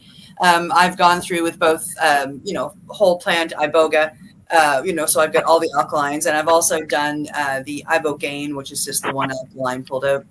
As you would know, I'm saying it for our guests, of course. So take me through a ceremony with you. Like, take me through what you personally do. How do you serve it? Like, if I were to come to you, and we've now gone through everything. I've had my tests. We know I'm medically fine. There's no contraindications. I'm now, what we say in DMT world is, I'm now sitting on your mat and I'm ready to be served. Okay. Yeah. So I follow my training. I spent 6 months in Africa training. So I follow that pretty much to a T. So it's like whatever I learned there, I bring here, and we sit around the fire and we talk about life for a while as we dose the medicine. Now that can be in form of root bark, is usually what I typically work with, but it can be served as tea as well. So depending on the person, it's not one size fits all per se, depending on what comes in and what spirit says, and it will depend. But usually it's root bark, and we talk about life until you're done, and it starts sounding like wah wah wah wah wah wah wah. You remember that? Like, it's like you can't really pay attention to anything anymore because it's just like wah wah wah, like Charlie Brown. So anyway, when that happens, then we go and lay down where you put your mask on, and then you are going inside. Okay, so I'm going backwards.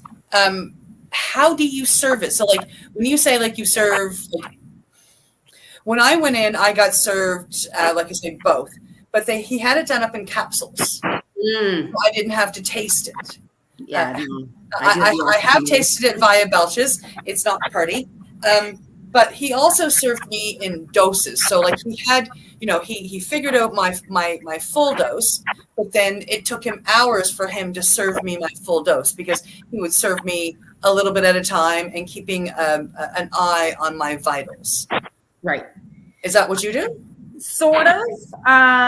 So I serve it not in capsules. It's the powder. It's going right in for your full experience, because the digestion starts in the mouth, right? You're taking in that spirit.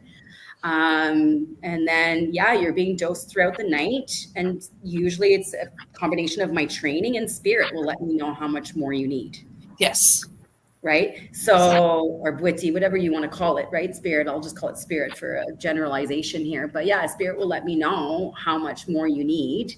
And that's how it's done. So it's not pre-calculated by weight or anything like that. It is done by what I'm seeing, what I'm knowing as my training, and communication with you.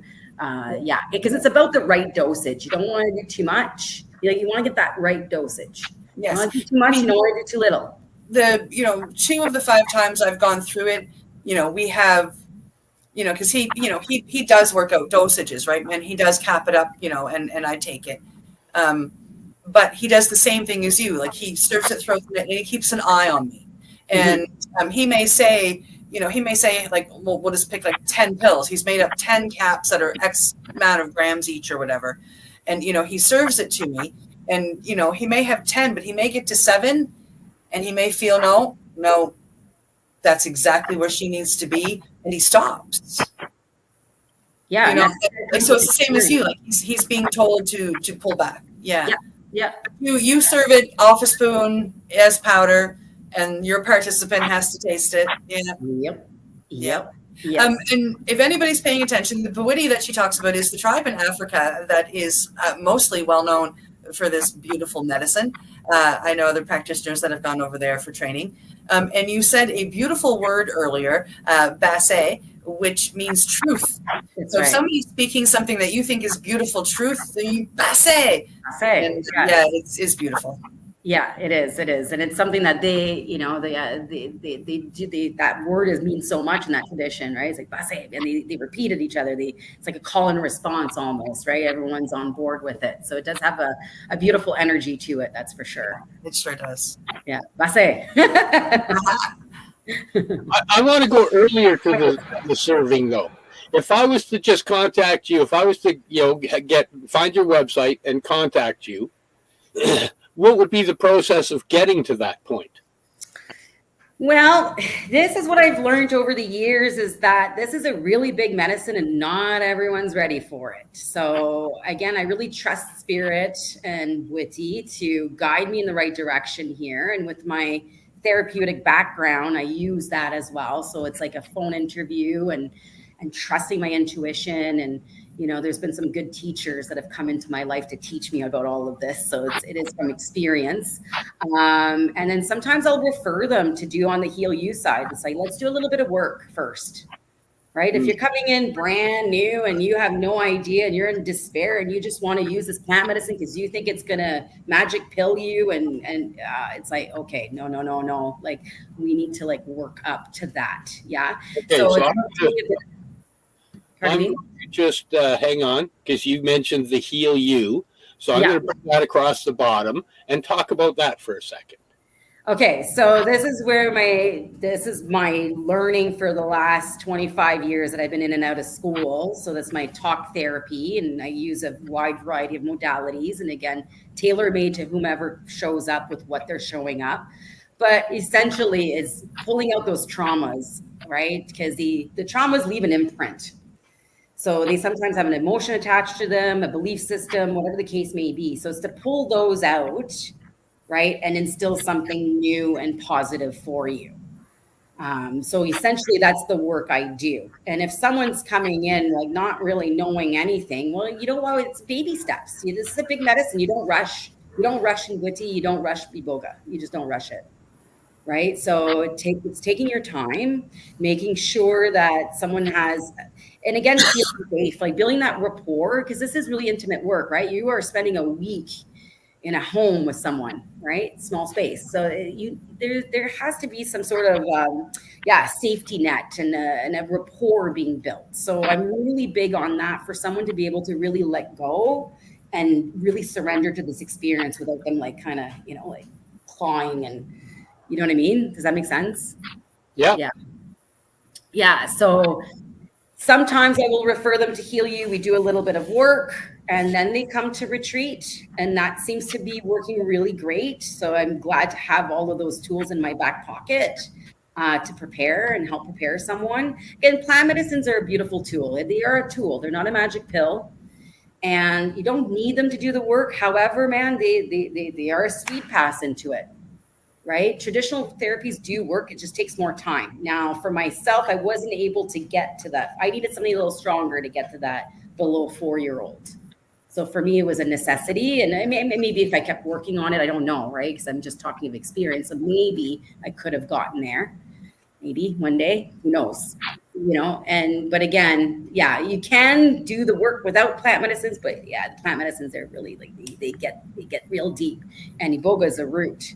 So it goes right to the bottom of the thing and lifts it up. as long as you're ready to see it. Yeah, it's not going to give you anything you're not ready to see either, or to deal with. Yeah, so sometimes, like I found with my own healing, similar. It's complex PTSD, and I found that people go, oh, you did that many journeys of Aya, you did that many journeys of this, you did.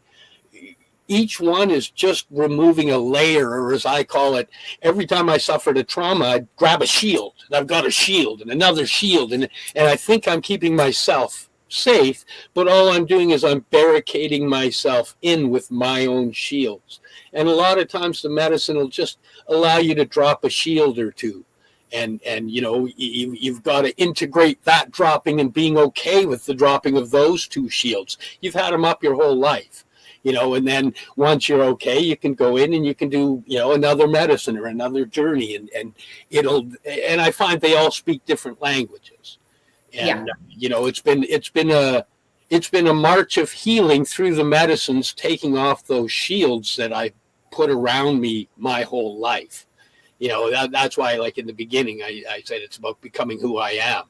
I was there in the beginning, and I covered myself and buried myself in shields and negative energy. And now as I release it all, I'm just freeing who I actually am. That's it. Yeah, peeling back those layers of the onion, right? It's like, what are you ready to see now? In my experience, the healing, it does end at some point. Then it's just self-discovery with healing attached to it, if that makes sense, because it's like the fine tuning of things. So all those big roots that I had in my childhood and whatnot, they're resolved. Right. But doesn't mean that life doesn't come and give me a curveball and go, hey, remember me? And I'm like, oh, yeah. How about you? OK. Right. And sometimes I need a little bit of help. Right. You go and get the help that you need and you resolve it. And yeah, so it's about peeling back those layers. And it's, the mind is infinite. Right. It is vast and it is infinite. And you keep looking and you're going to keep finding. So there's that part of it as well, but it's like at some point healing is done, right? Healing is done and you live your life, right? And then you learn lessons through life. It's all about learning and lessons, right? Yes. Some of those lessons you go forward writing your programs consciously rather than subconsciously programming them out of trauma. So now you get to reverse your subconscious trauma programs and put in a healthy, conscious program. That's it. Yeah.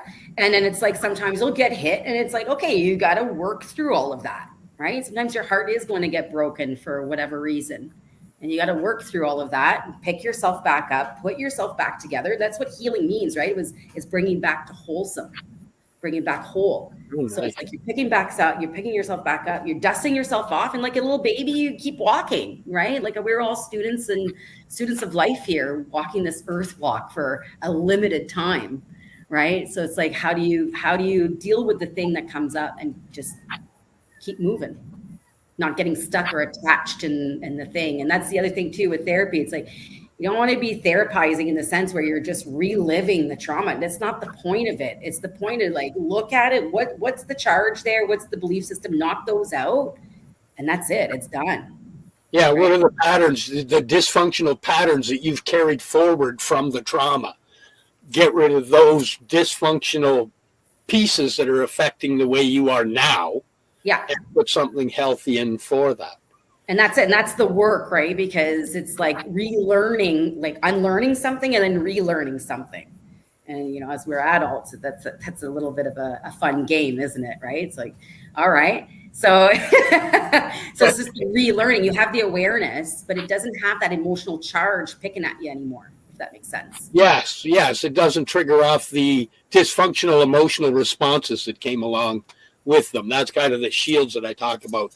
Yeah. Getting them off. And then at some point you go, oh man, this is way lighter and I feel good. Yeah. So your healu.ca, you kind of use that as a pre-integration aspect as well coming in. Pre and post. Yeah. Pre and post. And then there's some people that are just not into plant medicine at all. So I have a private practice that I just do the other work with, which is again effective. It just takes longer, right? A lot of people do get a lot of good stuff out of that too. It's just, you want to get the deep dive as a spiritual seeker, you go plant medicine route, right? And trust someone calls to you, because they're all great plant teachers. Now, Iboga was my plant teacher that I've committed to. It's the only plant I work with. Gives me everything I need. And it has the two spirits too. So it's both male and female. So it does have that strong grandfather and that strong grandmother in there. So it definitely comes in that way. And yeah, so for me, yeah, that's the one I've chosen to commit to, we'll say. Yeah. That is awesome. Thank you. Yeah, it's been a lot of work. And the last 7-8 years have not been easy. Once you start kind of decided to work with a certain plant, it really teaches you. Yeah. So it's been an interesting journey for the last 7 years, all really quite beautiful at the same time. And yeah, I don't have any regrets. It's all the way it was supposed to be, right? It was just all the way it was supposed to be. And I have full acceptance. Yeah. Wicked. And I bet Cindy's got another question. Toss it off myself, he said. Divert. Well, one of the things that I've learned being in plant medicine is that it's not always good outcomes from the end. And sadly, that's why, that happens, and it happens in all plant medicine. And that's why we have to go through preparing for it. You listen to spirit, you talk to the people, you make sure they're in the right headspace, you make sure there's no contraindications there. I know with one of the medicines I work with, there's like a long list of contraindications. You really have to be careful with, serving this medicine to somebody, make sure that they're off other things for long enough. But I mean, I know that Iboga has some of that as well. Yes. Yeah. Yeah. Yes. You want to make sure all your organs are working in tip-top shape. That's for sure. Well, yeah, you do. I remember being asked to have my liver checked. A couple of the, when I first learned about Iboga, it was actually from a documentary that I watched. One of the things I remember learning about Iboga then is that, it does have contraindications with medicines as well. It may be great for helping people get detox from addictions, but you have to get them sober first, at least from a lot of, they can't be on methadone. No, there is a way, and the trained providers know that way. And then depending on case by case basis of whatever that person's showing up with, they will be guided on how to appropriately prepare for the ceremony. And yes, Iboga is definitely known as a fabulous addictions medicine, right? I don't necessarily, I do work with some detoxes, but it's not the main of my work. The main of my work is mostly psycho-spiritual, 10 years of therapy in 1 week, get down and dirty in the leaks in your basement, fix those, build your house, keep moving kind of thing. Yeah. Yeah, I'm always interested in the addiction side of a lot of stuff. Yeah. Yeah, I mean, it's again, it doesn't take away your free will either, and it's not a magic pill. There is work to be done. I just had a woman that was here last week working with quitting smoking. So we did a lot of work actually, on the side with the Heal You stuff and removing negative beliefs and kind of going into that and setting the intention. But at the end of the day, she needs to quit smoking. She needs to make that decision to quit smoking. Yeah, it has to be her willpower. I mean, she can gain tools, and Iboga is amazing from once you quit, it can help detox it from your body, so your withdrawal isn't as bad. Well, that's the beautiful thing of it. Now, keeping that person clean, though, right? Addictions is a symptom of the thing, right? So what's the thing? That's what you need to work with, right? What's that pain that you're hiding, that you're escaping from, right? So that's the tough thing with addictions is getting them clean. You need a good medical team and good medicine. You're good to go. More than likely, if all the I's are dotted, T's are crossed, it's a process, but it's done.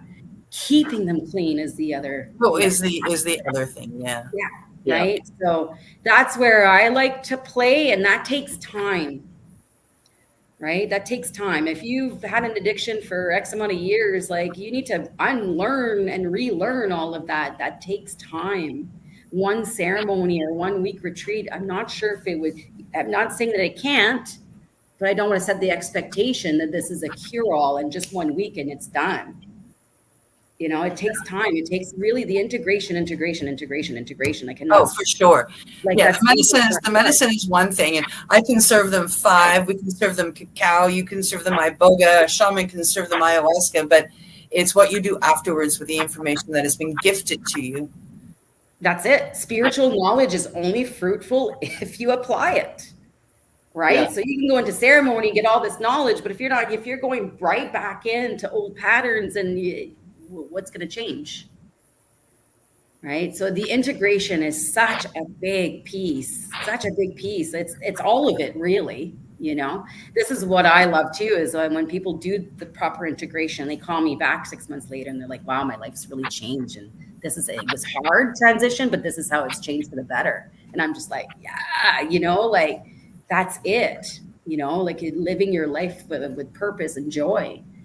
When I hear that, it makes the whole, that this is why I do it. Because I found that in myself as well, right? That was my freedom of unlocking all the chains of the trauma and the emotional and the negative beliefs and all of that. I mean, I'm a work in progress. I am human, you know, so there's always room for improvement. That is for sure. I've been humbled enough to know that when I say I'm done with something, I get slapped. So I'm like, okay.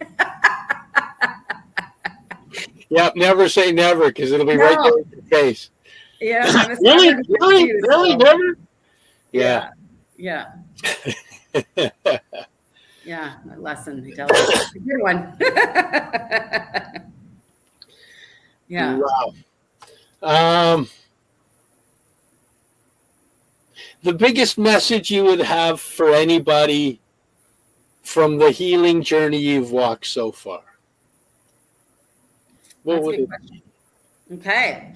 I would say if you are wanting to explore yourself, and self-knowledge, number one, is the best investment you can ever do in yourself, however you get that. And it's to trust where the synchronicities of life are, right? Things are going to pop into you. It's like just trusting, connecting with soul, connecting with yourself, and trusting what comes into your periphery. Like I said, like all these plant teachers are wonderful plant teachers. They are consciousness enhancers. They are healing, you know. If this is a route that you choose to do, make sure that you're feeling comfortable with the person in that plant, and trust the process. And it doesn't have to be all one all the time. You can vary. It's like, again, yeah, just trusting your process of what comes in. Trust is the big word here that keeps coming up. So I'm just going to maybe end it there, unless you have other questions about that. No, that's a good one. Trust. Yeah. Biggest trust. Yes. And for people that have suffered trauma, that's one of the hardest things to do. Yeah. See, and then sometimes there's a bit of work that needs to be done beforehand, right? And that's what I'm saying, especially with iboga. It's a big one. It's a really big medicine. It's very intimate. It's not just a 6 hour, one day. It's a week, right? 2 ceremonies. It's intimate. It's that one's a big one. So, again, sometimes there's a bit of work that needs to be done to get there. Yeah. Yeah. So describe your week then. Oh, sorry. Oh, no, I was just going to say, like, if you fully dose somebody, on average, how long are they in that spirit walk with iboga? Well, ceremonies last anywhere between 24 to 36 hours. Sometimes you have a sensitive case that comes in and they may not sleep for 48, and they're still in ceremony until that sleep comes in. So it can be a little bit, it's not a cookie cutter, but usually on average, 24 to 36 hours. It's a long go. It's an endurance thing. Now you're always lucid though. That's the beauty of it, right? You always know who you are, where you are, who I am, like your surroundings.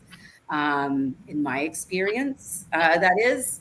So it's not like out of this world per se, like you're not completely out. But it's just like the lack of sleep does get to you, but it cracks you open, right? And you stay with the person the entire time? Yeah. Yes. There's always somebody up And I'm really grateful right now. I have some wonderful women that are helping me out in ceremonies right now. And whenever there is a ceremony, there's always someone there checking in. So if it's not me, like throughout the night, for sure I am there. But then I go get some rest and someone else is, nourishing Sits with the participant. Yeah. Well, they're there. They're checking in, making sure they drink their water, feeding them really good foods, and making sure that we're nourishing them back from their journey. Because it could be a little bit intense at times. So it's just that love and caring. Serve nice homemade soups with homemade bread, and just nourish them back. And if they need to speak and share, then we do. We sit around and we discuss. But it is really encouraged for them to have their times to process their experience. This is the time for you to be with you. Right after these ceremonies, it's like, process what went down, process the feelings. Oh, yeah, after, but like when they're in medicine, medicine. Yeah. I mean, it's encouraged, like, come eat, right? Maybe take a break, have a chat, but I'm always encouraging them on processing day to go back to your rooms and spend that time with yourself. How often do we do that? Yeah. How often do we take everything away, all devices, everything, and just spend time with ourselves? So it's a really beautiful gift. That can be really challenging because people are like, I'm fucking bored. It's like, work through that. Look at that. Yeah. Why would you be bored being by yourself? I mean, hey, I'm my own best friend. Yeah. I love myself. Like, I love spending time with myself. I'm never bored. There's a bit of a joke with that, but again, that's one of the things. Like, I was bored too at one point. I had to work through that. It's like, really honoring what comes up. But it's that gift that you're spending that time with yourself, you and you. And that boredom can come from just the fact that if you're PTSD, your brain modulates faster than normal. So that boredom is just trying to get used to slowing down a dysfunctional override. Oh, you're pointing at the time? We're just getting close. So I just wanted to make sure that everybody knew. Okay. Thank you for that. But boredom, it's like, also look at the world we live in. Everything's at the fingertips. You can order a meal and have it delivered to your house in 5 minutes. Like, this is insane, right? Like, it's like we are fast. So you take all of that away and it's like, oh, you're connecting back to self. That's the whole beauty of it. That's the whole point, is like, okay, push out whatever that fastness is that we live in, right? That's a big thing that Witty would always say, is like, doosma. Like, that's a big word for them. And, I got to Africa and I was like, because I had done so much to get there and I had to really slow down and look at that. So it's all by design. It's really quite beautiful when you step out of it and you heal through it and kind of go, oh, okay, wow, that's beauty. Yeah. Part of that healing is learning just to slow down. Yeah, huge. Breathe, man, breathe. So if somebody wants to reach out to you, it can be done through either of the websites that we have displayed here today. Yes, absolutely. Yes. By email. Yeah. So they can reach out to you through those ones to ask you any questions, say about iboga or the Heal You side of it, or a combination of putting them together. For sure, absolutely. You are out in British Columbia. I am in BC. Yes, most of even my private practice, though, is done online. This is COVID gifts. Yeah, we've had to relearn how to do things, and online works great. Yes. Yeah. Yes, for the Heal You, but you run your retreats out of British Columbia. Correct. Yes. Yes. Okay. Just for logistics. Yeah, I'm just going to leave it at that. I don't want everyone to know where I am. Well, we know British Columbia is a big province, so it's a beautiful somewhere. And I know the area where you are, and it's absolutely incredibly beautiful, and the nature around it is calming and awesomeness. The nature around here is absolutely stunning. I am so blessed. I just revel in that. And whenever I'm driving, I'm like, I'm so blessed. I live here. So it's really quite beautiful. Yeah, I love it. I love visiting there. I can't wait for November to be back. All right. Yes. You gonna come by my way? Maybe. Come down to the Spirit Plant Medicine Conference. I am. I will definitely. Well, then I'll see you there. That's where we're going to okay. the booth, and I'm VIP, so we will be there. Hugs. Perfect. So we'll see you there. Big hugs for sure. For sure. And It's that time again. So thank you for joining us here on the Mushy Moment with my co-host Cindy, myself, and our damn, I can never get that one. Our awesome guest, Sherry. Thank you for being on the show, Sherry. And thank you, people, for joining us. Come back and see us next week with more exciting guests, healing information, and much love. Bye, folks. You're listening to the Pace Radio Network here at paceradio.net. The opinions of the individuals during this broadcast are their own, and may not be the opinions of their group or other organizations they may be involved with. All medical advice during our broadcast is not a medical opinion and should be checked with your medical physician. When you have a pain that's reached its peak, legacy for 20, it's so unique. If organic cannabis is what you seek, here's your trusted partner 7 days a week. Suppository salves, vapes and drops, topicals, edibles, infused pop. Just when life seems like it ain't easy, at Legacy 420, enjoy a pop freezy. Lab tested products, make them the GOAT. Legacy 420 out on your road. Legacy 420 in Tyndonega Mohawk territory. Indigenous organic cannabis at its finest. Enjoy the buzz of legalization with Campbellford Lifestyle Shop. From lights to plant nutrients, books, consumption accessories, and more, we've got all your basics to grow or consume cannabis. Visit our info center or take a look at our piercing services and body jewelry, now available in-store through Campbellford Lifestyle Shop, 17 Bridge Street West, Campbellford. Limestone City Hydroponics is Kingston, Ontario's hydroponics shop. Take your growing to the next level and create the optimal environment with a tent kit, or maximize your yield with an ebb and flow flood table kit. Either way, Limestone City Hydroponics has more sizes and options to fit your needs. Are you looking for the power of the sun that adapts to your budget? Then look no further, as they have professional grow lighting. They have indoor grow systems that are easy and cost effective, with many options to fit your living space and lifestyle. Cultivate your growing potential. We have everything you need to succeed. And if you can't make it to the store, they offer local delivery to the greater Kingston area.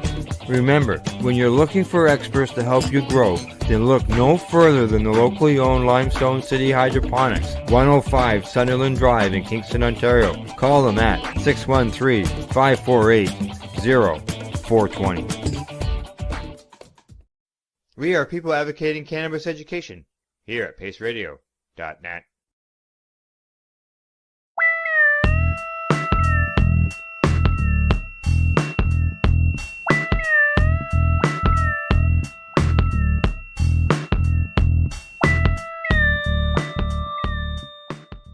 I think the newbie is burning up the tires on the little Nugs cart here. Last time I checked, I don't even know if the baby's still in there. Oh, really? It's been a long time since I've Well, looked. you got it tied in there pretty good, though, with the string and all. It's pretty secure, but ever since he's become mobile, he climbs out every once in a while. So, yeah, how big is Toronto? I'm sure we'll find him later. So I have a question for you. As you said, you're the newbie. Why do you march? To have the conversation, or to encourage having the conversation.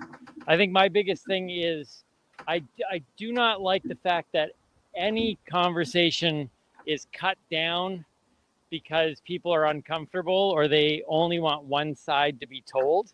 And I think that the conversation regarding cannabis isn't fully being told or fully allowed to be told.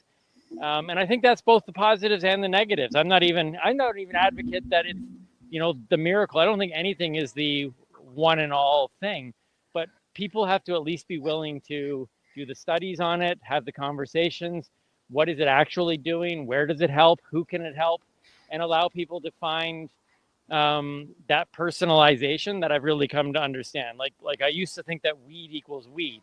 And now I've become fully aware that it's so personal in terms of how you take it, how much you take it, what you take it for.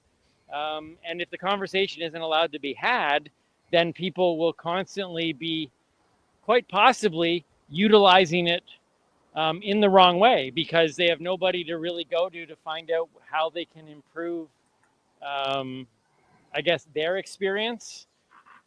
with the plant. That makes sense? Yeah, yeah, yeah, it sure does. And being you're a newbie, it's good to hear. Yeah, you know what? And I think if the conversation is allowed to be had, then the stigma breaks. All those other things that people are wanting to have happen, I think it just starts with people being allowed to even discuss it. Exactly, because before, without legalization, that was that would be an issue with a lot of people. They didn't want to discuss it because it was illegal, and they figured discussing it would be taken negatively by somebody in their family or a friend or. I don't know. You tell me, Al. You've been in this community for way longer than I've even been in it, for sure. But I think the conversation doesn't want to even be fully had within the community, lest some of the, like, I think everything has positives and negatives, and I think sometimes even the community itself doesn't want the full conversation to be had.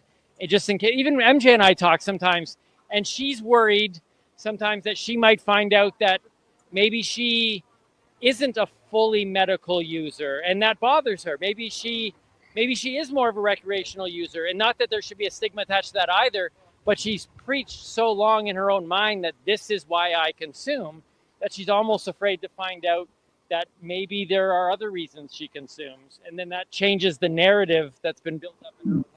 Okay, yeah. I think that's scary for some people. Well, personally myself, I've been consuming cannabis since I was 13. And when I became a patient when I was 41, it was something that I knew I could use as the benefit wise, and would help me. There was a benefit for me to consume it because it was going to help me with my condition. And because of cannabis, I never got prescribed any opiate drugs other than when I was hospitalized. Do you? So because I couldn't shut up. So let me ask you this, just because we're talking conversation, or having the conversation. Yeah, and we're stuck here. One of the things that, in regards to opening the conversation, and I'd love to have your opinion on this, is MJ and I talk a lot about the consuming it through the burning consumption, through smoking it, and the health benefits that can come from cannabis, but also, there's also the negative side of, that form of consumption can certainly do damage to lungs. And I think that's the conversation that even people in the community are afraid to have, because everybody just wants to talk about it as if it's this perfect thing. How do you feel about that concept of that form of consumption? Oh, I've been a toker all the way along, but I push and discuss the non-smoking methods, because I don't expect somebody who, let's say, is 75 years of age and is going to start using cannabis medicinally, who has never smoked anything in their life. I don't think that they should be forced to smoke cannabis, and that was part of the argument before the courts back in 2013, because at that time smoked cannabis was the only way that we were legally allowed to consume it as patients. And so it went battled through the courts, and we had like a 5-year-old lad whose mother was making him cannabis oil, but that at that time was illegal, and she was risking arrest. Do you I think, okay, so I as you're just talking there, I'm just thinking this out loud. Sirens blaring. Right, MJ always makes comments about the fact of, 5 years ago, this whole place would have scattered as soon as they heard the sirens go. Now, no. Now they ride by on their bikes and they say hi.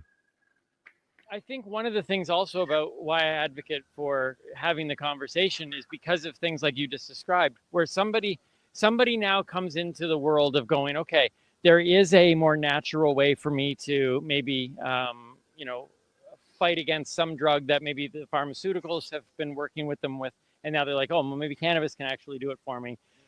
But there's very few people, though, that they can actually go to have the conversation to say, hey, guess what? you don't have to smoke it, because the stigma and the perception is like, I thought that was the only way it was ever consumed. Like, the fact that there's so many methods now has blown my mind over the years. But again, it goes back to having that conversation. People still don't know. So now they're thinking, oh man, you know, I could probably use cannabis, but I don't want to smoke it. And they don't even realize that there's an option. Except they don't. That only happens when people are willing to sit down and go, you know, we talk about bud tenders being kind of handcuffed, that they're not able to,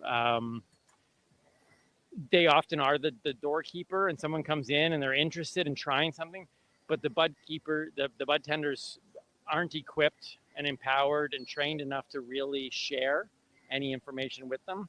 And so where do people go who are like going, you know, like, I think this can help me, but nobody can talk to me about it, and nobody's willing to talk. Oh, believe me, in those early days, that was big time, big issue. And there's more now than there was 5 years ago, but 10 years ago, it was nasty.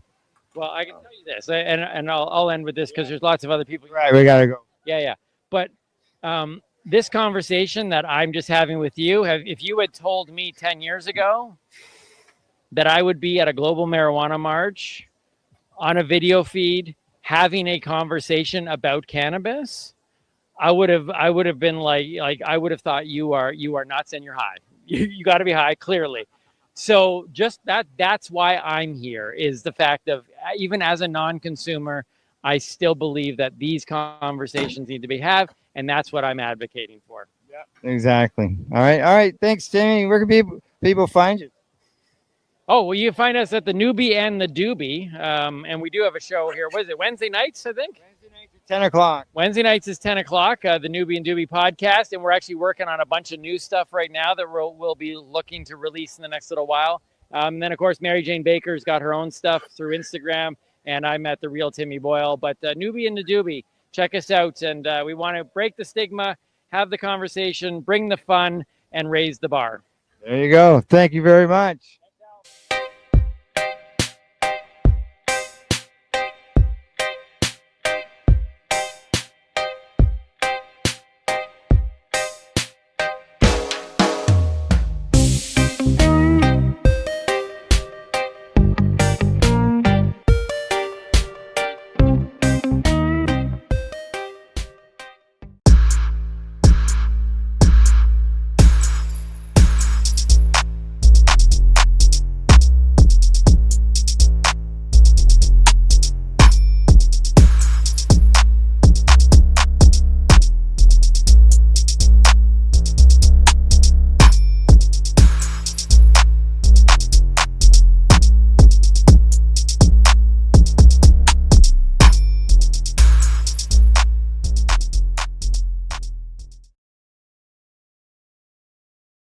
So this is number one. I'm gonna give that to Wayne. He's going to open it up. Put it on the plate to look at it? Sure. Or are we just gonna? Sure, put it on the plate to take a look at it, and then just pass it around. I guess you gotta. You got scissors? There's no tear tabs. Is there no tear tabs? No. Yeah, no, there isn't. But some of them aren't sealed. I'll go get a pair of scissors. Like, I had a few. Like, lately, I've had a couple. But like last year, Yeah, that one's not sealed. I think it's Yeah. Yeah. No, just this one I think is sealed up. Had good sleep. Woke up and I was dehydrated. I was God, freaking out because I haven't had the cold shot since I was in the hospital. Yeah. And I Admit it. great. Yeah. I was in the hospital. When I got home, there was 4 packages. Like, Yeah, it looks like a lot of the other ones have open tops, but this one in the doesn't. fridge. With I one- found a few of them did not. We'll find out as we go along. Three of them when I was in the hospital. I probably drank the whole thing. It was 2 days before I noticed I didn't have my glasses in the hospital. It's frustrating though, because you go and you get ready to go and all that, and it's like sitting down for a poop and having no toilet paper. I heard that would suck. Yes. Sorry for the comparison, Sarah. So what do you? Could your Yeah. Did you smell Oh it? no, it's just a visual thing right now. Just But visual, yeah, what do you think, Bob? I can't help but smell it. Visually, does it look good? Between 1 and 10 looks good. 10 would be super good. 1 is bad. 1 and 9, actually. You write down 7 on your paper there beside the I. I definitely One. like Yeah. the purple in it. But number 7 here or here? Yeah, at the top. Put a 7 on number 1. Correct. We got her. Okay, coming around. Am I supposed to smell? no, Well, that's this the is, next question. Oh, You okay. should just well, the next copy question me, is won't moisture you? and then aroma. Yeah, so nice. overall visual appealing. Unappealing to very appealing. Yeah. Is the option. Look at it. 1 Yeah, through how 1. does it look? Squishy? No, not yet. Okay. Yeah, that's a further question. Okay, see, We can't memorize 15 questions to do everything at one time. And which one am I Besides going that, in? once Wayne smoked it, we wouldn't be able to test it, right?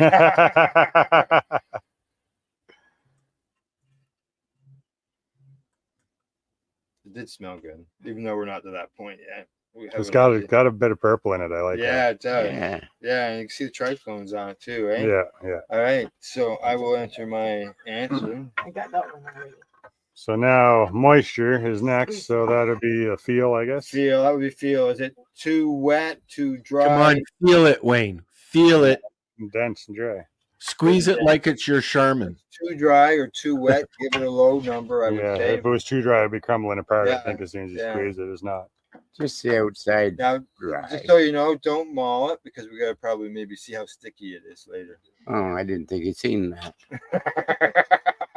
That's the only thing I don't like about this because now I haven't seen any other ones, so I don't know if I'm comparing to the other ones Well, evenly. you don't right? compare We're it to gonna anything. know when we're all done here. Yeah, but it's the first one kind of can be an unfair. Be honest. I'd like to smell it. Yeah, oh, I know. It actually it does smell good when I Yeah. could smell it before it even got to me. But you're glad I thought of it? Yeah. Oh, it's solid, eh? Yeah. Yeah, it's Yeah. nice and dense. Not too wet. You don't go Not through the too road stop spongy. with that in your shirt pocket. So what would you say? What would you do as if it's just perfect?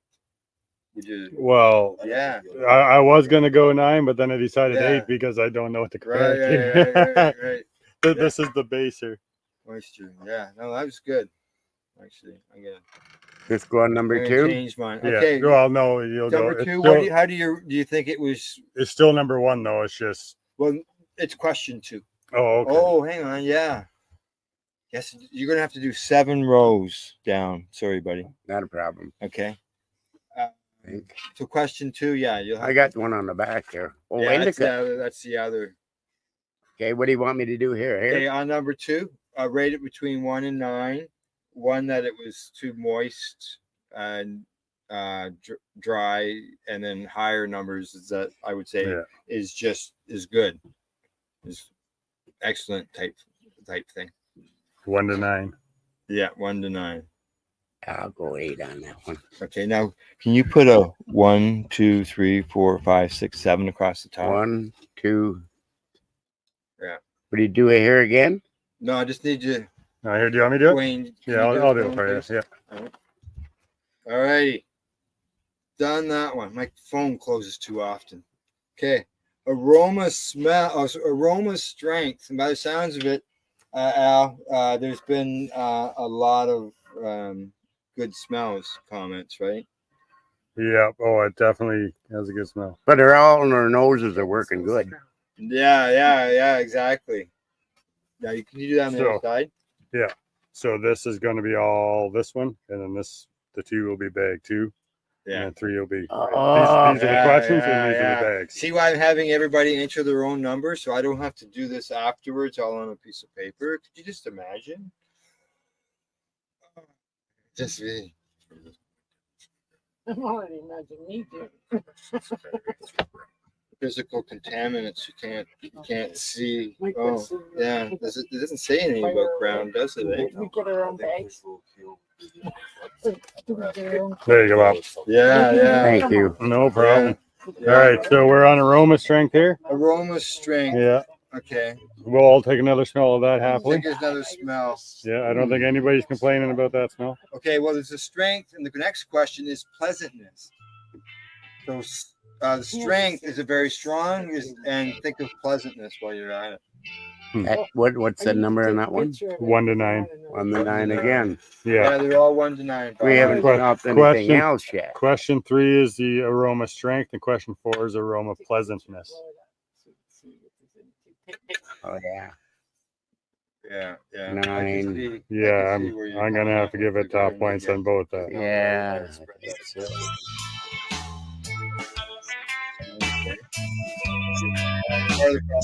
Only one person grind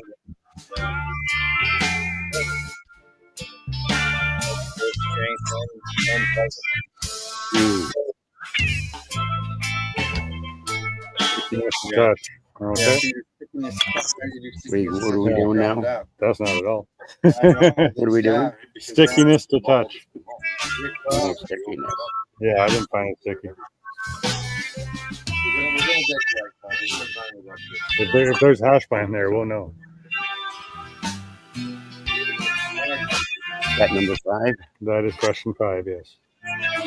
1 is not sticky at all, and 9 is very sticky.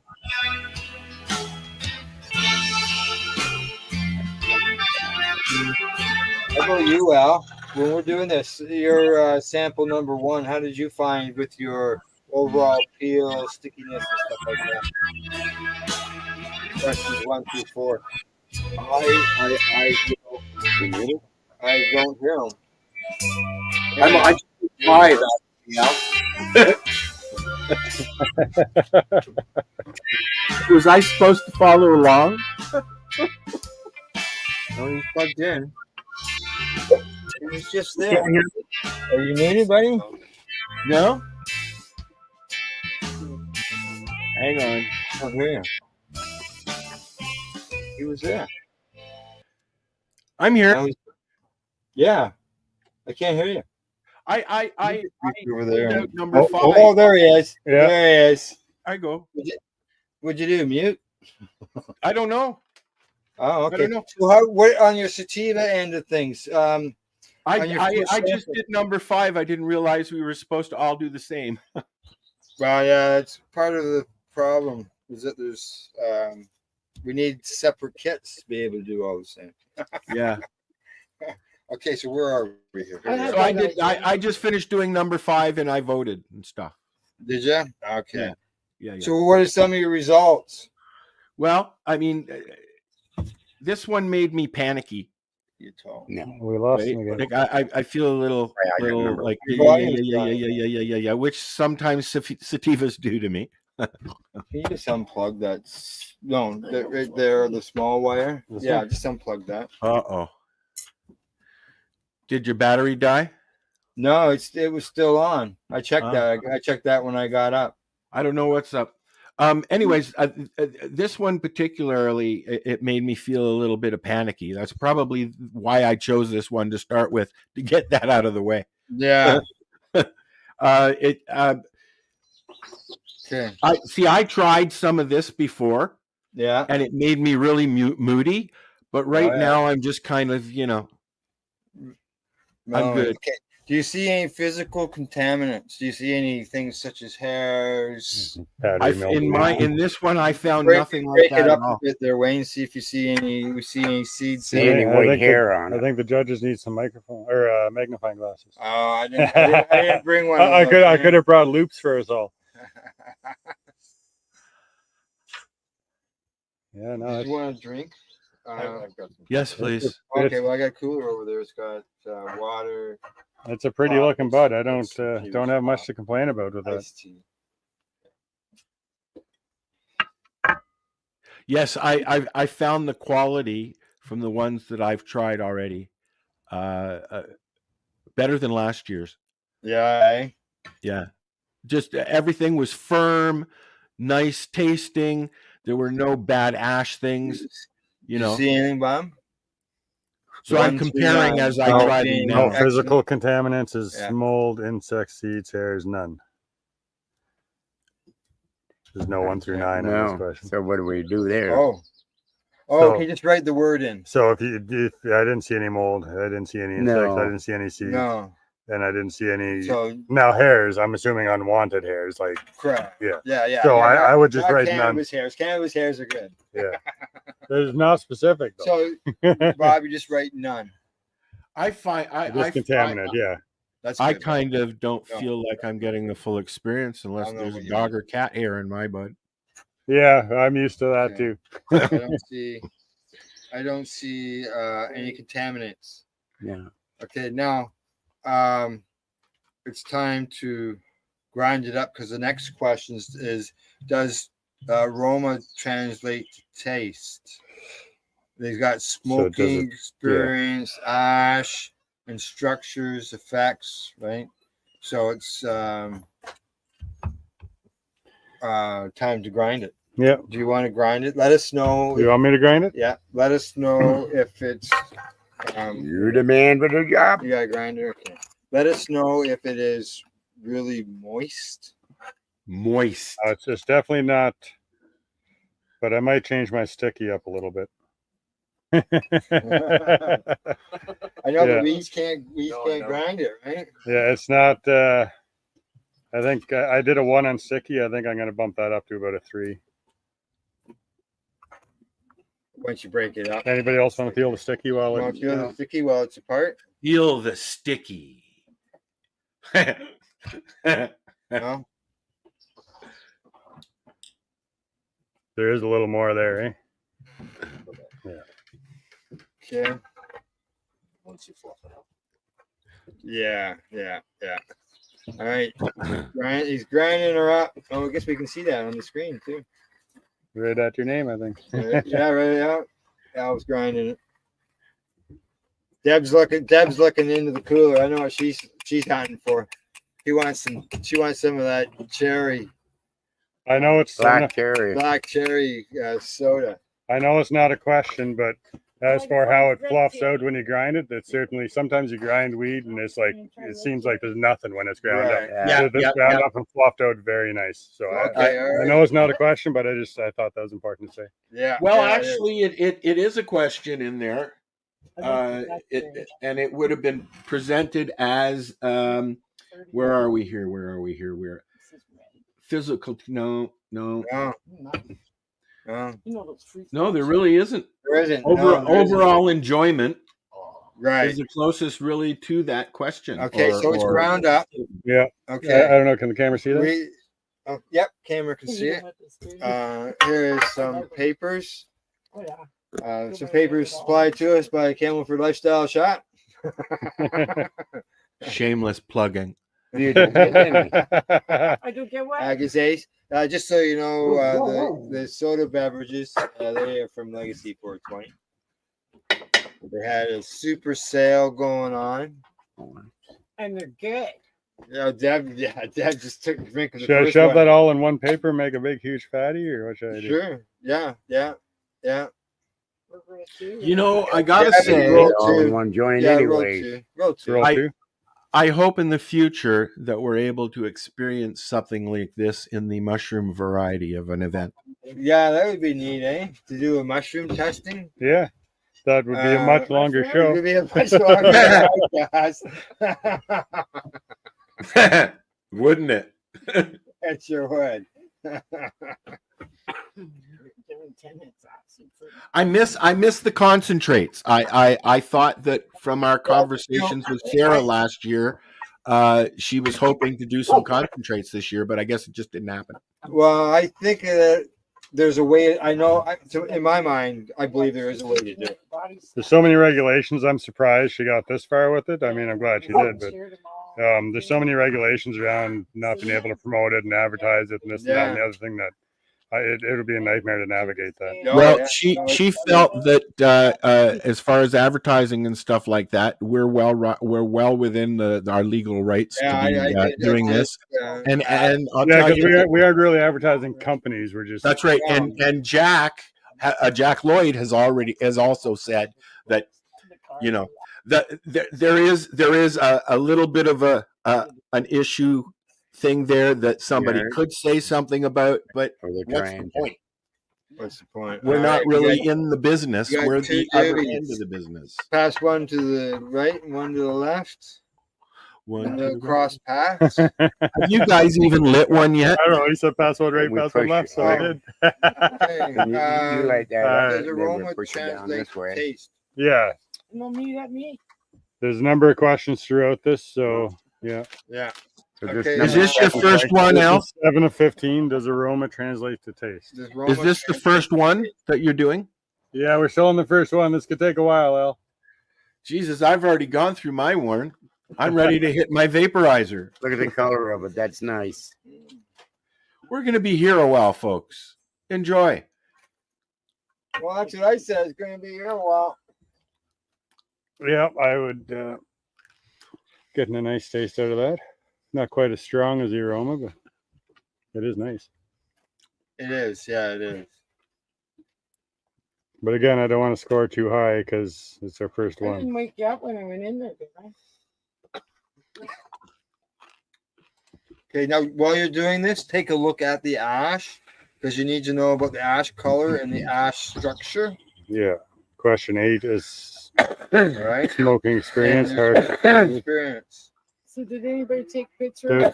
There's the first cougher. No, we didn't take do we have a meter for the sound of that coughing? Yeah. Yep. Just cross pass there, Deb. Deb, look at that. Deb's got both joints. She's double fisted. She planned it that way.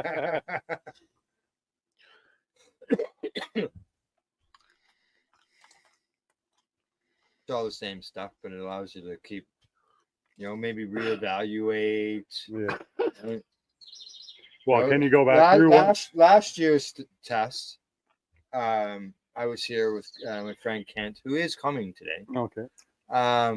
And we just did it together. And I just rolled one joint. Yeah. Right. So I had extra from each pack. Well, I remember pre-legalization, one of the kits we bought, me and Shalom bought, it was like we had it for over a year. Yeah, Wayne, when I moved, I still the had original ones. Yeah, I got the 710 kit, and it was awesome. Yeah, 125 cents. I had Karma Cup stuff sitting in my fridge when I moved up here. Holy fuck! There's more than one joint. Come on here. Okay, look at the app. So smoking experience. I'm not finding it overly harsh, but it's not super smooth either. So correct. Yeah, don't forget your taste. One with a taste. Yeah, I did that one. Yeah. Ash, the color. Has it been looking pretty? Ash color structure. Heavy, white. chunky, dark to light, airy, and wispy. It's moving pretty good down that paper. I say it's burning really good. It's an awfully nice light grayish. Yeah, no, exactly. It's definitely airy. Yeah, I think it's a nice. It's got a bit of a. How many of these we're gonna do? 7. And then we got 7 more joints to I won't make it. Lightweight. Bob. You have a green out mattress? Bob has been consuming cannabis for years. And this, I think this is his first probably opportunity to really. Well, then I was supposed to send that to you. I'm going to take a photo. They crisscross. As far as consuming cannabis in the legal world, I don't so Bob has always been an attendee as well as everybody else is here, has participated in a grow off. And now that I've done this, I think we should have a grow off tournament here. Yeah, that'd be great. That would be great. Oh yeah. I've got 3 tables. Yeah. To accommodate people. Got lots of parking. Wait, you're not gonna make me clean my house? No, we'll just do it here. It's been a while. Okay, so how are you making out on your reviews, everybody? Ash color, you've got that experience. Okay. The effects experience, not pleasant or very pleasant. This 8 or 7? 10. Okay, You so can- where are you? You're at 7? Yeah. All right, so 7. Does the aroma translate to the taste? Does it taste like it smelled? Yeah, it does. Okay, you give it a 1 to 9. 8. And then the next question, number 8, is Huh? harsh to smooth. Oh, okay. 1 to 9. We're just gonna switch joints. And then question 9, ash color and structure. Is it heavy, chunky, and dark for like the low end? Yeah. Or light, airy, and wispy for the higher end? Color. Color. Oh, yeah. Yeah, okay. There's a bit of a bite to it, everybody. So you know. 9, it should be about 7 on that one. That's what that is. And then question 10 is the effects experience. So is it pleasant or not pleasant as far as the effect you're feeling? Yeah. Oh, doing good. Yeah. You're doing good. Just go forward, answer I'm some going of to the other put a 9 down. I give me room for 10, 10 next time if I remember. What did you say? I said, guess the brand that produces. Oh, I haven't gotten to that. Okay, so you got effects experience. Yeah, we're at effects and experience. Pleasant or not very pleasant? You want 11? Yeah, 11. There is no 11. 1 to 9. Question 11. Yeah. Question 11. Overall enjoyment. I enjoyed it. Yeah. What do you think? Yeah, it's. I hear some people coughing, so Yeah, I'm gonna deduct 1 point for that. Yeah, I am the same way. I'm always cough on everything. Number 12, we haven't hit that yet, eh? We're on our way to it. Would you buy this product? Would I? Yes or no? Yes. Just a yes or no on there, eh? It's yes I or don't no. want to know. Oh, here. My answer to that question, Wayne, would be how much is it? What's that? I said my answer to that question would be how much. Yeah, how much is it? Yeah. Talking by Yeah, they should have a question. What price category does this product fall into? Okay. Now, would you buy this? This is one of the questions. Would you buy this? In a heartbeat. Well, there was no maybe, so I had Put a Y Yeah, or an 12. Yeah. put a Y or an N on your spot, Bob. If I had to buy it, Yes. I'm looking at that. Okay. That's question 12. Would you buy it? Yeah. You got any comments? Enter any comments. That's one of the questions. Not till payday. If you want, there's a spot there to guess the brand. Just leave yours. Yeah, no idea. I have completely no idea. They do have I only know one company. They do have the list and of it's not companies. on the list. I don't pay much attention to names. Yeah. and- Okay. Now, guess the strain of this product. No. Don't even No, ask. yeah, Sorry. I know. They changed the names of all the strains. I could Well, guess, that's but it would the be thing. an old school name. I bypassed those 2 questions right there. And you Okay. can. It'll be purple something. We can go back and edit our test results. You know, if we wanted to change something, Yeah. we can edit it afterwards as well. Okay. I wasn't sure if once you saved it, if you could go back. Yes, yeah, you can do that. At the very end, when everything's been answered, if it's like last year, they let you go through and as many times as you want, and then when you're done, you just hit send and it's done. Right. So you can Once alter it it's- when you're super Okay. fried and questioning your existence. That's right. But once you hit send, it's done.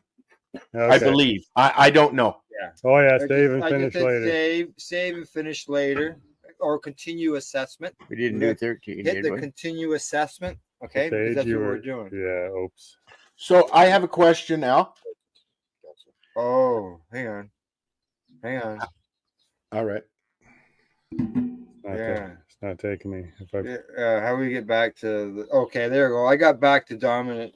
I got back to the listing again. Okay, so can I ask my question? As soon as you guys start talking about it. Yeah. Uh-oh. So continue. Okay, so I'm going to indica dominant too. Did you find it? I ended up accidentally logging out. Yeah. but I did. Yeah, I save showed it. him where it was. Yeah, yeah. Bob's got me covered. Yeah. Don't worry about it. I got the same number. How long are we waiting in between strains? Finish later. Oh, see, it deleted everything on me. Did it? It's not there. Oh, because you signed out and came back in. I hit save before I did that. Yeah. And then when I hit back, it took me out. Saved and finished later. I got it. Did you? I tried that and it said the page wasn't available. Yeah. Okay. Okay. Just give me a second here to put this all back. Correct. Well, it's still, Last night to see that. well, it's still fresh in your mind. Let's go through Yeah. those questions Submit because I'm in the same boat. Aroma and pleasantries. I remember. Physical, yeah. Hey, Al. Yo. How long are we waiting in between strains? Because I'm ready to smoke my next doobie. Yeah. See, you need to have like 6 or 7 people there. Then you would understand where we're coming from. I can still smell that pot. I don't have any smoking buddies here. Yeah. Okay. Done. Well, you can probably Save. find one and on Save, any finish street later. corner. Okay. Yeah, I'll just put an ad out on AOL or something. Oh, did everybody get through that? You saved and finished later. And Yeah. so we go-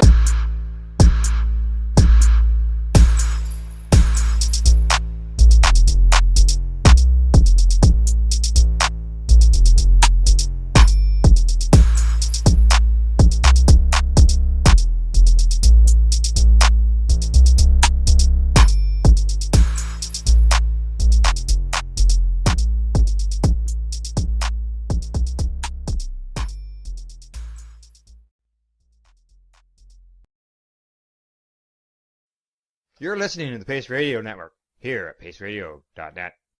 The views expressed by the individuals during this broadcast are their own opinions, and they may not be the same as those of their group or other organizations they may be involved with. All medical advice during our broadcast is not a medical opinion and should be checked with your medical physician.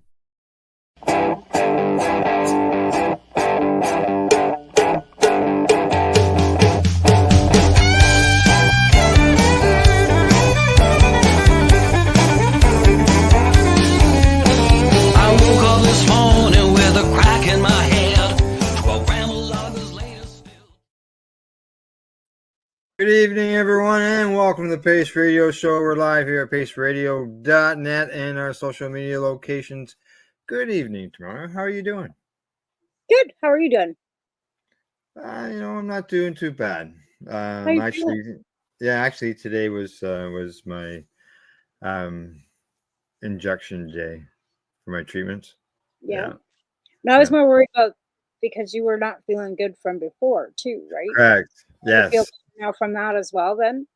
That's cleared up, and probably just in time because this stuff arrived Right. today, and it's one of those things where I got to do right away, or Yeah, within absolutely. reasonable time, right? So Yeah, I know. I do. Like I said, I've got to take my medication at the same time on the same day every week. I got an Alexa that reminds me. yeah. Well, I'm lucky. I don't have to do this every 2 months, so but it saves Yeah. me a lot of time. I used to be a 5-hour day getting Oh, my treatment. I know because like I'm at the methotrexate level, like with the RA, like you were with the Crohn's, Yeah. right? In order Yeah. for me to get to the Humira, I have to do injections of this first, and then do something else first, and then there's so many different medications you got to go through before you can actually get to what the. It's good, eh? So I'd rather not have to do injections anyway. So this is fine. It's been working for 3 years now, anyway. So Yeah. Well, this isn't like at least this isn't like a methotrexate injection. no. Yeah, this is a machine and a little device, and Yeah. yeah, Kind of like when you go for an intravenous kind of treatment. yeah, kind of. yeah. You feel the quick prick on your leg, Yeah. and it's all over in 5 minutes instead of an hour. So Well, it's like diabetes now. I've got a friend that has diabetes, right? yeah, And she's got a gauge on one arm that Mhm. like, she can read on her phone that tells her what her blood sugars are. And Yeah. whatever. If it gets low or highs, it alerts her. it's similar to Then- the needle that I would get. Yeah, Right? And then she's got another one that's actually an insulin pump. So now she can, if she gets highs or lows, because she's like kind of like back and forth all the time, they haven't really kind of gauged Right. her. She's still early into the stages. The pump releases what she needs into her body. Oh, So she's got, automatic. yeah. And before she would have to go and inject herself with the insulin. Now she can just hit Right. something on an app on her phone and it will release what she needs. And so she's not having to poke herself all the time to check her blood, like on her fingers, right? And she's not having to poke herself with needles all the time to give her insulin. So yeah. And does it do a required dose for at that time, or is this thing set up for a certain dose each time? She can set the dose that she needs because it'll tell her on the Yeah. app, and then it sets on the app. Oh. So it goes up and down, like if she need because you're Right. not necessarily going to need the same dose every time, depending on whether you're No, having a high correct. Yeah. right? Yeah. So And you want to that try to level. You want to try to level things out too. You don't right, want these and right, right. So instead of her having, I mean, she also like gauges it with food too. So she doesn't have to use the insulin. She doesn't because she just no. needs a little bit of orange juice or something, whatever, right? But Mhm. but what a different step comparably to for diabetics from, where Yeah. they're pricking their finger all the time and then Oh having to yeah. inject themselves all the time. So I just think that's fabulous, honestly. Yeah. As long as the pump thing isn't a an issue where you're having to carry things around. It's just something that she can just go hook into No, for. she just puts it on once a week or once every 2 Oh, days, whatever it is. So it's got right. so much in it that lasts for a certain period of time. Right. So she's not Mhm. having to take it off and on every day. She's able to leave it on for a period of time. And then once it's empty, then she has to change it, right? Right. Right. And she Right. can move All it around, right. like she can wear it on the same spot. Yeah. But I thought that Yeah. was great. Just so many different technologies that are helping people stay Yeah. healthy. Things changed. Yeah. There's no doubt about that. All right. Talk about changing of things. Let's change the subject. Why don't we discuss and bring in our guests for tonight? Sounds good. All right. So yeah, at this time, I'd like to introduce our guest, a fellow who I've only actually met, I believe, once or twice, and that's been involved in cannabis advocacy work. So I like to find out, a bit about our guest, the kind of advocacy stuff he does, patient story. Always like to share one's story in order to educate others. So we'd like to welcome Dwayne Boudre, aka the big guy, to the Pace Radio Show. How you doing, Dwayne? Welcome. I'm awesome. How are you, Tamara L? Good, good, good. How are you? Doing all right. You were saying you had a storm coming in from your end of things too, so we kind of Al's frozen again. Oh, is he? Yeah, Yeah. he's Oh, got am that. I? No, he just had that money look about him, like yeah. Awesome. Sometimes it's just a matter of me just sitting still, right? Yeah, I don't do that well. That's what I said. I'm not medicated today on my Vyvanse, so I'm a bit swirly, but whatever. Sometimes you just need to take that day off. Yeah. So, Dwayne, as I mentioned, we've only probably talked once or twice at a Global Marijuana March.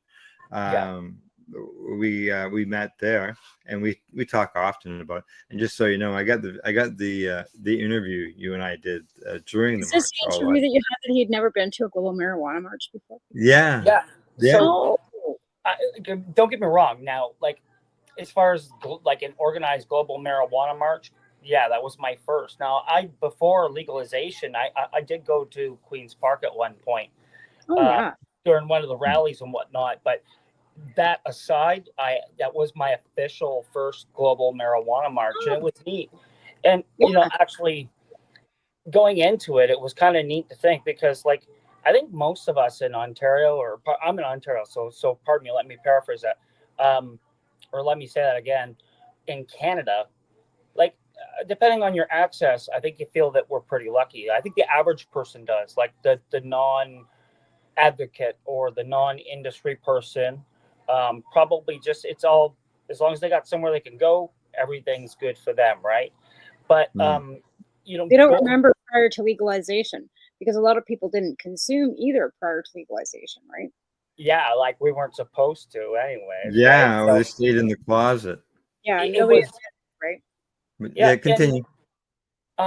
you know, but the thing is what we were talking about, actually, I think I did see the interview up and that on YouTube, I think it was, and Facebook, I believe. Yeah, Um, yeah. so We'll see it I, rem- tonight too. yeah, yeah, I remember talking to you about it, and access isn't the same for everyone. No. So, like, there's a lot of people that have medical needs that Mhm. aren't getting adequate medicine or the knowledge. Some people, there's a lot of new patients. I think, like Mhm.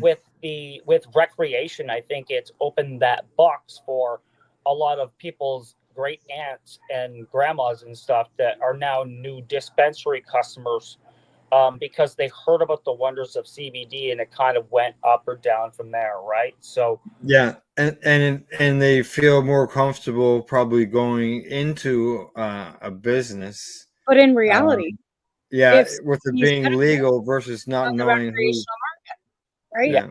If CBD is medical, it shouldn't be being sold out of a recreational store. And I was talking to one of the store workers, bud tenders, yesterday at one of our stores, and he goes, "Well, there's ways of getting around that." And he was talking about the jolts, which are those candies. We can get those in BC, and the Oh, we caps. don't get in here. Oh yeah, no, we've got those. They're called jolts or something. They're like Yeah, 10 yeah, yeah. The 10 get milligrams per candy. turkey, Yeah. right? Yeah. So apparently you can get them at Prime Cannabis here. I didn't know that. And the caps, and we had discussed the caps Yeah. too, The right? capsules. So again, but they've got a, and I said that to him. I go, you got a wellness area, you know. But again, he agreed. There should be a course that is given so people that don't have any medical background in it, so that they can actually open something that is able to be medical, right? yeah, And that is the faulting right there. yeah. So the way I think with legalization, and it sounds like it's very different. I think or there's similarity yet difference from province to province or territory in some Yeah. cases, right? And like in Ontario, it's called CanCell. That's the certification required. I believe Al's also CanCell certified. Are you not? I am. That's right. And Yeah, I'm it's cancer. sell it right here in BC, and I've got one of them too. Perfect. So, Yeah. like, my point being, and the reason I brought that up is I think it's because once they established those systems, they had to create people from within it. And I believe that, like, at least in Ontario, as a person who is CanCell certified, my education level was very minimal.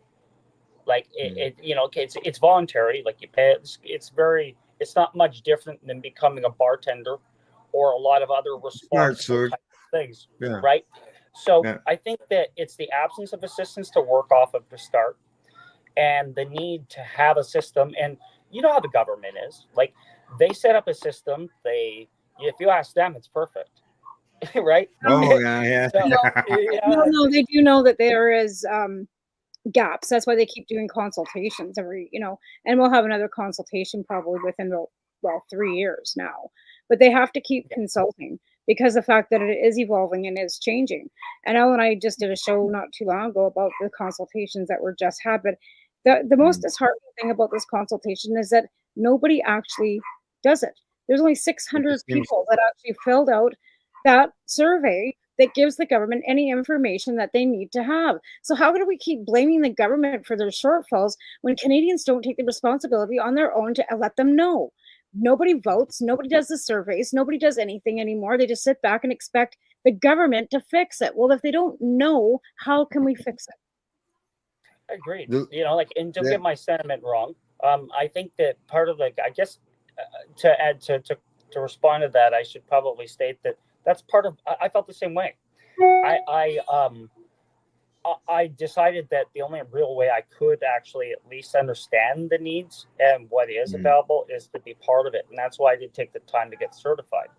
So for me, it was like that same kind of feeling. I think, at least in some ways, was that driving force, at least for myself personally, to kind of get a little bit closer to the education level to see what is out there, because it's kind of like what you'd said, like there's not a lot of responsibility on the average person's side, right? So I think it really depends on how vested you are in it, that your voice is going to become whatever octave it is.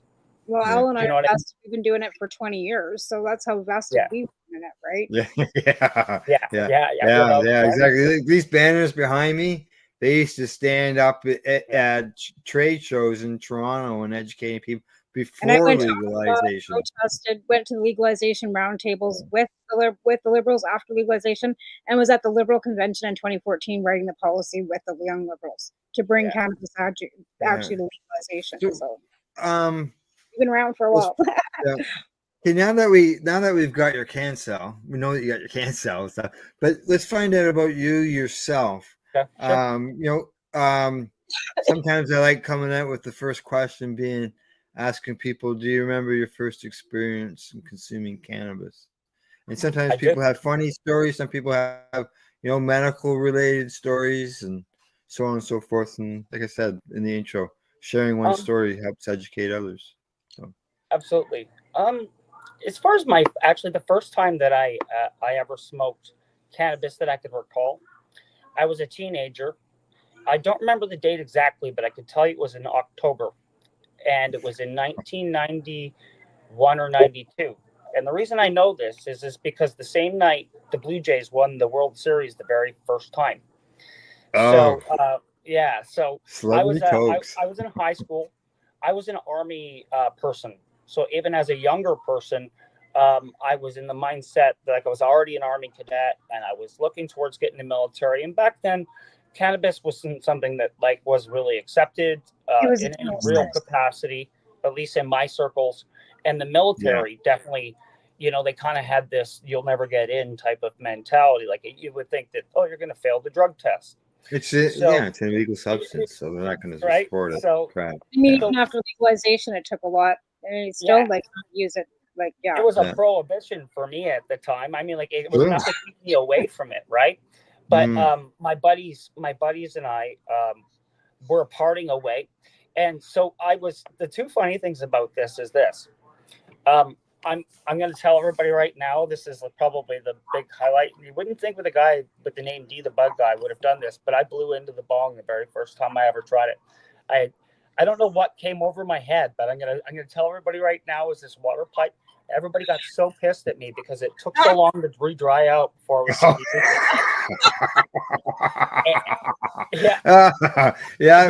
You got yourself a funny first toke. That's right. Yeah, I'll tell you. It might not have been funny at the time. So here's the other funny part. So I do that and I like it, right? So my buddy's like, "Oh, you're Mr. Big Man now, eh? You want another one?" I said, "Sure." So he walks me over to the sink and it's got this thing. And if I remember right, they called them Hiroshimas back then. And it was like the sink was half full of water, and they had a 2-liter. Sounds like a bottle. Yeah. And they push it down, they brew it up, and then they would push it down, and it would just force it. So I took that, right? Gravity bong.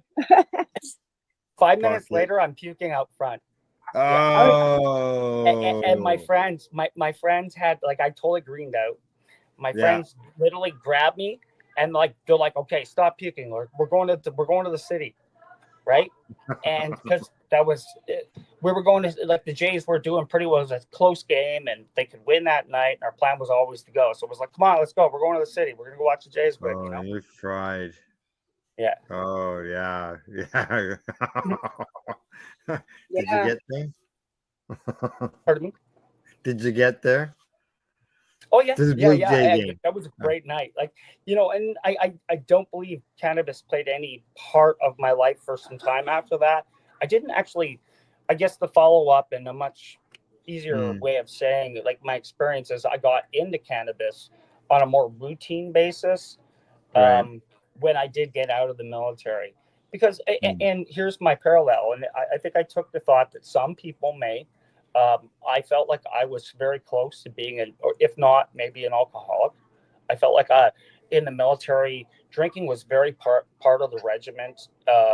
It was very much part of the culture, and I definitely was good at it. So I felt like I wanted to try to do other things. A lot of my friends growing up were cannabis regular users, and I just never, I never really got too much into it. It wasn't really my thing. But then I realized I'm probably just okay at both. I don't really drink much, but cannabis really just kind of slowly but surely replaced alcohol in my life. Yeah, exactly. And It's a better path to take, the cannabis versus the alcohol one. There's no doubt about that. And So, again, that's a huge step to be able to put that, because addiction is, alcohol is hard to put away. Like, so good for you. Congratulations. Yeah. Thank you. Like I said, I wouldn't say like there are to much respect to anybody going through anything in that respect. And for me, it was more of just a culture shift.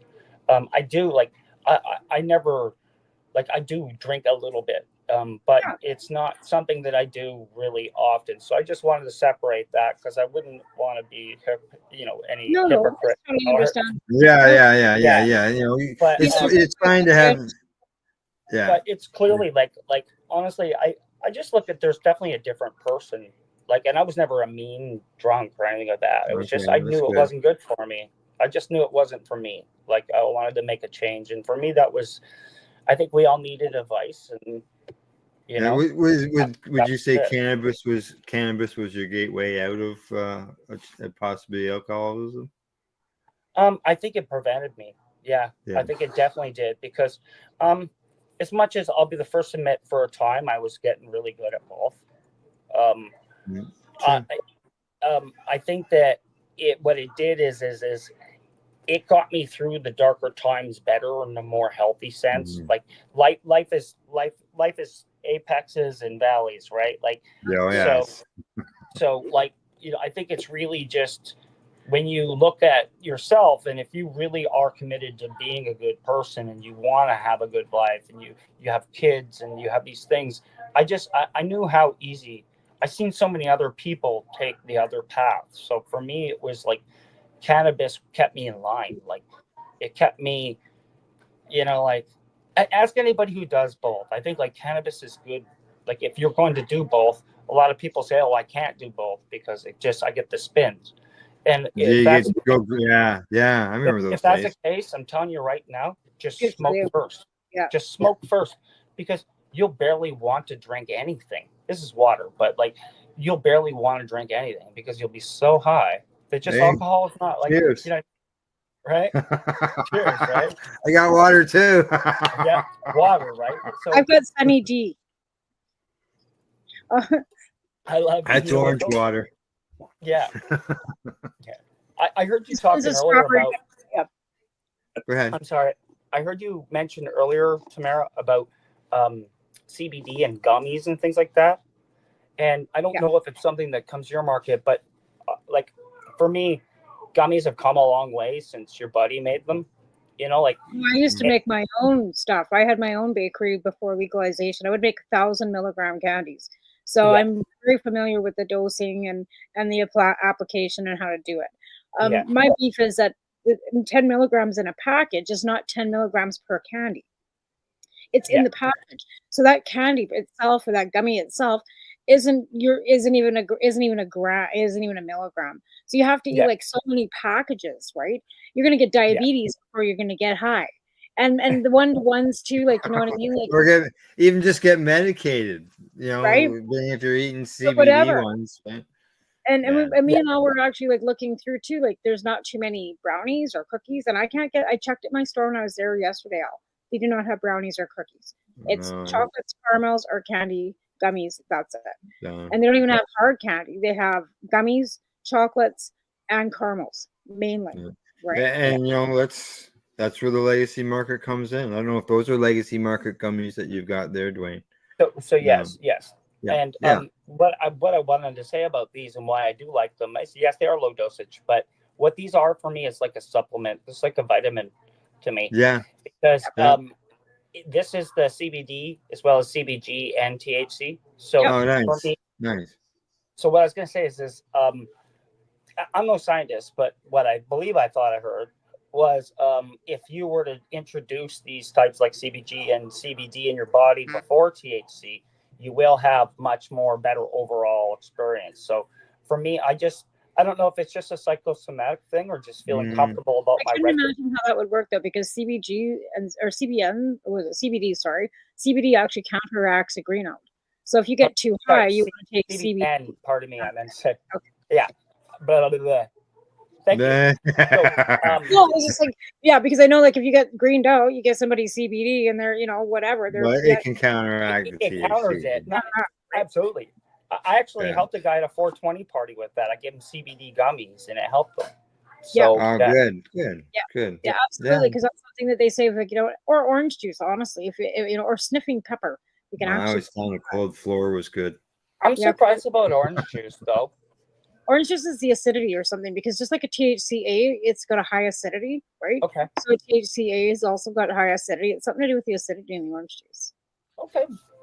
Yeah, I haven't got a clue. Wasn't challenging. I haven't got a just clue. never understood No, the that's logic of it. I was actually told that by, I can't remember by who, at the Treating Yourself Expo. Yeah, that was before legalization. Before The the Treat Yourself legalization. Expo was the first medical cannabis expo that was held in Canada. Oh, It was wow. held at the Metro Toronto Convention Center. Okay. It was the first one ever held in the federal government building. And we had the Marijuana Music Awards were held. They had documentary movies that were released, such as What If Cannabis Cured Cancer? Activists from all around the world, companies from all around the world, Europe, South Africa. It was huge. Yeah, it was be a fly in the in same that building where room, Lyft is. It was before Lyft, because see, Lyft TY went from here's the TY poster right here. Yeah. Right there. And it went from, as you can see, 2010 to 2013, and then there was Champs that came in, and then Lyft came in after them. And during the TY days, we had plants on the floor, plants that were in full bloom, plants that were in We were veg. smoking, we were vaping, 4,600 square foot vapor lounge right on the floor, man. Yeah. smoking joints on the back patio. That's fast. It was good. Yeah, just go to YouTube and type in Treating Yourself Expo, and you'll For see sure. the video. You know what? I'll have to check it. You know what? Like, for me, I don't know. I'm still kind of like a half a civilian. Like, you know what I mean? Like, I'm still very much a civilian when it comes to this, because I really only ventured into it like 7 years ago. That's still, Yeah, still okay.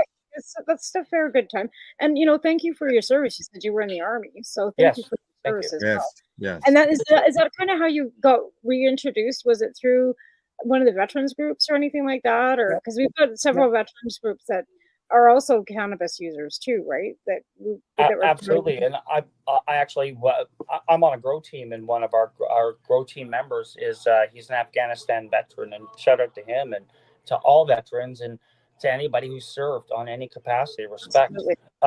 I was fortunate to serve in a peaceful time. At the time, I'm a little older, maybe some people know or think, because I act like a kid, that maybe I care. I hope I at least carry myself younger than I think. But I guess all I'm really saying is that no, I didn't find it through that. For me, it was my friends. Really, it was kind of like I found it recreationally. It wasn't until I kind of understood how much I needed it and looked back on when I got through certain things. I looked at myself and I looked at my own lives and behaviors. That I started looking at it better. And then as legalization came about, for me, the real exploration of cannabis, like on a deep dive for me, happened. And where I really started to vocalize and start to dig deep and ask questions and say, obtain my own thoughts and really look at all the work that you guys did before me, Yeah, do the research. Yeah. Find out, that was what it was. It was like all of a sudden, it was like everybody was willing to tell their story. So it was through legalization that it drew me in. And what it did is it gave me some garden space. So I'm a grower, right? And for my first love, me too. Growing it. I'll too. We're gonna get into that too. Yeah, like we've only got 2 minutes to break. So. Yeah. So yeah. I think it was more of that. Well, then it's something would you so as far as consumption purposes now, do you consider yourself more of a recreational consumer or a medical consumer? I see myself as a medical consumer, but a recreational advisor. Yeah. And there's I think you know a bit about my social media activity, and I think I say it because of that. Right. Yeah.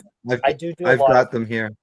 yeah, like I do a lot of I don't know, reviews and promotional content for Canadian companies, and some of the companies that I think are doing good things, and some of the ones that just are maybe good to me and other people, at least that I feel that I've become associated with. So through that, that's where the recreational kind of part is for me now. But now I say medical because now not only am I medically licensed to grow it, and I enjoy the fruits of my own labor. Yeah. But when I do look at what I'm missing, I feel better about what I'm getting now. I'm supplementing it with I love the concentrates, for an example. That's part of it for me. I have part of the reason I talk so much is because I can't shut myself down. My mind's very much like, I have OCD. I do have ADD as well too, and different parts of me as D the bud guy get to help me facilitate those particular needs through. That's kind of like the exercise part where they say like you should go for a walk and change your diet before you just start taking medication. Like I kind of feel like in a way it's just looking at the way, like knowing yourself and looking at what's missing and doing your best to try and see it along the way, because like my best advocates, like my best understanding of it is through this community. It's not through a medical situation yet. The information's still good. Like, I think I said this to you when we met, Al. I believe we met at Can Expo this year. Okay. We did. Yeah. We're going to get into those events. Yeah. But what I wanted to say is I really felt coming out and going through that is our understanding as a whole, and I don't mean you guys, because you guys are at the forefront of it, okay?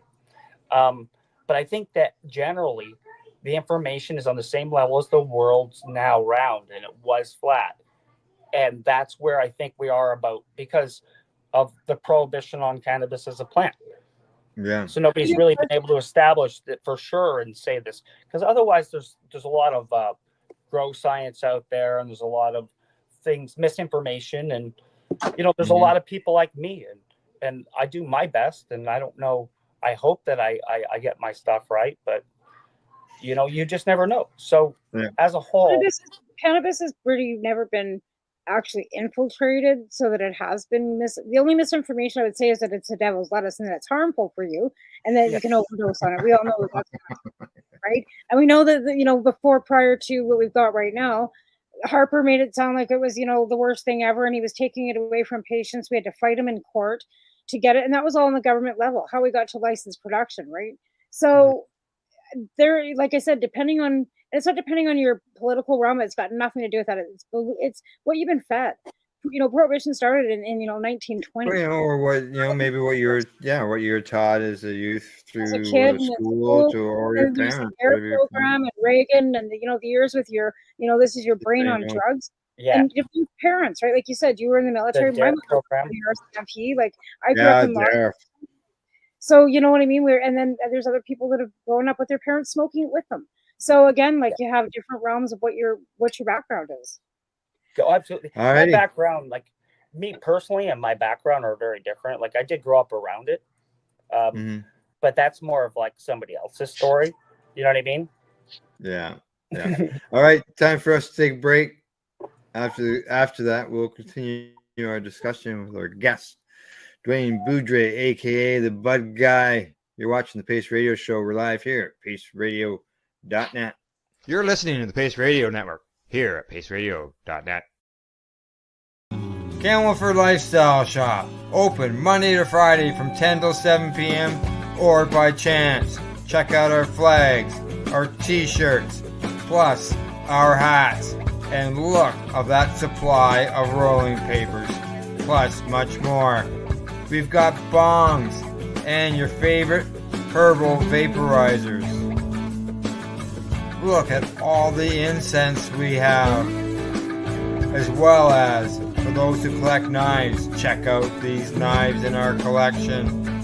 And while you're here, stop in to see Shay at the piercing room, where you can get poked by Shay. Daily deals, check them out. Campbellford Lifestyle Shop, 17 Bridge Street West, Campbellford, Ontario. When you have a pain that's reached its peak, legacy for 20, it's so unique. If organic cannabis is what you seek, here's your trusted partner 7 days a week. Suppository salves, vapes and drops, topicals, edibles, infused pop. Just when life seems like it ain't easy, at Legacy 420, enjoy a pop freezy. Lab tested products, make them the GOAT. Legacy 420 out on your road. Legacy 420 in Tyndonega Mohawk territory. Indigenous organic cannabis at its finest. What do you find at paceradio.net? People advocating cannabis education. Limestone City Hydroponics is Kingston, Ontario's hydroponics shop. Take your growing to the next level and create the optimal environment with a tent kit, or maximize your yield with an ebb and flow flood table kit. Either way, Limestone City Hydroponics has more sizes and options to fit your needs. Are you looking for the power of the sun that adapts to your budget? Then look no further, as they have professional grow lighting. They have indoor grow systems that are easy and cost effective, with many options to fit your living space and lifestyle. Cultivate your growing potential. We have everything you need to succeed. And if you can't make it to the store, they offer local delivery to the greater Kingston area. Remember, when you're looking for experts to help you grow, then look no further than the locally owned Limestone City Hydroponics, 105 Sunderland Drive in Kingston, Ontario. Call them at 613-548-0420.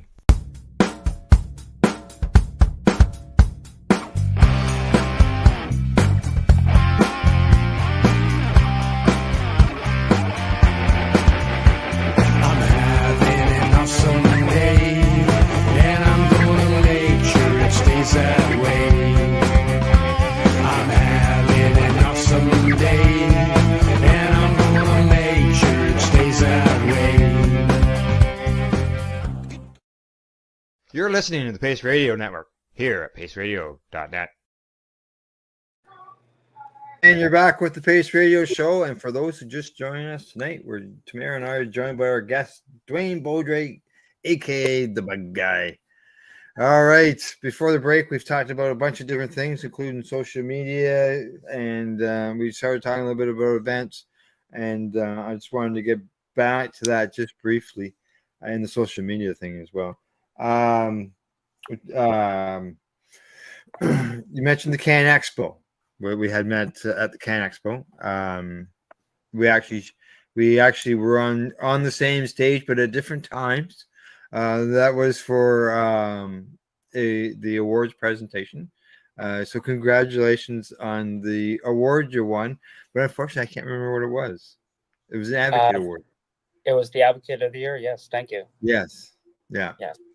Yeah, exactly. And I thought, appreciate it. And congratulations. I talked to him. Yeah, and congratulations to you and Timmy as well, and Mary Jane for their win as well, if I remember correctly. Yes. Yeah, they did. They did a great job. That's right, exactly. And they got themselves a large following of people that like their podcasts, and it's educational and that's and funny at the same time. Because Timmy's he's not a consumer of cannabis, right? And it's a great perspective. It's very much like my wife and I. Like, my wife doesn't consume, so they just like love each other. Like, whenever we see each other and meet up, and Tony doesn't. My wife's Tony. She doesn't come to events very often, but pretty much every event she does come to, the newbie and the doobie are there, and she adores them. They're great ambassadors for the cannabis plant and for pretty much anything they're associated with. So would now that legalization here, this is the Can Expo and it's happening again in 2025. There's other events, cannabis events. At one time there wasn't anything. Obviously, we mentioned that earlier. Do you attend many of these events, and what do you think about what they're being able to do in order to educate the public?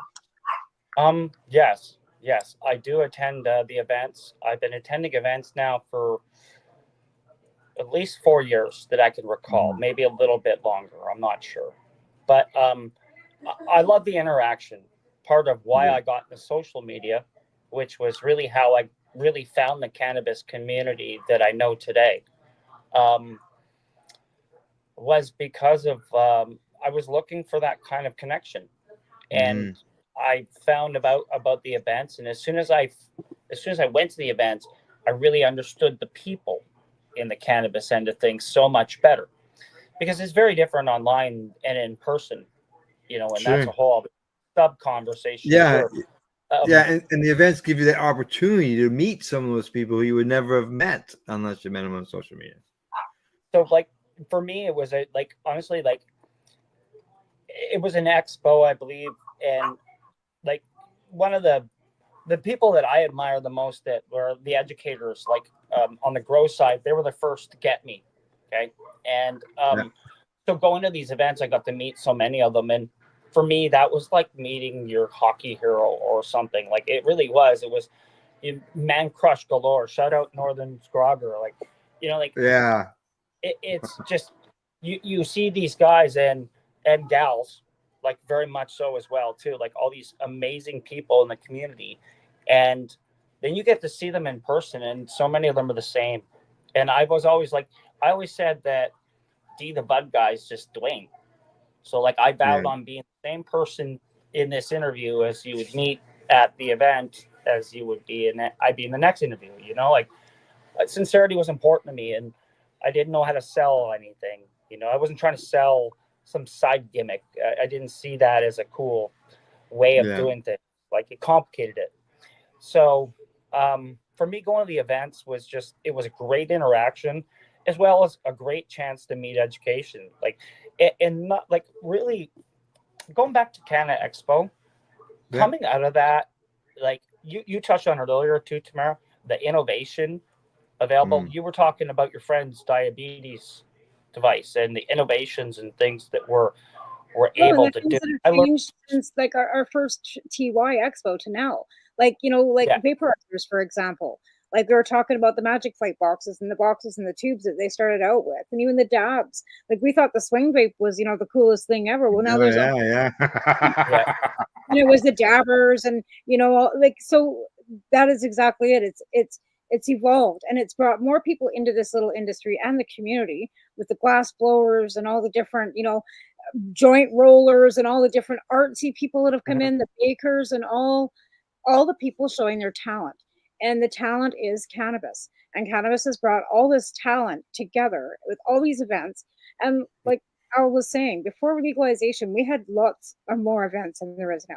We had cannabis cups. We had it was almost like every weekend from one end of the country to the other. You could literally plan your year from basically the middle of February with Mum Cup starting in Vancouver all the way through 420, all the way through Global Marijuana March, all the way through pretty much till Halloween. And that was prior to legalization. And you could literally, and people did.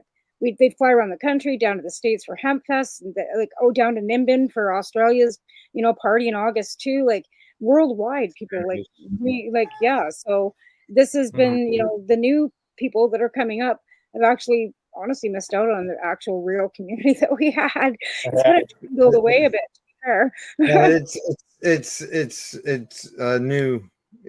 I find Different it's all new. It's Yeah. different. Yeah. It's and it that's what we wanted. We wanted more people to get involved. We were speaking up, right? More people got involved. The louder our voices got, in order to force change, right? So. I really enjoyed listening to some of the most powerful speeches, on the stages, Yeah. as well as where I was going with the products, though. It was like some of these things were very unique. It wasn't just about they've looked at things from a new person's or a preferential standpoint. My examples are this: they had terpene separation things that they were teaching about, where you can you can take it to drink, or you could take it as an aroma, and it would give you the calmness. And I felt that very educational. It was really vigorous. And do you remember the guys? They had the filters. They were giving out those papers, and what you would do, cannabis smokers, and smokers in particular, are terrible, right? Just flick the ash and there it goes. Correct. And the premise of it is this tip is this wax filled tip that, you know, is a pleasure to smoke. And then when you get rid of it, you actually just put it in the dirt. And what happens is there's a seed in it, and the Oh, seed Yeah. grows into a flower that helps produce life for bees. oh, that's Yeah. awesome. That's So awesome. Yeah. that's where I was going with it. Is like, for me, because remember, my introduction to the cannabis community was more so on a social basis, like social media. So Yeah. that comes with a different kind of vibe altogether. And I'm not trying to hate on anything. I'm just saying is it's not as, you know, people are very different when you meet them in person, right?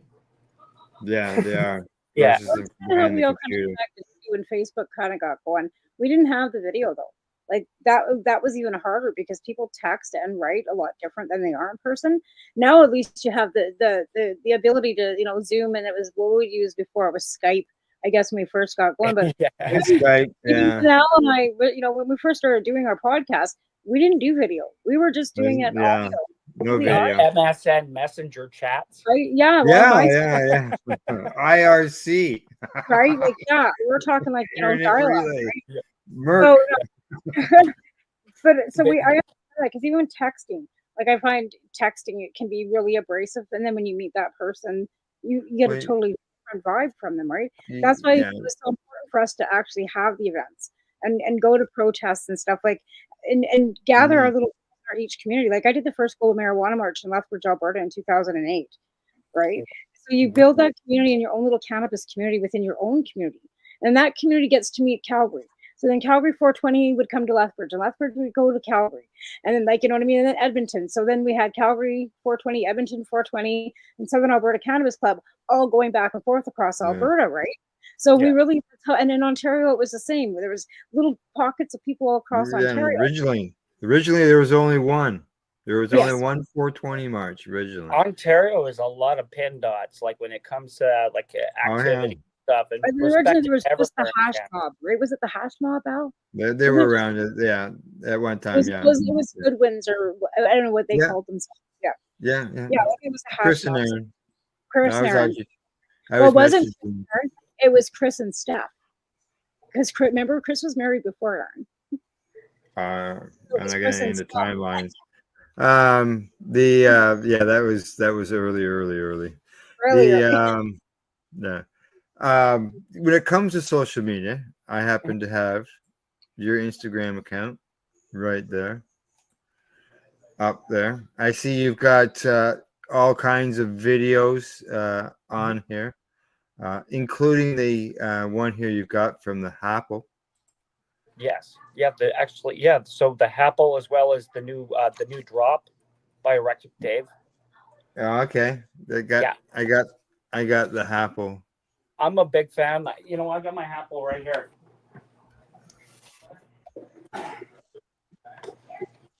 Yes, there you go. Yeah. Changed my relationship. I'll tell you, like, I bought this. They don't, like, nobody same sent me this. Nobody asked me to post anything. But as this thing changed my relationship with hash altogether. Yeah. Because when like, for me, I again, I'm a dirty smoker. Okay, so don't, like, anybody who see my fingers can probably tell.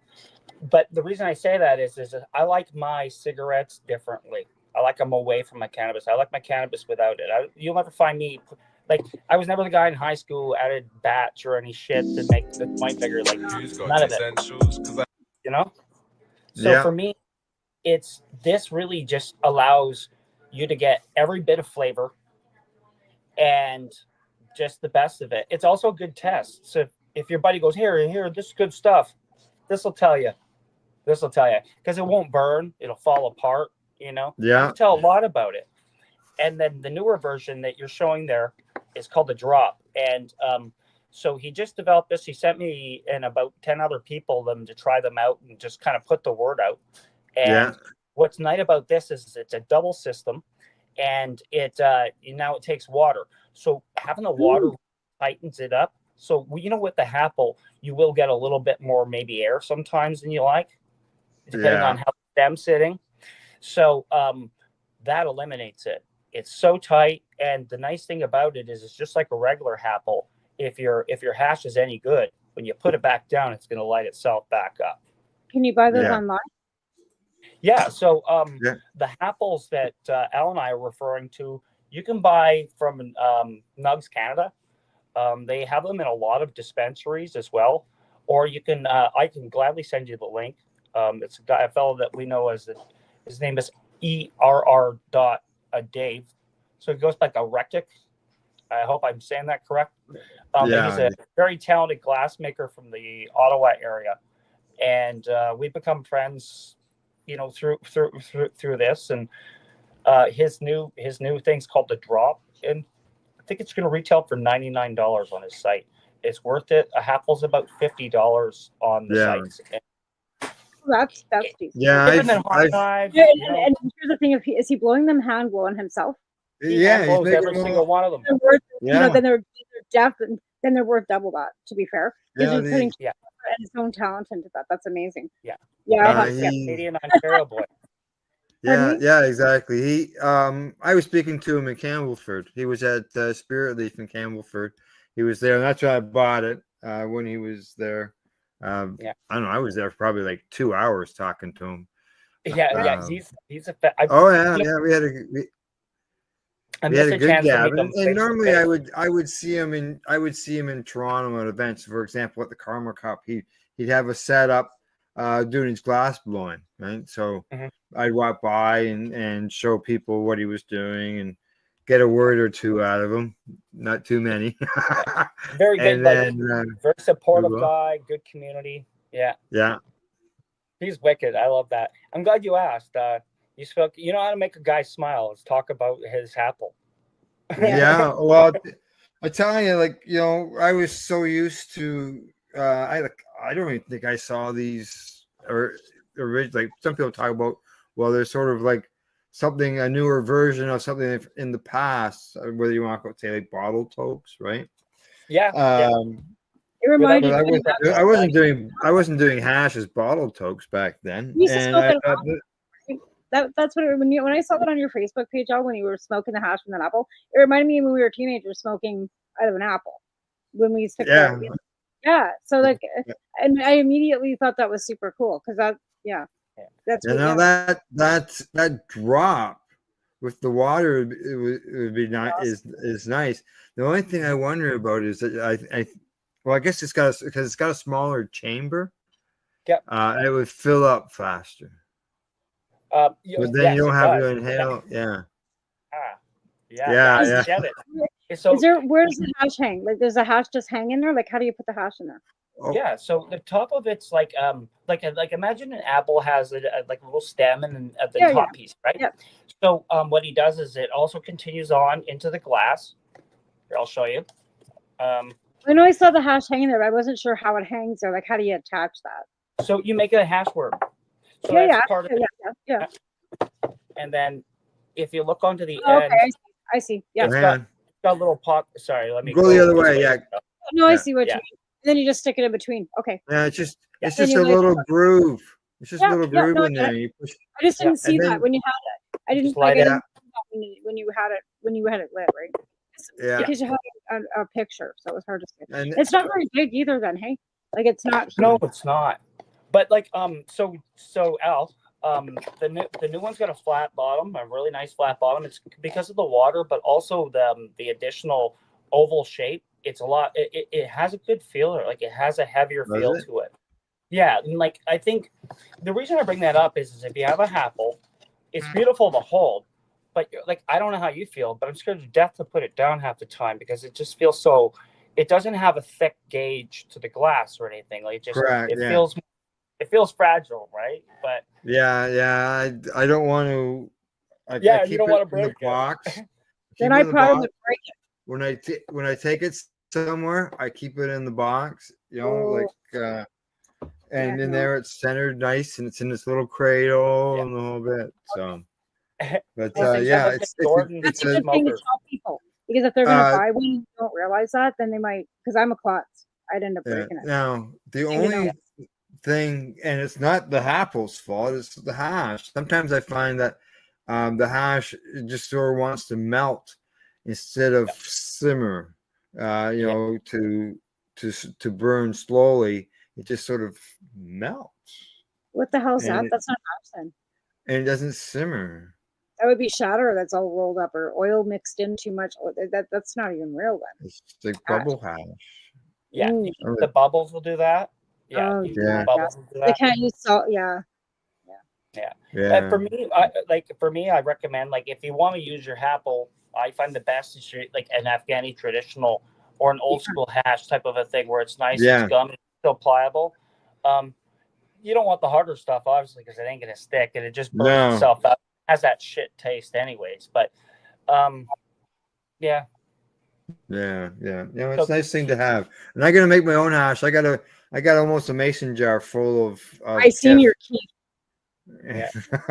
And I just cleaned my Kef container, my joint tray. But I still, And that's that my was- friend gave me this.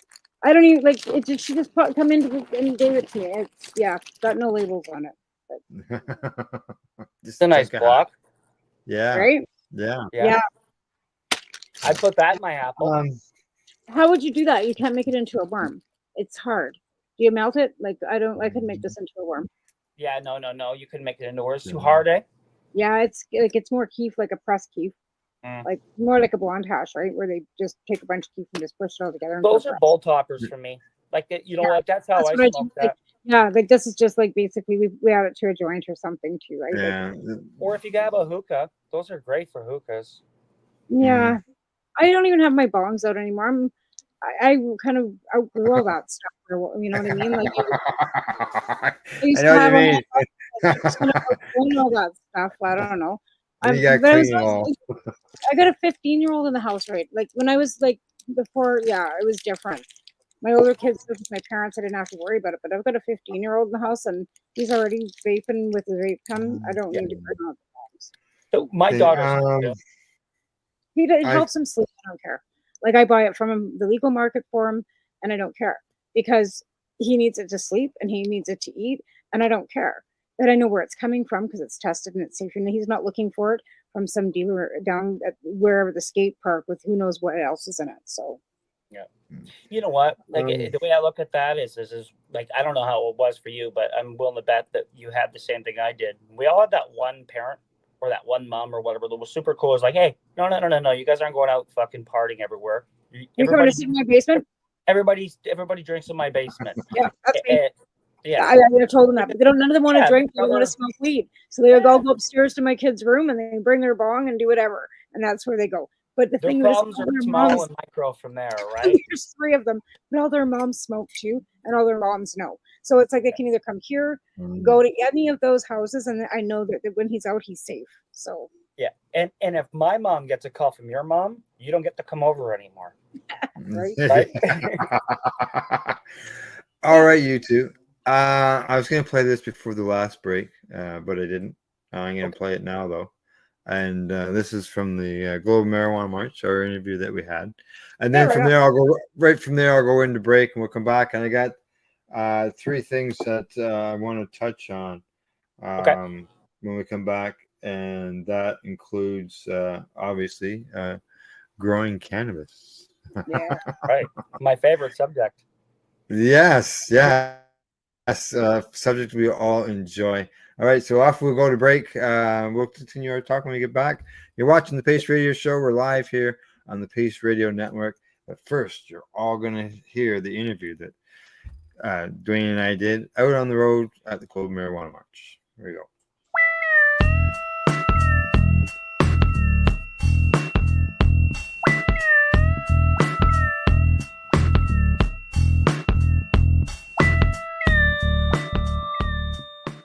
So what do you think? I think it's excellent. I love, again, I was talking with Timmy earlier, and it's always like somebody starts something and everybody responds. And that's the beautiful thing about it is we're all here, and it's these events to give us a chance to kind of find each other. So this is my first March. I've been involved in plenty of events, but my first March. So Really? so it's really exciting to be part of the movement and has, excuse me, in that sense. And again, any opportunity that we get to kind of unite commercial, legacy, home grower, and just cannabis advocate together as one voice, collectively, we're going to get more done. So, bueno. Exactly. More people will speak up, our voices are louder. Yeah, that's it. I I think it was Dalai Lama said, if you think you're too small to make a difference, sleep in a tent with a mosquito.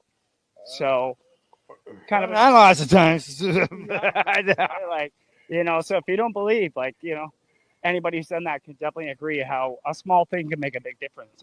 You should let everybody know who you're talking to. So, pardon me? You should let everybody know who's talking. Oh, I'm D the Bug Guy.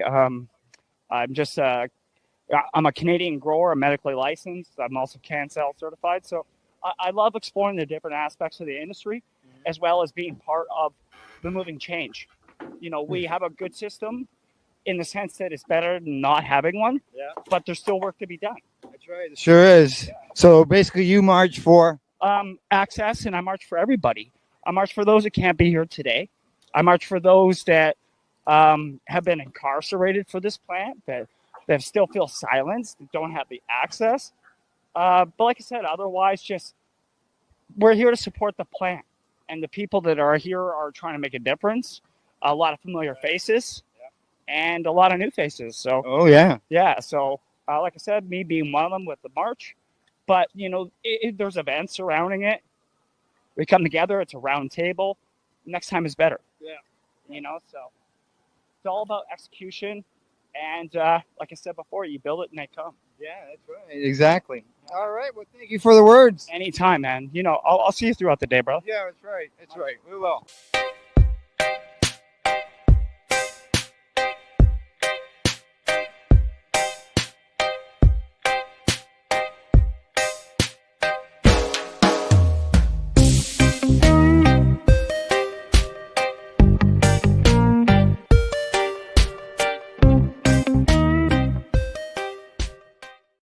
We are people advocating cannabis education here at paceradio.net. Limestone City Hydroponics is Kingston, Ontario's hydroponics shop. Take your growing to the next level and create the optimal environment with a tent kit, or maximize your yield with an ebb and flow flood table kit. Either way, Limestone City Hydroponics has more sizes and options to fit your needs. Are you looking for the power of the sun that adapts to your budget? Then look no further, as they have professional grow lighting. They have indoor grow systems that are easy and cost effective, with many options to fit your living space and lifestyle. Cultivate your growing potential. We have everything you need to succeed. And if you can't make it to the store, they offer local delivery to the greater Kingston area. Remember, when you're looking for experts to help you grow, then look no further than the locally owned Limestone City Hydroponics, 105 Sunderland Drive in Kingston, Ontario. Call them at 613-548-0420. Enjoy the buzz of legalization with Campbellford Lifestyle Shop. From lights to plant nutrients, books, consumption accessories, and more, we've got all your basics to grow or consume cannabis. Visit our info center or take a look at our piercing services and body jewelry, now available in-store through Campbellford Lifestyle Shop, 17 Bridge Street West, Campbellford. Are you looking to get your medical cannabis grow license? Limestone City Hydroponics can help patients through the process of obtaining their license to grow medical cannabis. What's that? You don't have a doctor. If you meet the medical criteria, Limestone City Hydroponics has a nurse practitioner who can assess and provide medical cannabis prescriptions. What are you waiting for? Contact Limestone City Hydroponics at limestonecityhydroponics.ca or call them at 613-548-0420. Pace Radio is the people advocating cannabis education radio network. Legacy 420 have an awesome array of cannabis-infused beverages, from pop to Nature's Nectar's teas, all in amazing flavors. What a selection! We even have a delicious mango-infused juice, and let me tell you, it's delicious. Everything is infused in-house, so we buy our syrup from the same place where everybody else buys their syrup for their pop, and the infusion is done in the lab. It's all canned here, labeled here, produced 100% on Tyndonega. We have two lines of drinks. One is called our Nature's Nectar. That was our original line that we came out with. And then we also have a line under the Red E brand. We have them in 10 milligrams, 30 milligram, and 60 milligram cans. What a great selection for a get-together with friends or after a long day. Remember, if you want to wet your whistle with on-site lab-tested products, come see your trusted partner. Legacy 420 out on your road.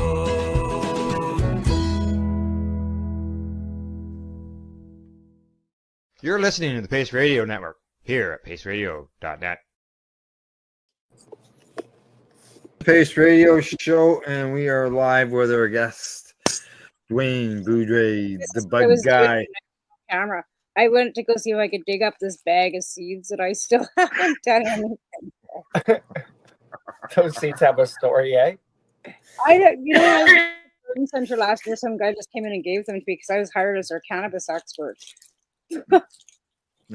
Now, Dwayne, you said a lot of important things during the interview, but I've got to think that the funniest thing that you said, you might have experienced it last weekend or recently while camping, and that is having a mosquito in your tent. If you think it's something, if you're small, you can't make change or be heard. But yeah, the mosquito. So how was camping? Did you get any mosquitoes? Not too many. Like time of the year, and you're from the area, so the nice thing is they're not too bad that time of year. Barely camping. It was more of what called glamping. It was the only way I can get my wife into the outdoors. She had enough of it a long time ago and decided that we weren't doing anything that resembled roughing it. So we compromised on a geodome, and I'll tell you, so if you're not familiar with it, it's a dome-shaped like shelter. And it has a wood stove in it. It had a beautiful observation view at the top, so you could see like celestial bodies. The moon was so bright when I was up there. It was amazing to see. And as a city guy, it's nice to get out and remove myself from all that artificial light and get real memories and reconnect. And his end game on the it's an eco retreat is what it's called, and he's working towards getting fully off grid and whatnot, but that will take time. It's a bit of an investment for him, but he had a great setup. But I'm not gonna lie, like this thing had a hot tub, like was pretty bougie. I'm not used to these things, but this year's been good that way. Right, sounds like a nice place. Yeah. I'll get my lung back. Now, growing of cannabis. Yes. As you mentioned, we all do it. Have done it. It's something that we spend a lot of time at doing. I consider ourselves Mother Nature, especially if if you're growing inside. You have to be Mother Nature, and you have to be with them quite often. As they say, if you love them, they will love you back. Yeah, very much. And you gotta make sure your environment's good, right? Yeah, like that's always the greatest challenge is trying to mimic Mother Nature. And when you think about it, it's so hard to do indoors. And I think part of that's because of the chaos, that the beauty of nature itself. It's a beautiful balance. And it's hard to find, an environment where it's going to be ideally humid at certain points and not at other points, and hot at certain points and not other. But it's the sciences that got me in love with it. Like growing cannabis, like growing medicine is my medicine. It's a expression I started using when I became a grower. I probably heard it somewhere, I don't know who. Shout out to them. And for me, it's just getting through and having that connection. That's when I really started to understand the plant and appreciate it on a level that I didn't necessarily see, like as a person who was just consuming it. And I'm not putting down consumer. Consumers consume. That's what we do. Right. But when we start to evolve ourselves in it more, you get to see some pretty neat things. It's cannabis plant's so much more beautiful when it's alive than it is in a bowl. You find though that That's most for people sure. that once they start consuming it, they want to grow it, even if it's just in a cup on their shelf. And that's the Yeah. beauty of cannabis is it shares its education and it makes its own community. People come together because of it, right? Yeah. It's Like you I know what know. I put it with aloe.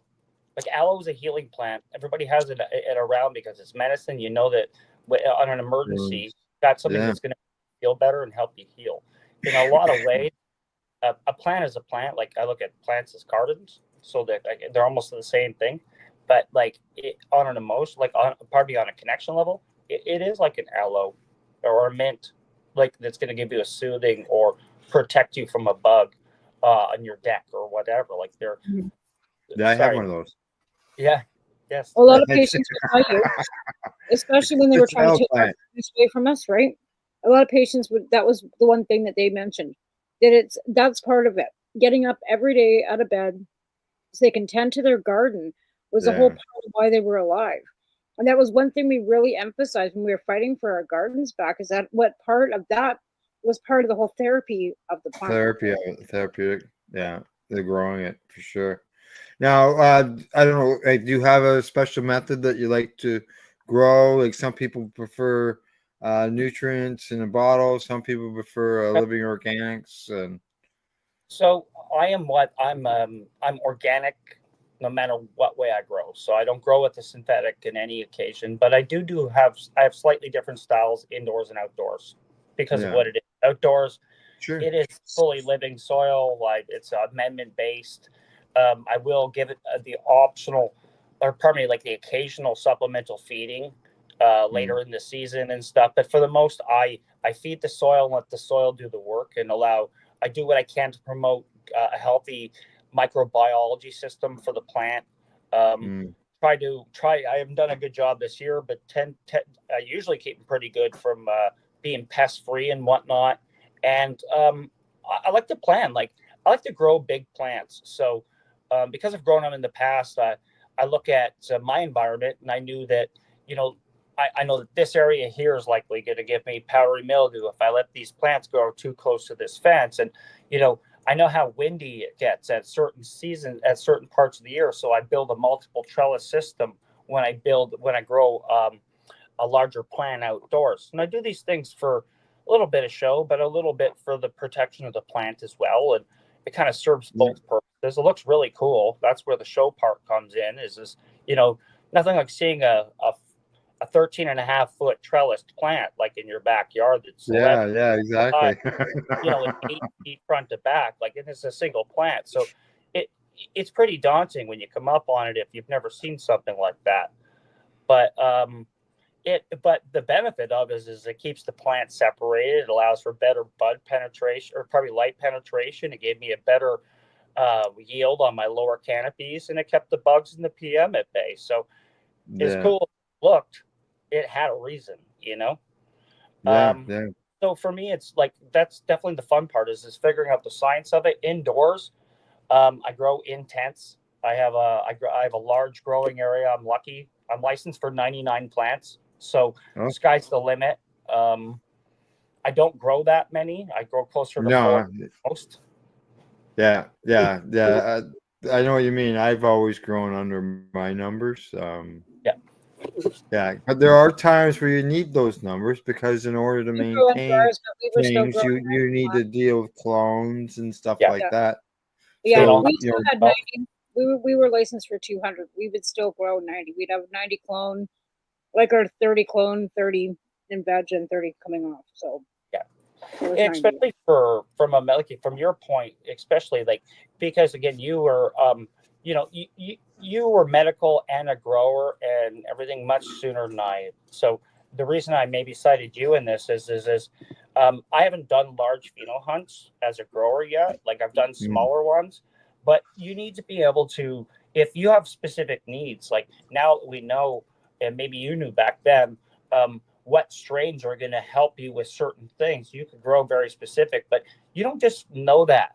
You got to grow a bunch of no, plants sometimes, and, No, and every oh, plant works out, right? it's not yeah, even. Sometimes it's and you find after a while the strain that worked for you for a while doesn't work for you anymore, Yeah. right? and sometimes you have to mix and match. But and depending, and since we started, like since Al and I first started going, the genetics have changed. The genetics have evolved. Now you can get, more people are just doing clones. You don't have to worry about running into male because you got seeds. Like there's just so many different methods. Right? I'm actually still growing a strain, same strain, for 14 years now. Yeah. Wow. I've been growing this one particular strain. 3 years And- is the longest I've kept a strain around. I still have it. It's Destiny's Breath. It's by Atlas Seed was the breeder. I hunted it, so I kept it. I ended up getting a cut back. But when you're a new grower, you just want to try everything. Correct. Yeah, you do. And and then yeah. then once you figure maybe you got more space, maybe you got a license, or maybe you got something you want to figure out, and then all of a sudden now it's out of hand. My library's gotten out of hand. I have 16 different strains that I've decided I shouldn't have 16 mother plants. I need to break this down to 6. You know what I mean? But which ones? Which ones? Yeah, which ones? Right? Which ones? So that's where the growth community comes back in, though, right? Because if you're good and you're lucky, then you got a buddy or a friend or another grower that you can toss a cut at and know that you get it back again one day. That's true value in that, and you'll find that in this community. And if you don't have access, you're listening to this, and you're a new grower or somebody looking to start growing, this community is great that way. There's always lots of people that are like, hey, I kept this cut. Al's got a cut for 14 years. Maybe one day I'll get a cut of it. Yeah. You know what? I don't have a cut of it, but I got a bud of it. No, but Al, I kept telling you I was hoarding this bud. Al sent me this. Yeah, and this is the G. So I've been hoarding this for months, but I got one bud. Grape escape. You get the shit that you put it away when your friends are over, just in case. It's no. No, I put away my really good stuff. I stash away a little bit just for the rainy days, right? And that bud's been around for a while, but I keep on hanging on to it because it might be another rainy day, and it's good stuff. Absolutely. Yeah. I was able to grow enough to share around. Finished off the indoor growing part. I do grow. I do bottle. I do use in a nutrient line. It's called Green Rush Nutrients, and it's really simple. It's water soluble. It's fully organic. It's an Ontario-based company, and all the ingredients, any good product, is listed right there for you. You know exactly. Yeah. It just doesn't. It just works. It's good stuff. Yeah, I've always find when I read the ingredients, if you can read the words, that's a good sign. Yeah. Because there's some stuff. What? And what is that? I always used. I was always using liquid. I always do, but I used Remo's nutrients, and that's what I used. Right? Yeah, so I used Remo's nutrients from the time when Remo first brought it out, and prior to that, I used Advanced nutrients because Remo was with Advanced. So I kind of went along with Remo and Sandra with their nutrients, and that's I walked into his garden when I went to Vancouver and went, "Holy fuck, am I ever an amateur?" His boy came out. Indirectly, I found same thing. You found I followed a person. So Joe, the owner of Green Rush Nutrients, worked for another nutrient company. I won't mention. They're still operation, and I've said more about them in the past. So I'll just leave them out. Bottom line, he ended up leaving them and starting his own company, and I was fortunate to kind of be there at the early stages. He asked me to try it and see if it worked. So we gave it a nickname. We called it Mystery Plant Food X before it was known as Green Rush Nutrients, and got a couple other people to try it too. And we did this little test and see, and the plants look great. So ever since then, it's they've built this great business off of really just kind of helping growers. They do banners, they make growers logos, and they sponsor cannabis cups. Yeah, they sponsored my cup. They're all I've known them for forever. Yeah, so I know exactly. So when you find people that support not just you, but also the community around you and whatnot, and they happen to have nutrients that fit your growing model. Yeah, but Remo walks the talk, right? Remo was with I us. love Remo. I've met him a few times. We're not friends, but like I wish. Yeah, no, but seriously, like when I was telling you about like writing the policy with the Liberals in 2014, Yeah. Remo and Sandra were there too. So Oh, I was, he's always walked the walk. That's Yeah, the that one thing was about Last time national, the I've Normal seen Remo Women's in a while, Alliance. but I see the first time I think I met Remo was at Lyft, and I said, how are you doing? And, introduced myself. He goes, hey, how's it going? He goes, hey, what are you doing? I said, what am I doing? He goes, we're going across the street. There's a 420. We're going to do a smoke, and we're going to. And I don't recall exactly who it was, and I apologize for not having that name, but Tracy. Pardon me? Tracy Okay. Tracy's Lounge across the street. Right across the street from in the park. So In the park, yeah. Tracy Curl. Oh, yeah. So anyways, my point being is that's the very context I met him. He's like, hey, we're going over. We're gonna go over and we're gonna pay some dues and some legacies. We're gonna go see some OG shit. Come on. I was like, right on, let's go. That's the summarized version. That's not what he said. He said he put it so much better than I did. But yeah. Oh yeah. That's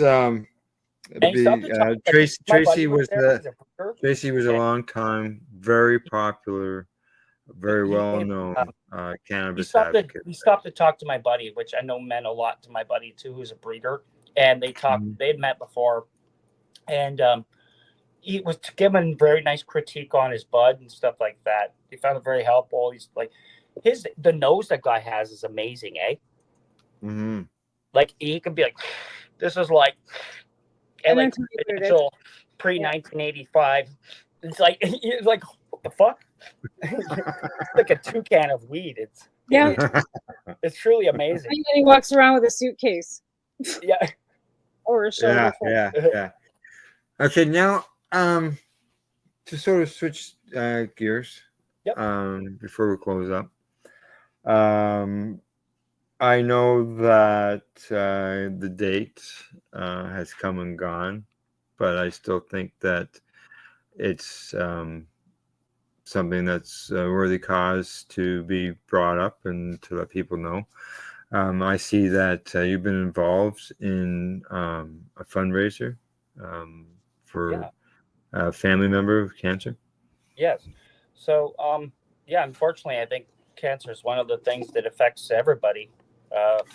Unfortunately, it's gotten my family a little bit too much over the years. I lost my brother last year, and my aunt's a real warrior. She's done, is it 46 rounds, babe? I think 46 rounds of chemotherapy, and she's still going. Like, she's not a young woman anymore, but she's always been a fighter. And so, when things like this happen, you do what you can. My family asked me, as the bud guy, to put a package together, and because she takes RSO, which I got from the community. Okay, so she's been using Rick Simpson oil as part of her treatment and whatnot. So cannabis being a part of it, they wanted to have a cannabis prize. So that's what you've seen. It was Bob Marley style party in a sense, and we were able to do a lot to help her out. So thank you for bringing that up. Like, it means a lot, and to be able to actually, like, when you see cannabis helping people on that level, it's just like it changed my mom's opinion. Like, my mom, who's always looked at things as like cannabis, like my dad was not a good person to her as he was a drug dealer back then. Like, cannabis was some of it. So she had all these things in her head about what cannabis was, and it's always like, you're being a goof if you're on it or whatever. You're being goofy teenager, or you didn't get this done because you were stoned or whatever. Like, these kind of things. So she's always looked at it very, very badly.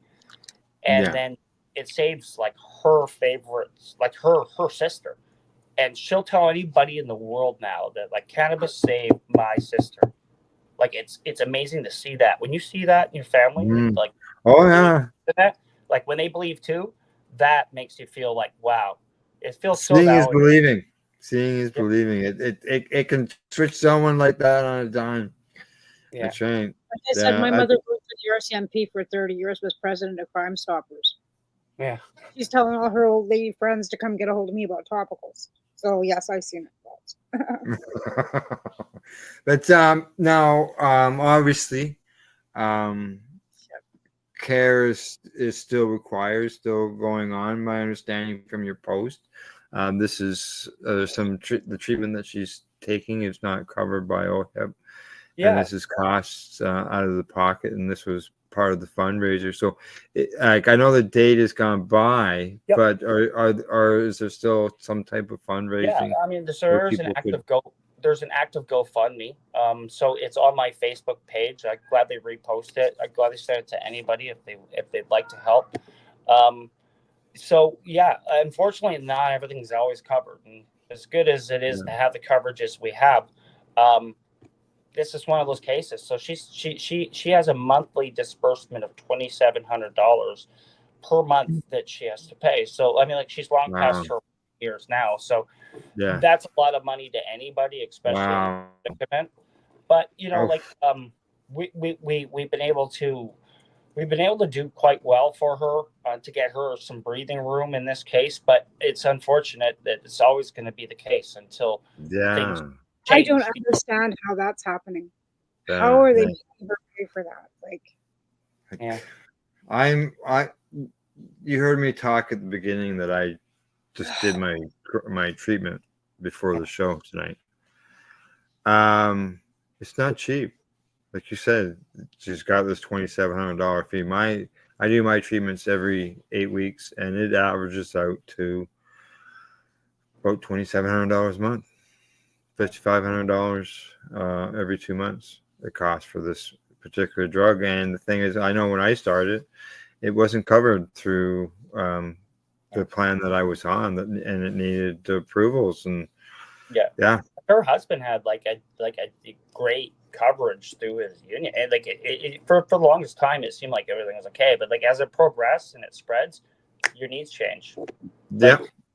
So, yeah. And then there could be caps on your coverage, all types of things. And yet you're paying these insurance companies off these paychecks and your pensions and whatever else to cover you because it's prescriptions, right? The government doesn't no government coverage at all for prescriptions. Yeah. And then if you're in Ontario, he's likely going to, tell Trudeau to stuff his pharma up his ass like the rest of them. So,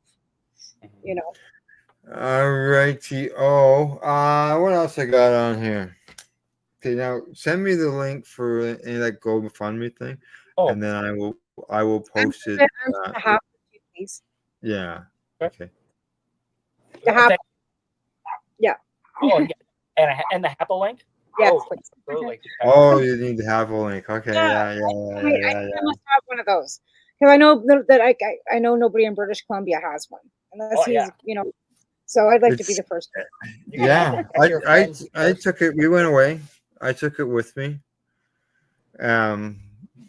It's just straight hash. Like there's no, like when I was younger, we rolled it with tobacco, right? I don't smoke tobacco. Even as a smoker, it's just like I don't like it together. I like it separately. I'd like to appreciate each for what it is. So I prefer, like, I'll smoke it with cannabis in it, but I prefer not to smoke it with cannabis because you're not getting, like, it's all mixed together, right? So that was actually how I first started smoking, was hash and tobacco in the 80s, right? Because we couldn't even get cannabis, right?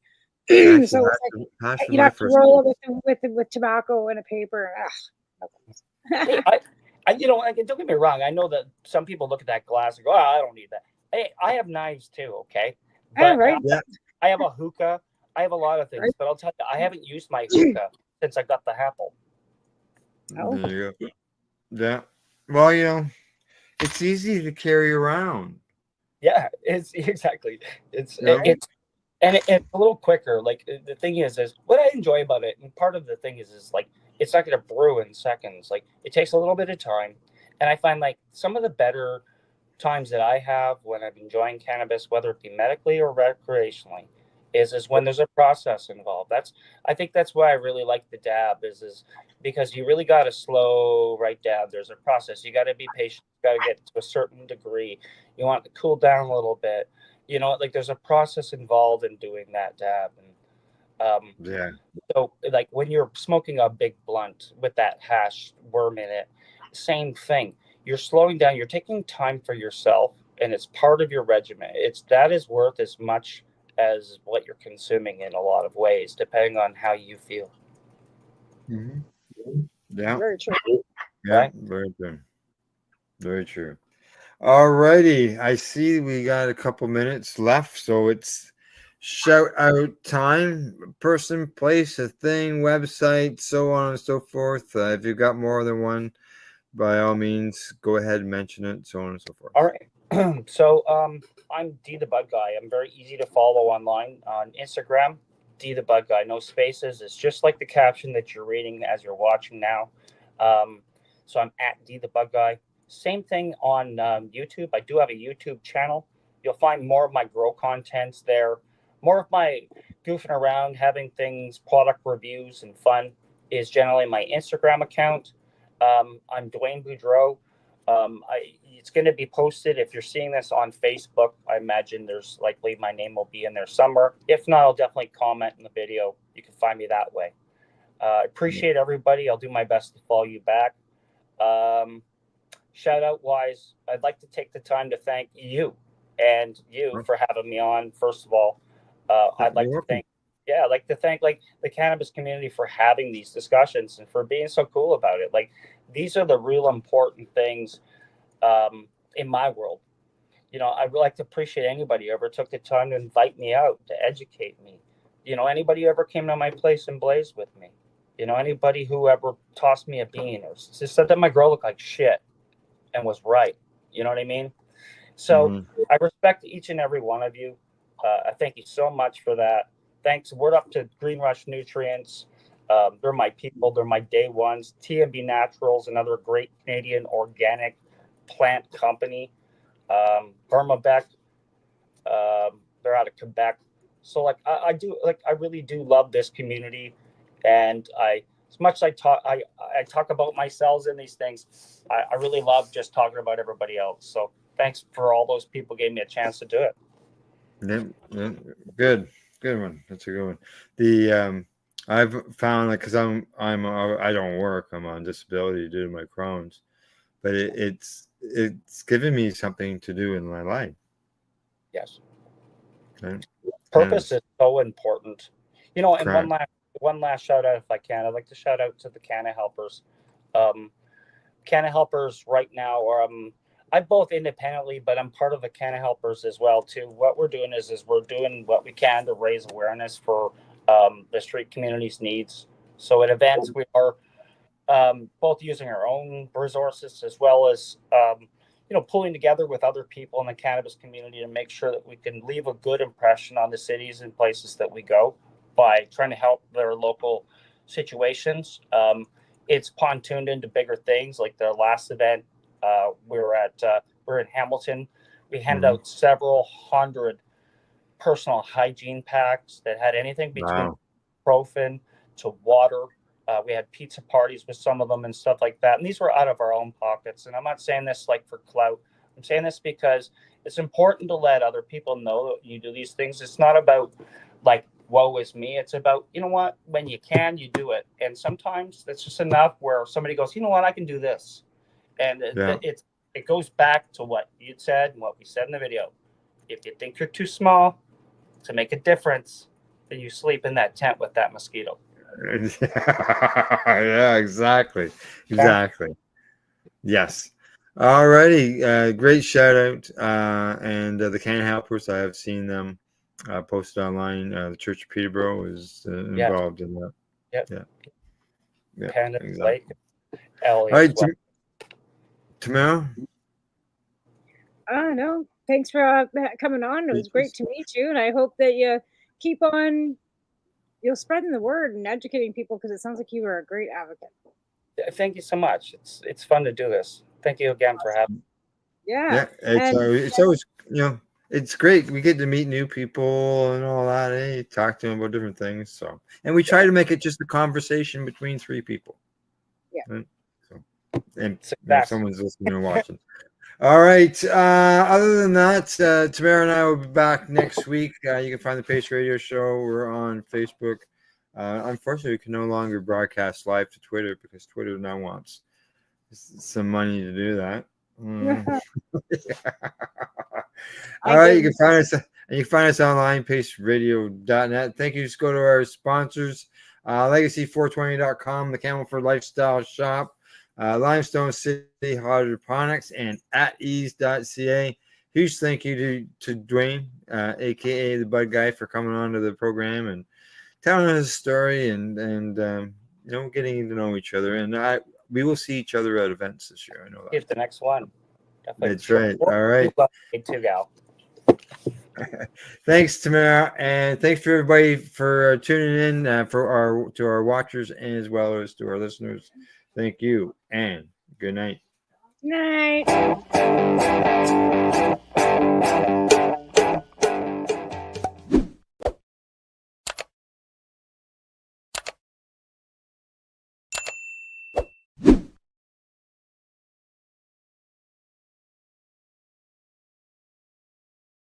Let's share Pace everywhere. That way it can help create peace.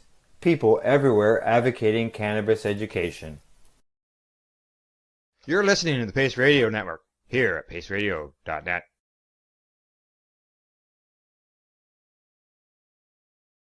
You're listening to the Pace Radio Network here at paceradio.net.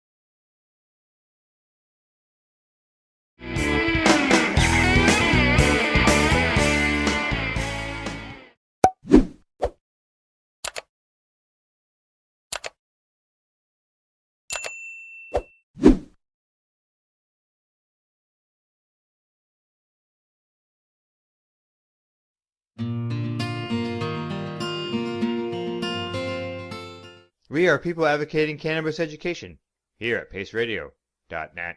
Limestone City Hydroponics is Kingston, Ontario's hydroponics shop.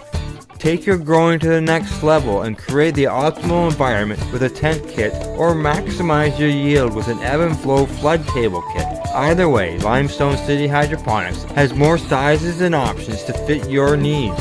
Are you looking for the power of the sun that adapts to your budget? Then look no further, as they have professional grow lighting. They have indoor grow systems that are easy and cost effective, with many options to fit your living space and lifestyle. Cultivate your growing potential. We have everything you need to succeed. And if you can't make it to the store, they offer local delivery to the greater Kingston area. Remember, when you're looking for experts to help you grow, then look no further than the locally owned Limestone City Hydroponics, 105 Sunderland Drive in Kingston, Ontario. Call them at 613-548-0420.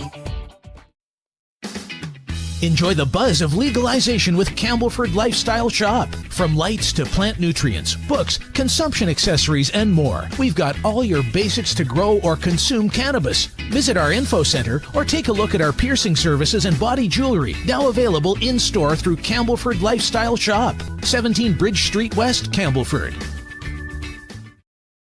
Are you looking to get your medical cannabis grow license? Limestone City Hydroponics can help patients through the process of obtaining their license to grow medical cannabis. What's that? You don't have a doctor. If you meet the medical criteria, Limestone City Hydroponics has a nurse practitioner who can assess and provide medical cannabis prescriptions.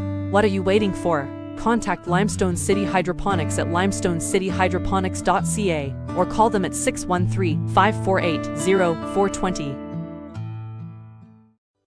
Pace Radio is the people advocating cannabis education radio network. Legacy 420 have an awesome array of cannabis-infused beverages, from pop to Nature's Nectar's teas, all in amazing flavors. What a selection! We even have a delicious mango-infused juice, and let me tell you, it's delicious. Everything is infused in-house, so we buy our syrup from the same place where everybody else buys their syrup for their pop, and the infusion is done in the lab. It's all canned here, labeled here, produced 100% on Tyndonega. We have two lines of drinks. One's called our Nature's Nectar. That was our original line that we came out with. And then we also have a line under the Ready brand. We have them in 10 milligrams, 30 milligram, and 60 milligram cans. What a great selection for a get-together with friends or after a long day. Remember, if you want to wet your whistle with on-site lab-tested products, come see your trusted partner. Legacy 420 out on your road.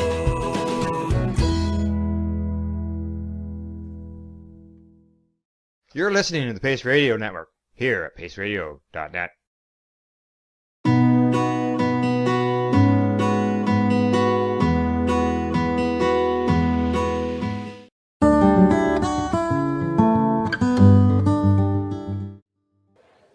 Chronic.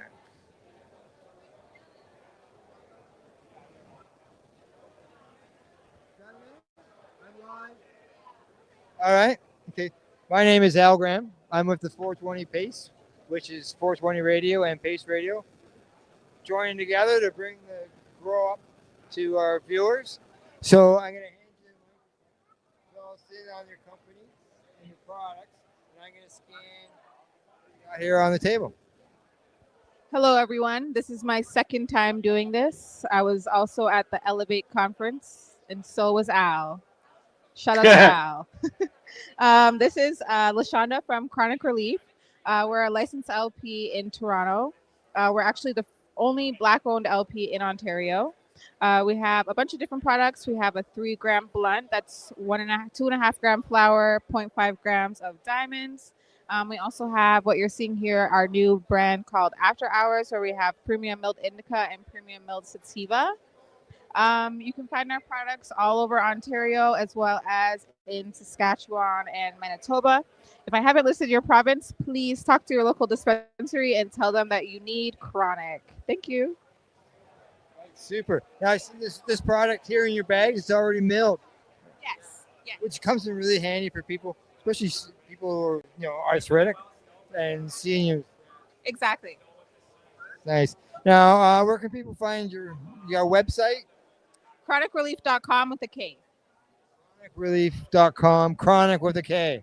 All right. Super. Thank you.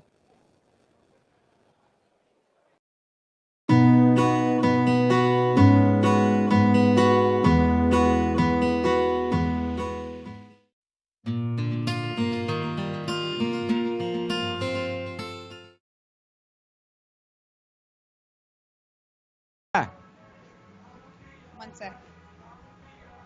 Peterborough. Are you guys there? Yes, we're here. How are you guys today? Excellent. How are you, Peterborough? We're good. We're good. Yeah, good. We're good. Thank you for. There you guys are. You just finished your meeting, right? We just finished the here at the Cafe here in Peterborough. How was 420 in Peterborough?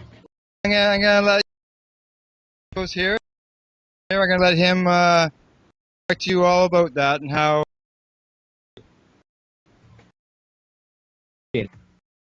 Hi, thanks. Yeah, we did pretty good here. We had about 250 people. It was freaking cold, so a lot of people didn't stick around, but we had live music, over $1,500 in prizes and giveaways, and it was a great year. It was a lot of fun. I'd like to give a couple shout outs here. Thanks to for and the whole 420 Toronto crew for all their efforts, giving the love to all the Canadian 420 events. I'd like to thank Pipe Dreams, Pace, Women's Alliance, Peterborough Emporium, GTA Seed Bank, Kawartha Mums and Dads for Marijuana, Peterborough Hydroponics, all my volunteers, the City of Peterborough, so many more for everything, so much help to make this year's event come together. That's amazing. Now, how many people came out last year? Last year we had 300. The weather was a lot nicer. Yeah, but you had about the same number despite it being badass cold. That's right, we did. I mean, I hate to break it to Chris Goodwin and I looked at each other and like, man, if I didn't have to be here, I don't think I would. Did you have that feeling? Oh yeah, you weren't the only one, I'm sure. I see some pictures from the different events where people are talking about how cold it is, and you can see the look on their faces. Yeah, people were running home and getting their blankets and coming back and wrapping themselves up in flags, and it was pretty funny.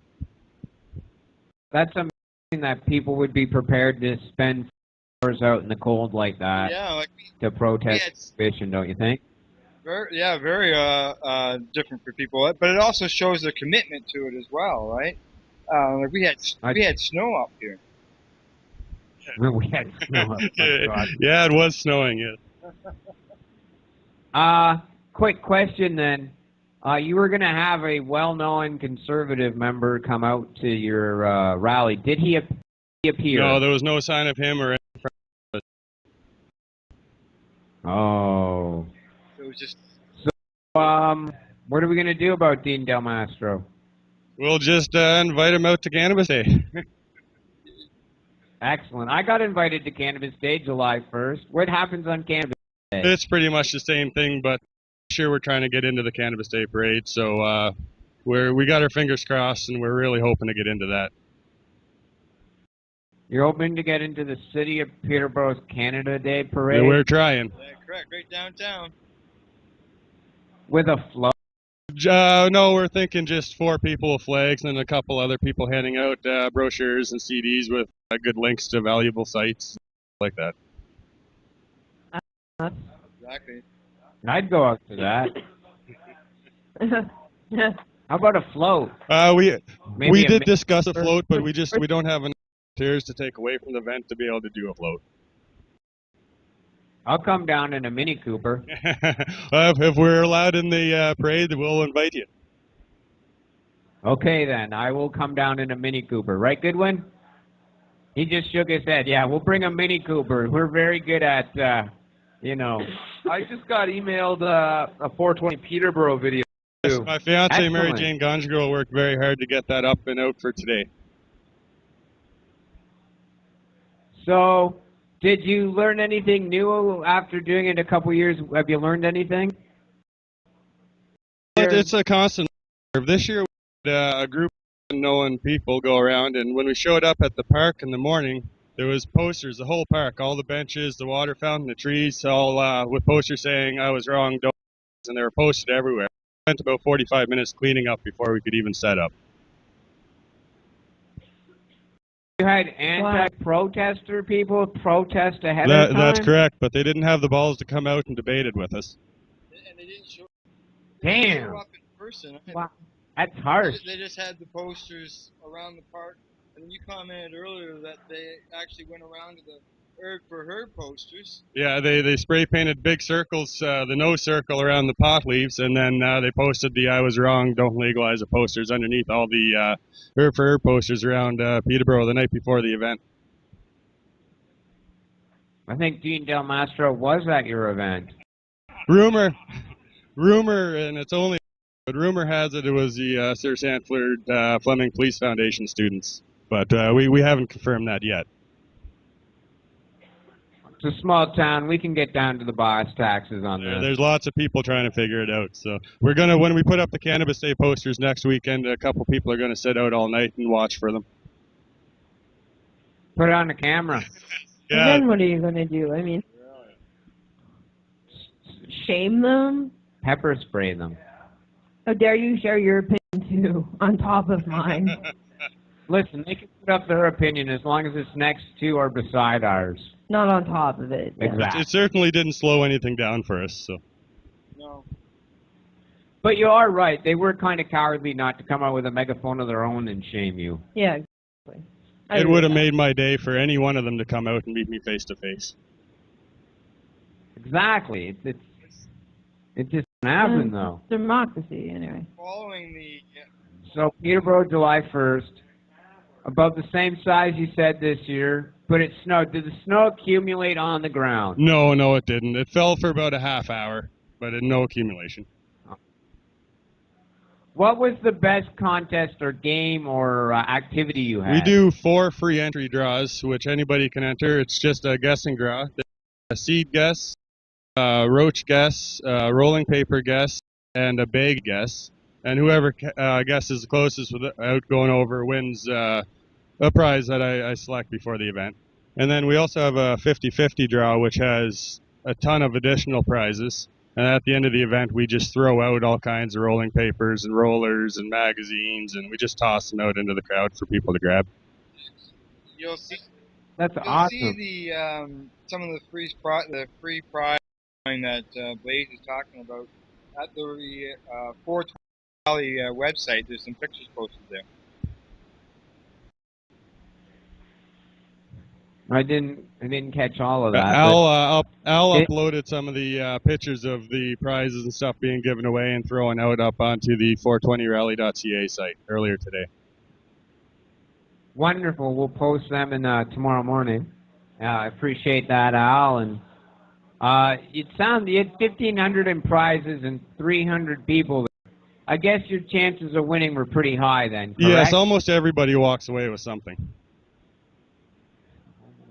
Nothing like a good rally when you can go home with like rolling papers or a grinder. Yeah, that's right. It does bury the seeds and gets people to keep coming out. Well, last year I won a grinder and they gave away a bong. Yeah, we gave away 3 bongs and probably about 400 seeds got given away as well. Wow, 400 seeds.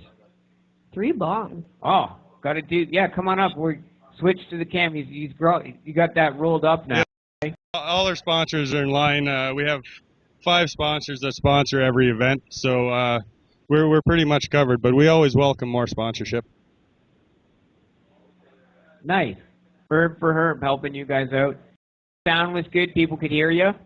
Yep. Oh yeah, we had a live band with a great sound system. Plus, I had the megaphone, and it was great. Everything went well this time, and I have to thank all the volunteers that came on board with me. Previous years, it's been my fiance, Mary Jane Ganja Girl, and myself, and doing all the lead up and all the setup and everything for the event. And this year we have 5 new people, and it's been spectacular.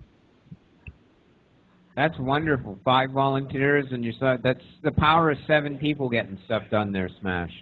That's excellent. Thank you for your commitment. It's especially Peterborough. I would have never got into it if it wasn't for Mark Emery. His bus encouraged me to stand up for something that's worthwhile standing up for. Unfortunately, it's when people get busted that they decide to start doing. They should do before they get busted. That's right. Yeah, that's evil. Like, don't wait for the catalyst. Just start doing. The catalyst will help. Will happen. Trust me. Yes. Spend enough time doing this, it's someone you know or you yourself will spend a night in jail. Here we go. Peterborough 420. They're going to spark a big fat joint that they rolled. They were going to show it to us, but they just... Gonna stand here and watch you burn one. That's alright, because I love the way it smells. Just gonna stand here and watch you get high. That's alright, because it should be legalized. Should be legalized. I can't tell you what it really is. I can only tell you when it feels right. I come back from work and wanna take a break. Realize my dreams didn't work out. I'm stuck in that race, going to work from 9 to 6 shouldn't be a disgrace, but not in this place.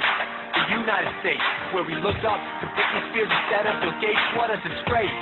How did we get to this place where our culture developed really horrible taste? Who do we blame? I can give you plenty of names. I point my finger at them. I don't really care what they say. Look at the magazines, people, Us Weekly and stuff. All those celebrities, but we don't even know who they are. That's because most of us are living lives as normal as hell. That's why we like to smoke and listen to the stories they tell. And if there's something wrong with that, then I don't want to be right. So pump up, pass, and hand me the light. Just gonna stand here and watch you play.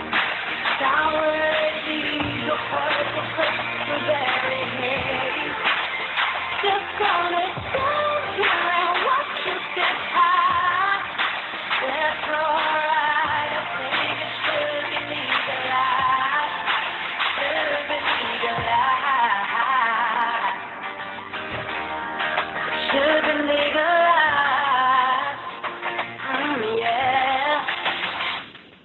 Hey Congress, we need to get something straight. Don't pretend like you've got way too many things on your plate. Our country's broke.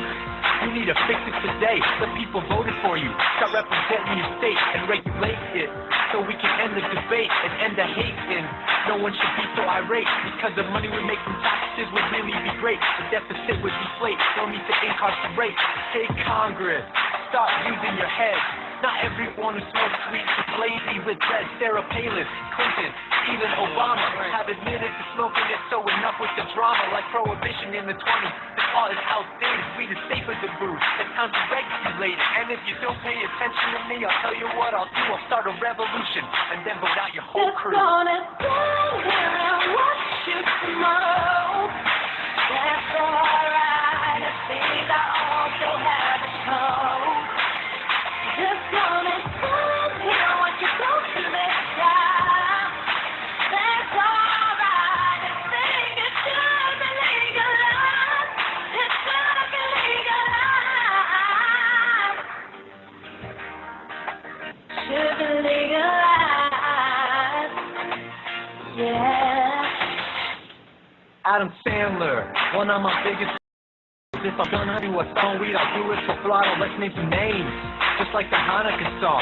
But instead of Jewish people, these ones hit the bong. Willie Nelson, Snoop Dogg, those are obvious ones. But Martha Stewart and Oprah, let's start naming the big guns. Kimmel, Jon Stewart, even Stephen Colbert. Woody Harrelson smoked so much that he lost all his hair. Matt Damon, Clooney, Pitt, most of Ocean's 11. If Angelina smoked me out, I think I would be in heaven. Bill Maher, Jack Black, Tina Fey, Charlie Sheen, all four smoke green. So does the meat. Queen Perez Hilton, we all know you smoke joints. I don't judge you for that. You get extra points. Halle Berry, Richard Branson, John Kerry, Al Gore. I'm not news done yet. I'm gonna name some more. Do you see how this list is ridiculous? These facts aren't conspicuous. My research is meticulous. They've all smoked. And our supporters of weed, the list goes on and on, like Michael Phelps on Capacity, Sacha Baron Cohen, and Justin Timberlake. What they both have in common is that they like to get really big. Eminem, Megan Fox, Rihanna too. I know you smoke Natalie Portman, so this one's for you. Not gonna waste time and just stand by. I'm gonna send it to my Congress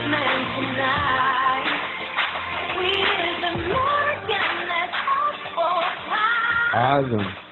That was 420 in Peterborough. Really interesting cover. I enjoyed that. I gotta congratulate Blaze for setting up that parade route. You know, we go past the Peterborough Police Station, we go past City Hall, Schizophrenia Society. We've the Wolf radio station that's here in Peterborough. We stopped in there. Went to the windows where the studio is and waved at them. So hopefully they broadcasted that out when we're doing the walk. So that's can never. Good media is hard to come by some days. You know, trying to get the word. We out. also got a really good write-up in the Peterborough Examiner. That's excellent. Write-ups in the Peterborough Examiner. Is that Monday's paper? It came out Sunday night. There's a link to it on the 420 event page. Excellent. Write-ups, you know, positive. It's only going to keep growing. That's Yeah, what people don't all understand. the media coverage is really positive. And more people come out when they read about it. Oh, it was okay. Then nothing happened last year. And then more people are encouraged to come out. Next year you'll get 500 or 600, and you know it takes a while to get to the numbers we're at. Especially if you're fighting against people that are postering against you. Oh yeah. Doesn't make Bullshit. it easy. Yeah, that's insane. I know Hamilton had problems with people ripping down their posters, but to actually spray paint over your message, that's really wrong. That's taking it to the next step. It would be great to find out who they are and confront them about the whole thing and have a civilized conversation with any luck. Yeah. Well, I don't know if you can get a civilized conversation. They probably will have mullets. Look for meshbacks and mullets. That's like racial profiling. You can't do that. I bet it's just a crazy soccer mom or something like that. Nah, soccer moms don't know how to work spray cans. The ones that Especially on probably, posters that are almost 8 feet in the air. Sounds It's like some conservative's child. some conservative. Yeah, it's probably Dean Del Mastro's family. I think it's kids. It's extended kids.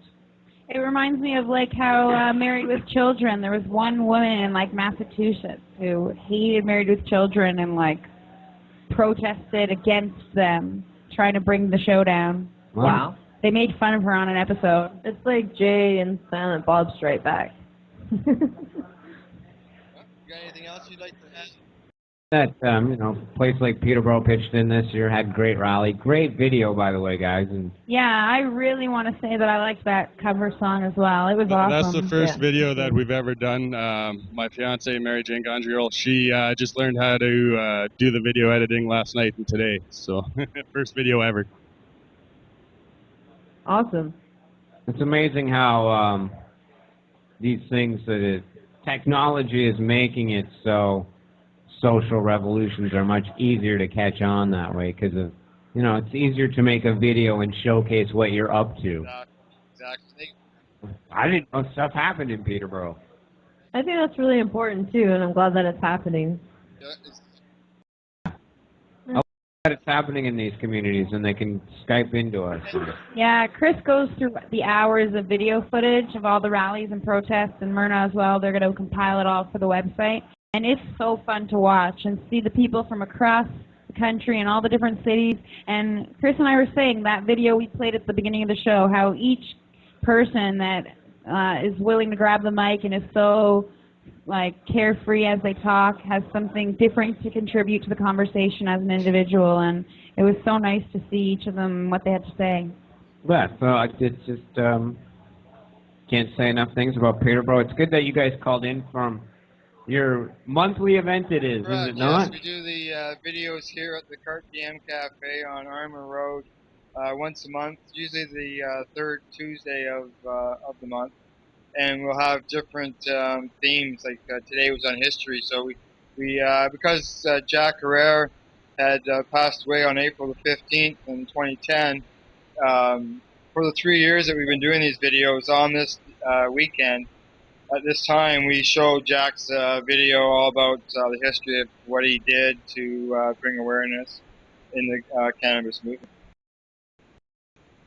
Oh, that's a bit of a celebration. And it's nice. nice that a small community can get that. People don't understand, like, Mm-hmm. you know, small community, it's harder to make inroads in, and Yep. Yeah. It is. definitely. And, congratulations to Blaze. He's been at this for 4 years and started out as a booth there at the park. And as you saw tonight, there's a video and pictures and the thing's getting bigger, permits, the whole bit. So congratulations to you, Blaze, for what you've been doing. Thank you. It can't happen without the whole community, though. It's just more than just me. Agreed. It's you got a good group of volunteers. It sounds all around you guys, and it all sounds like you're all pitching in to do hard work. So we appreciate that. I mean, it demonstrates what 5 or 6 people that want to do something can do. I also appreciate you guys being regular contributors to the show. If you're not viewing online and Skyping in, you guys are here in person, and you're awesome. Definitely. Like Yes, that. thank you. You guys are awesome, too. Thank you. Yeah, it's all about spreading the word, guys. Well, we're going to have to let you go. We're going to close we're closing All right. the place up here. Thanks so, for calling in, guys. thanks for everything. Thanks for having us on, and just keep at her. We will. You guys have yourselves a wonderful night. too. You too, thanks. Thank you, and thank you everybody there at the cafe at Vapor Central for all you do. Appreciate it.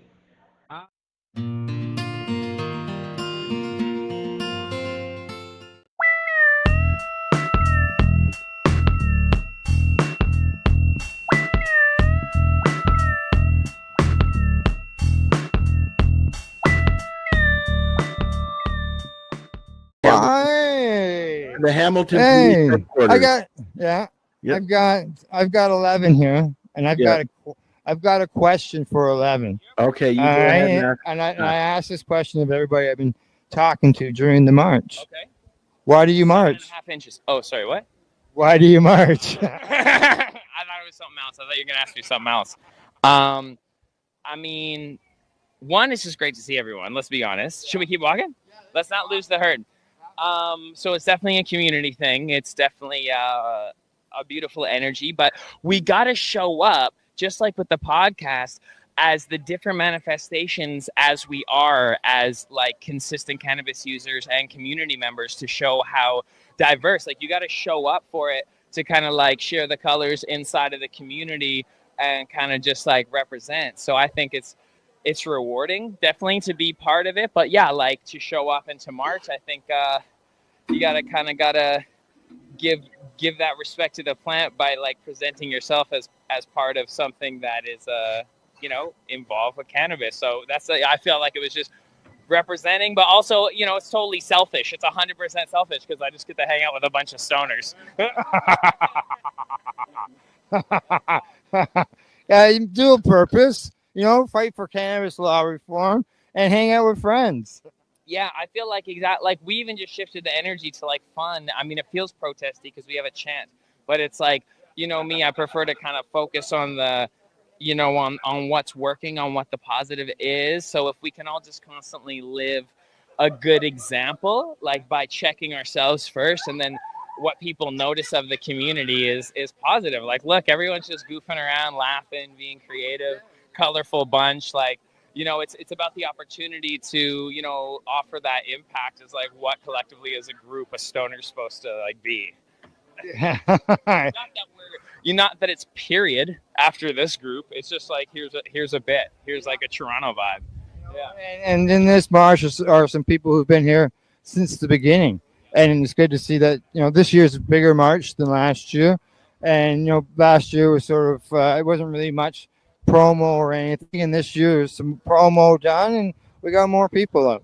Just keep moving with it, man. That's it. Let the momentum build. Do it all again next year. Just try to build again, rebuild. It's always a fun time, and it gives you the opportunity to probably try some new shit or smoke a joint with someone you ain't never smoked a joint with before. Somebody maybe you only knew through Facebook. Well, that's what I said. I was joking about that when I was getting the chance together. I'm like, it's like this is a fucking bunch. Like, I see a bunch of faces that I only see online. Yeah. Well, it's true. It's true. So, all right, 11. Well, let's shout out to where people can find you, man.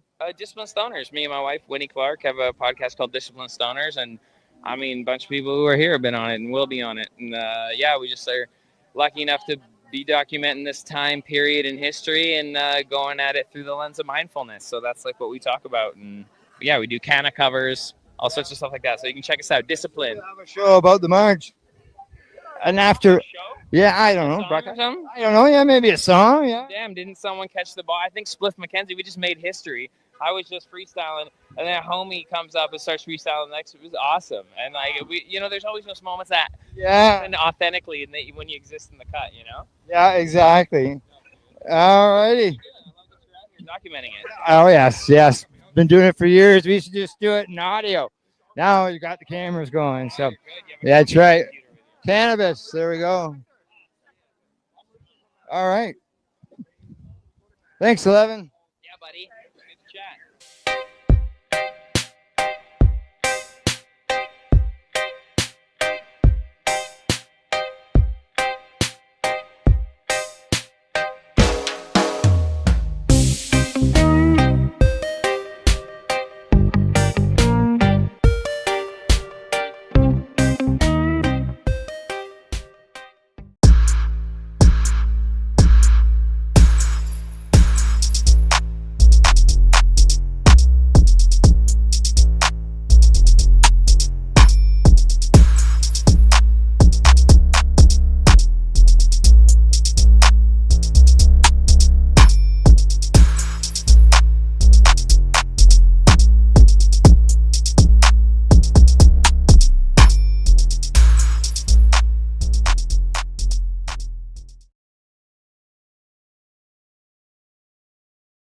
You want to start?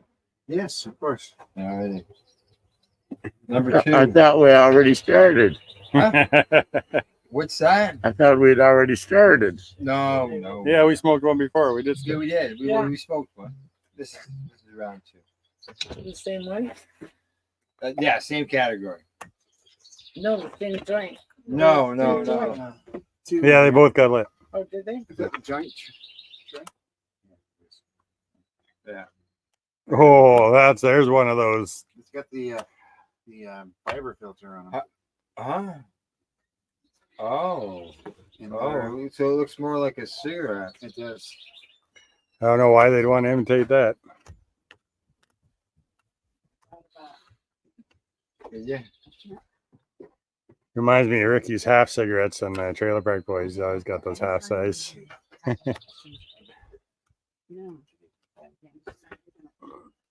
Shallon's coming. Shallon? Oh.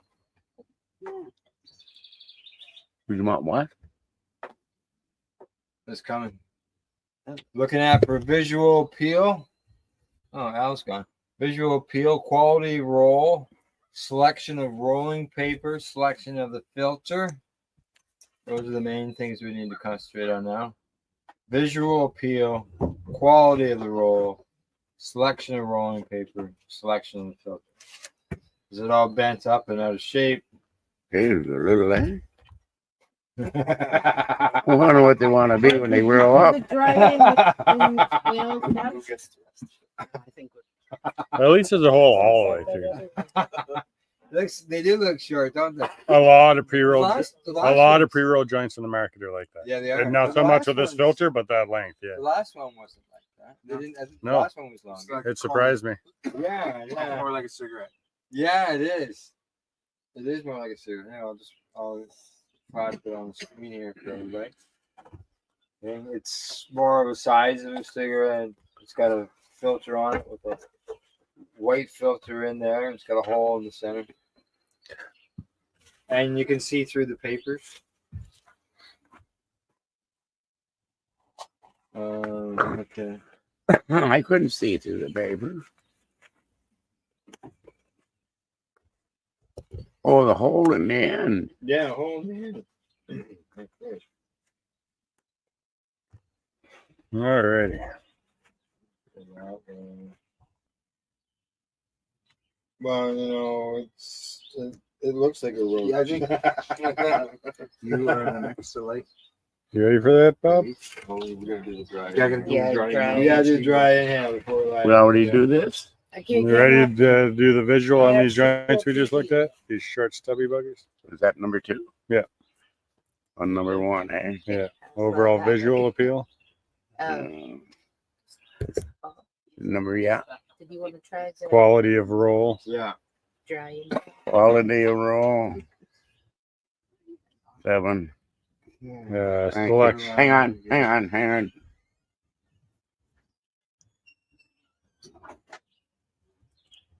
So you couldn't haul on it.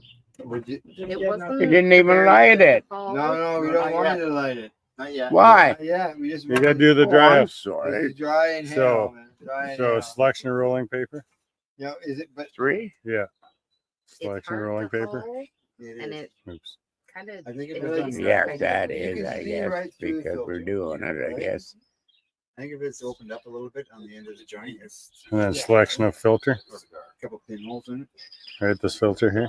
Yeah. Yeah, that would be. Now, other than that, the draw. There that used you to be an did old get- cigarette made filter like that. Yeah. I thought it was Well, Black Cat when I first looked at it. Yeah.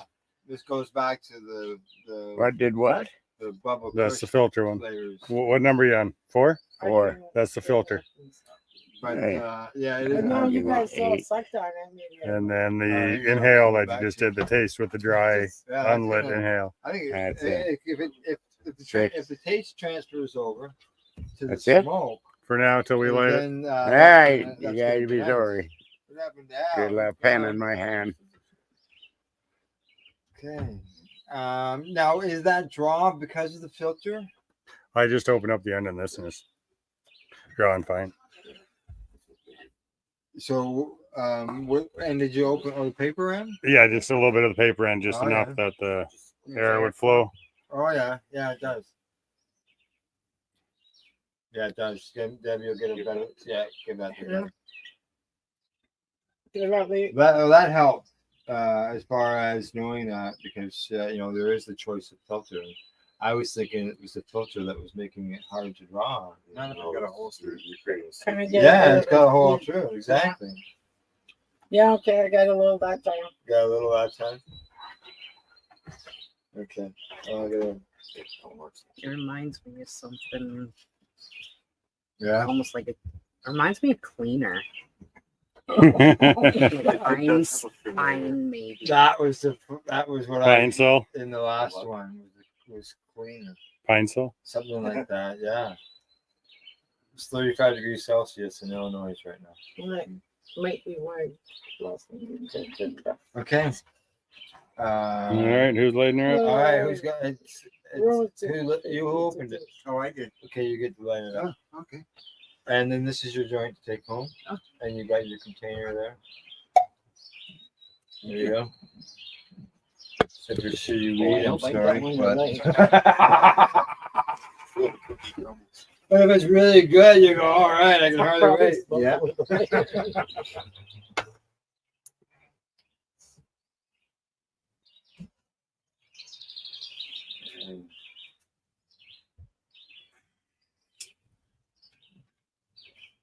Yeah, Eric delivers me on camera because I'm too lazy to walk over the bridge. But I have been walking over the bridge. I don't know. It makes me more fit. Quit sitting around out the 50K getting high out there. Yeah, just walk around and get high all day. Same thing. I walk over the bridge to get high. Okay. Nothing. No. Okay. I can't believe how Now that everything's it's opened up because open it's burning, it's obviously going to be easier to draw. Is it gonna be?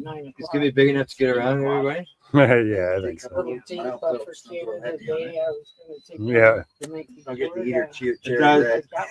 it does feel like a cigarette. Yeah. Oh, yeah. Oh yeah. There was some thought put into this It joint. looks like a cigarette. So you could stand places that Wouldn't look people obvious. assume that you were smoking a cigarette. Either round. And then those people come up, some of them come up to you. Yeah. We tried that. It didn't work.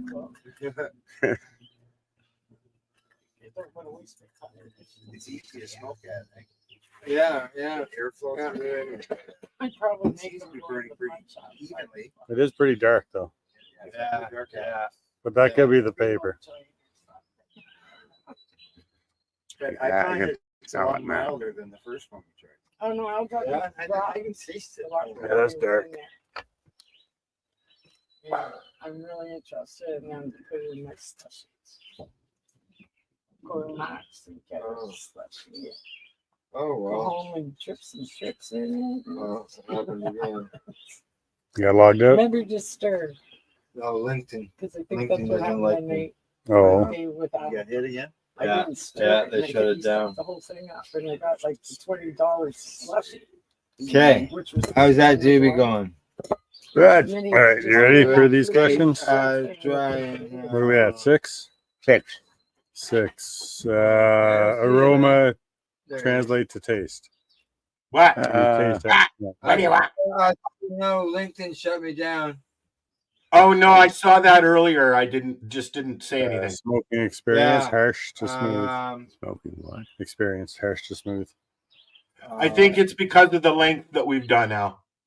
Yeah. I think that's all it is. Okay. Ash. Ash color and Ash structure. Color. Ash color. Effects, was it not pleasant? Pleasant, very pleasant. Overall enjoyment. Yes or no? I don't.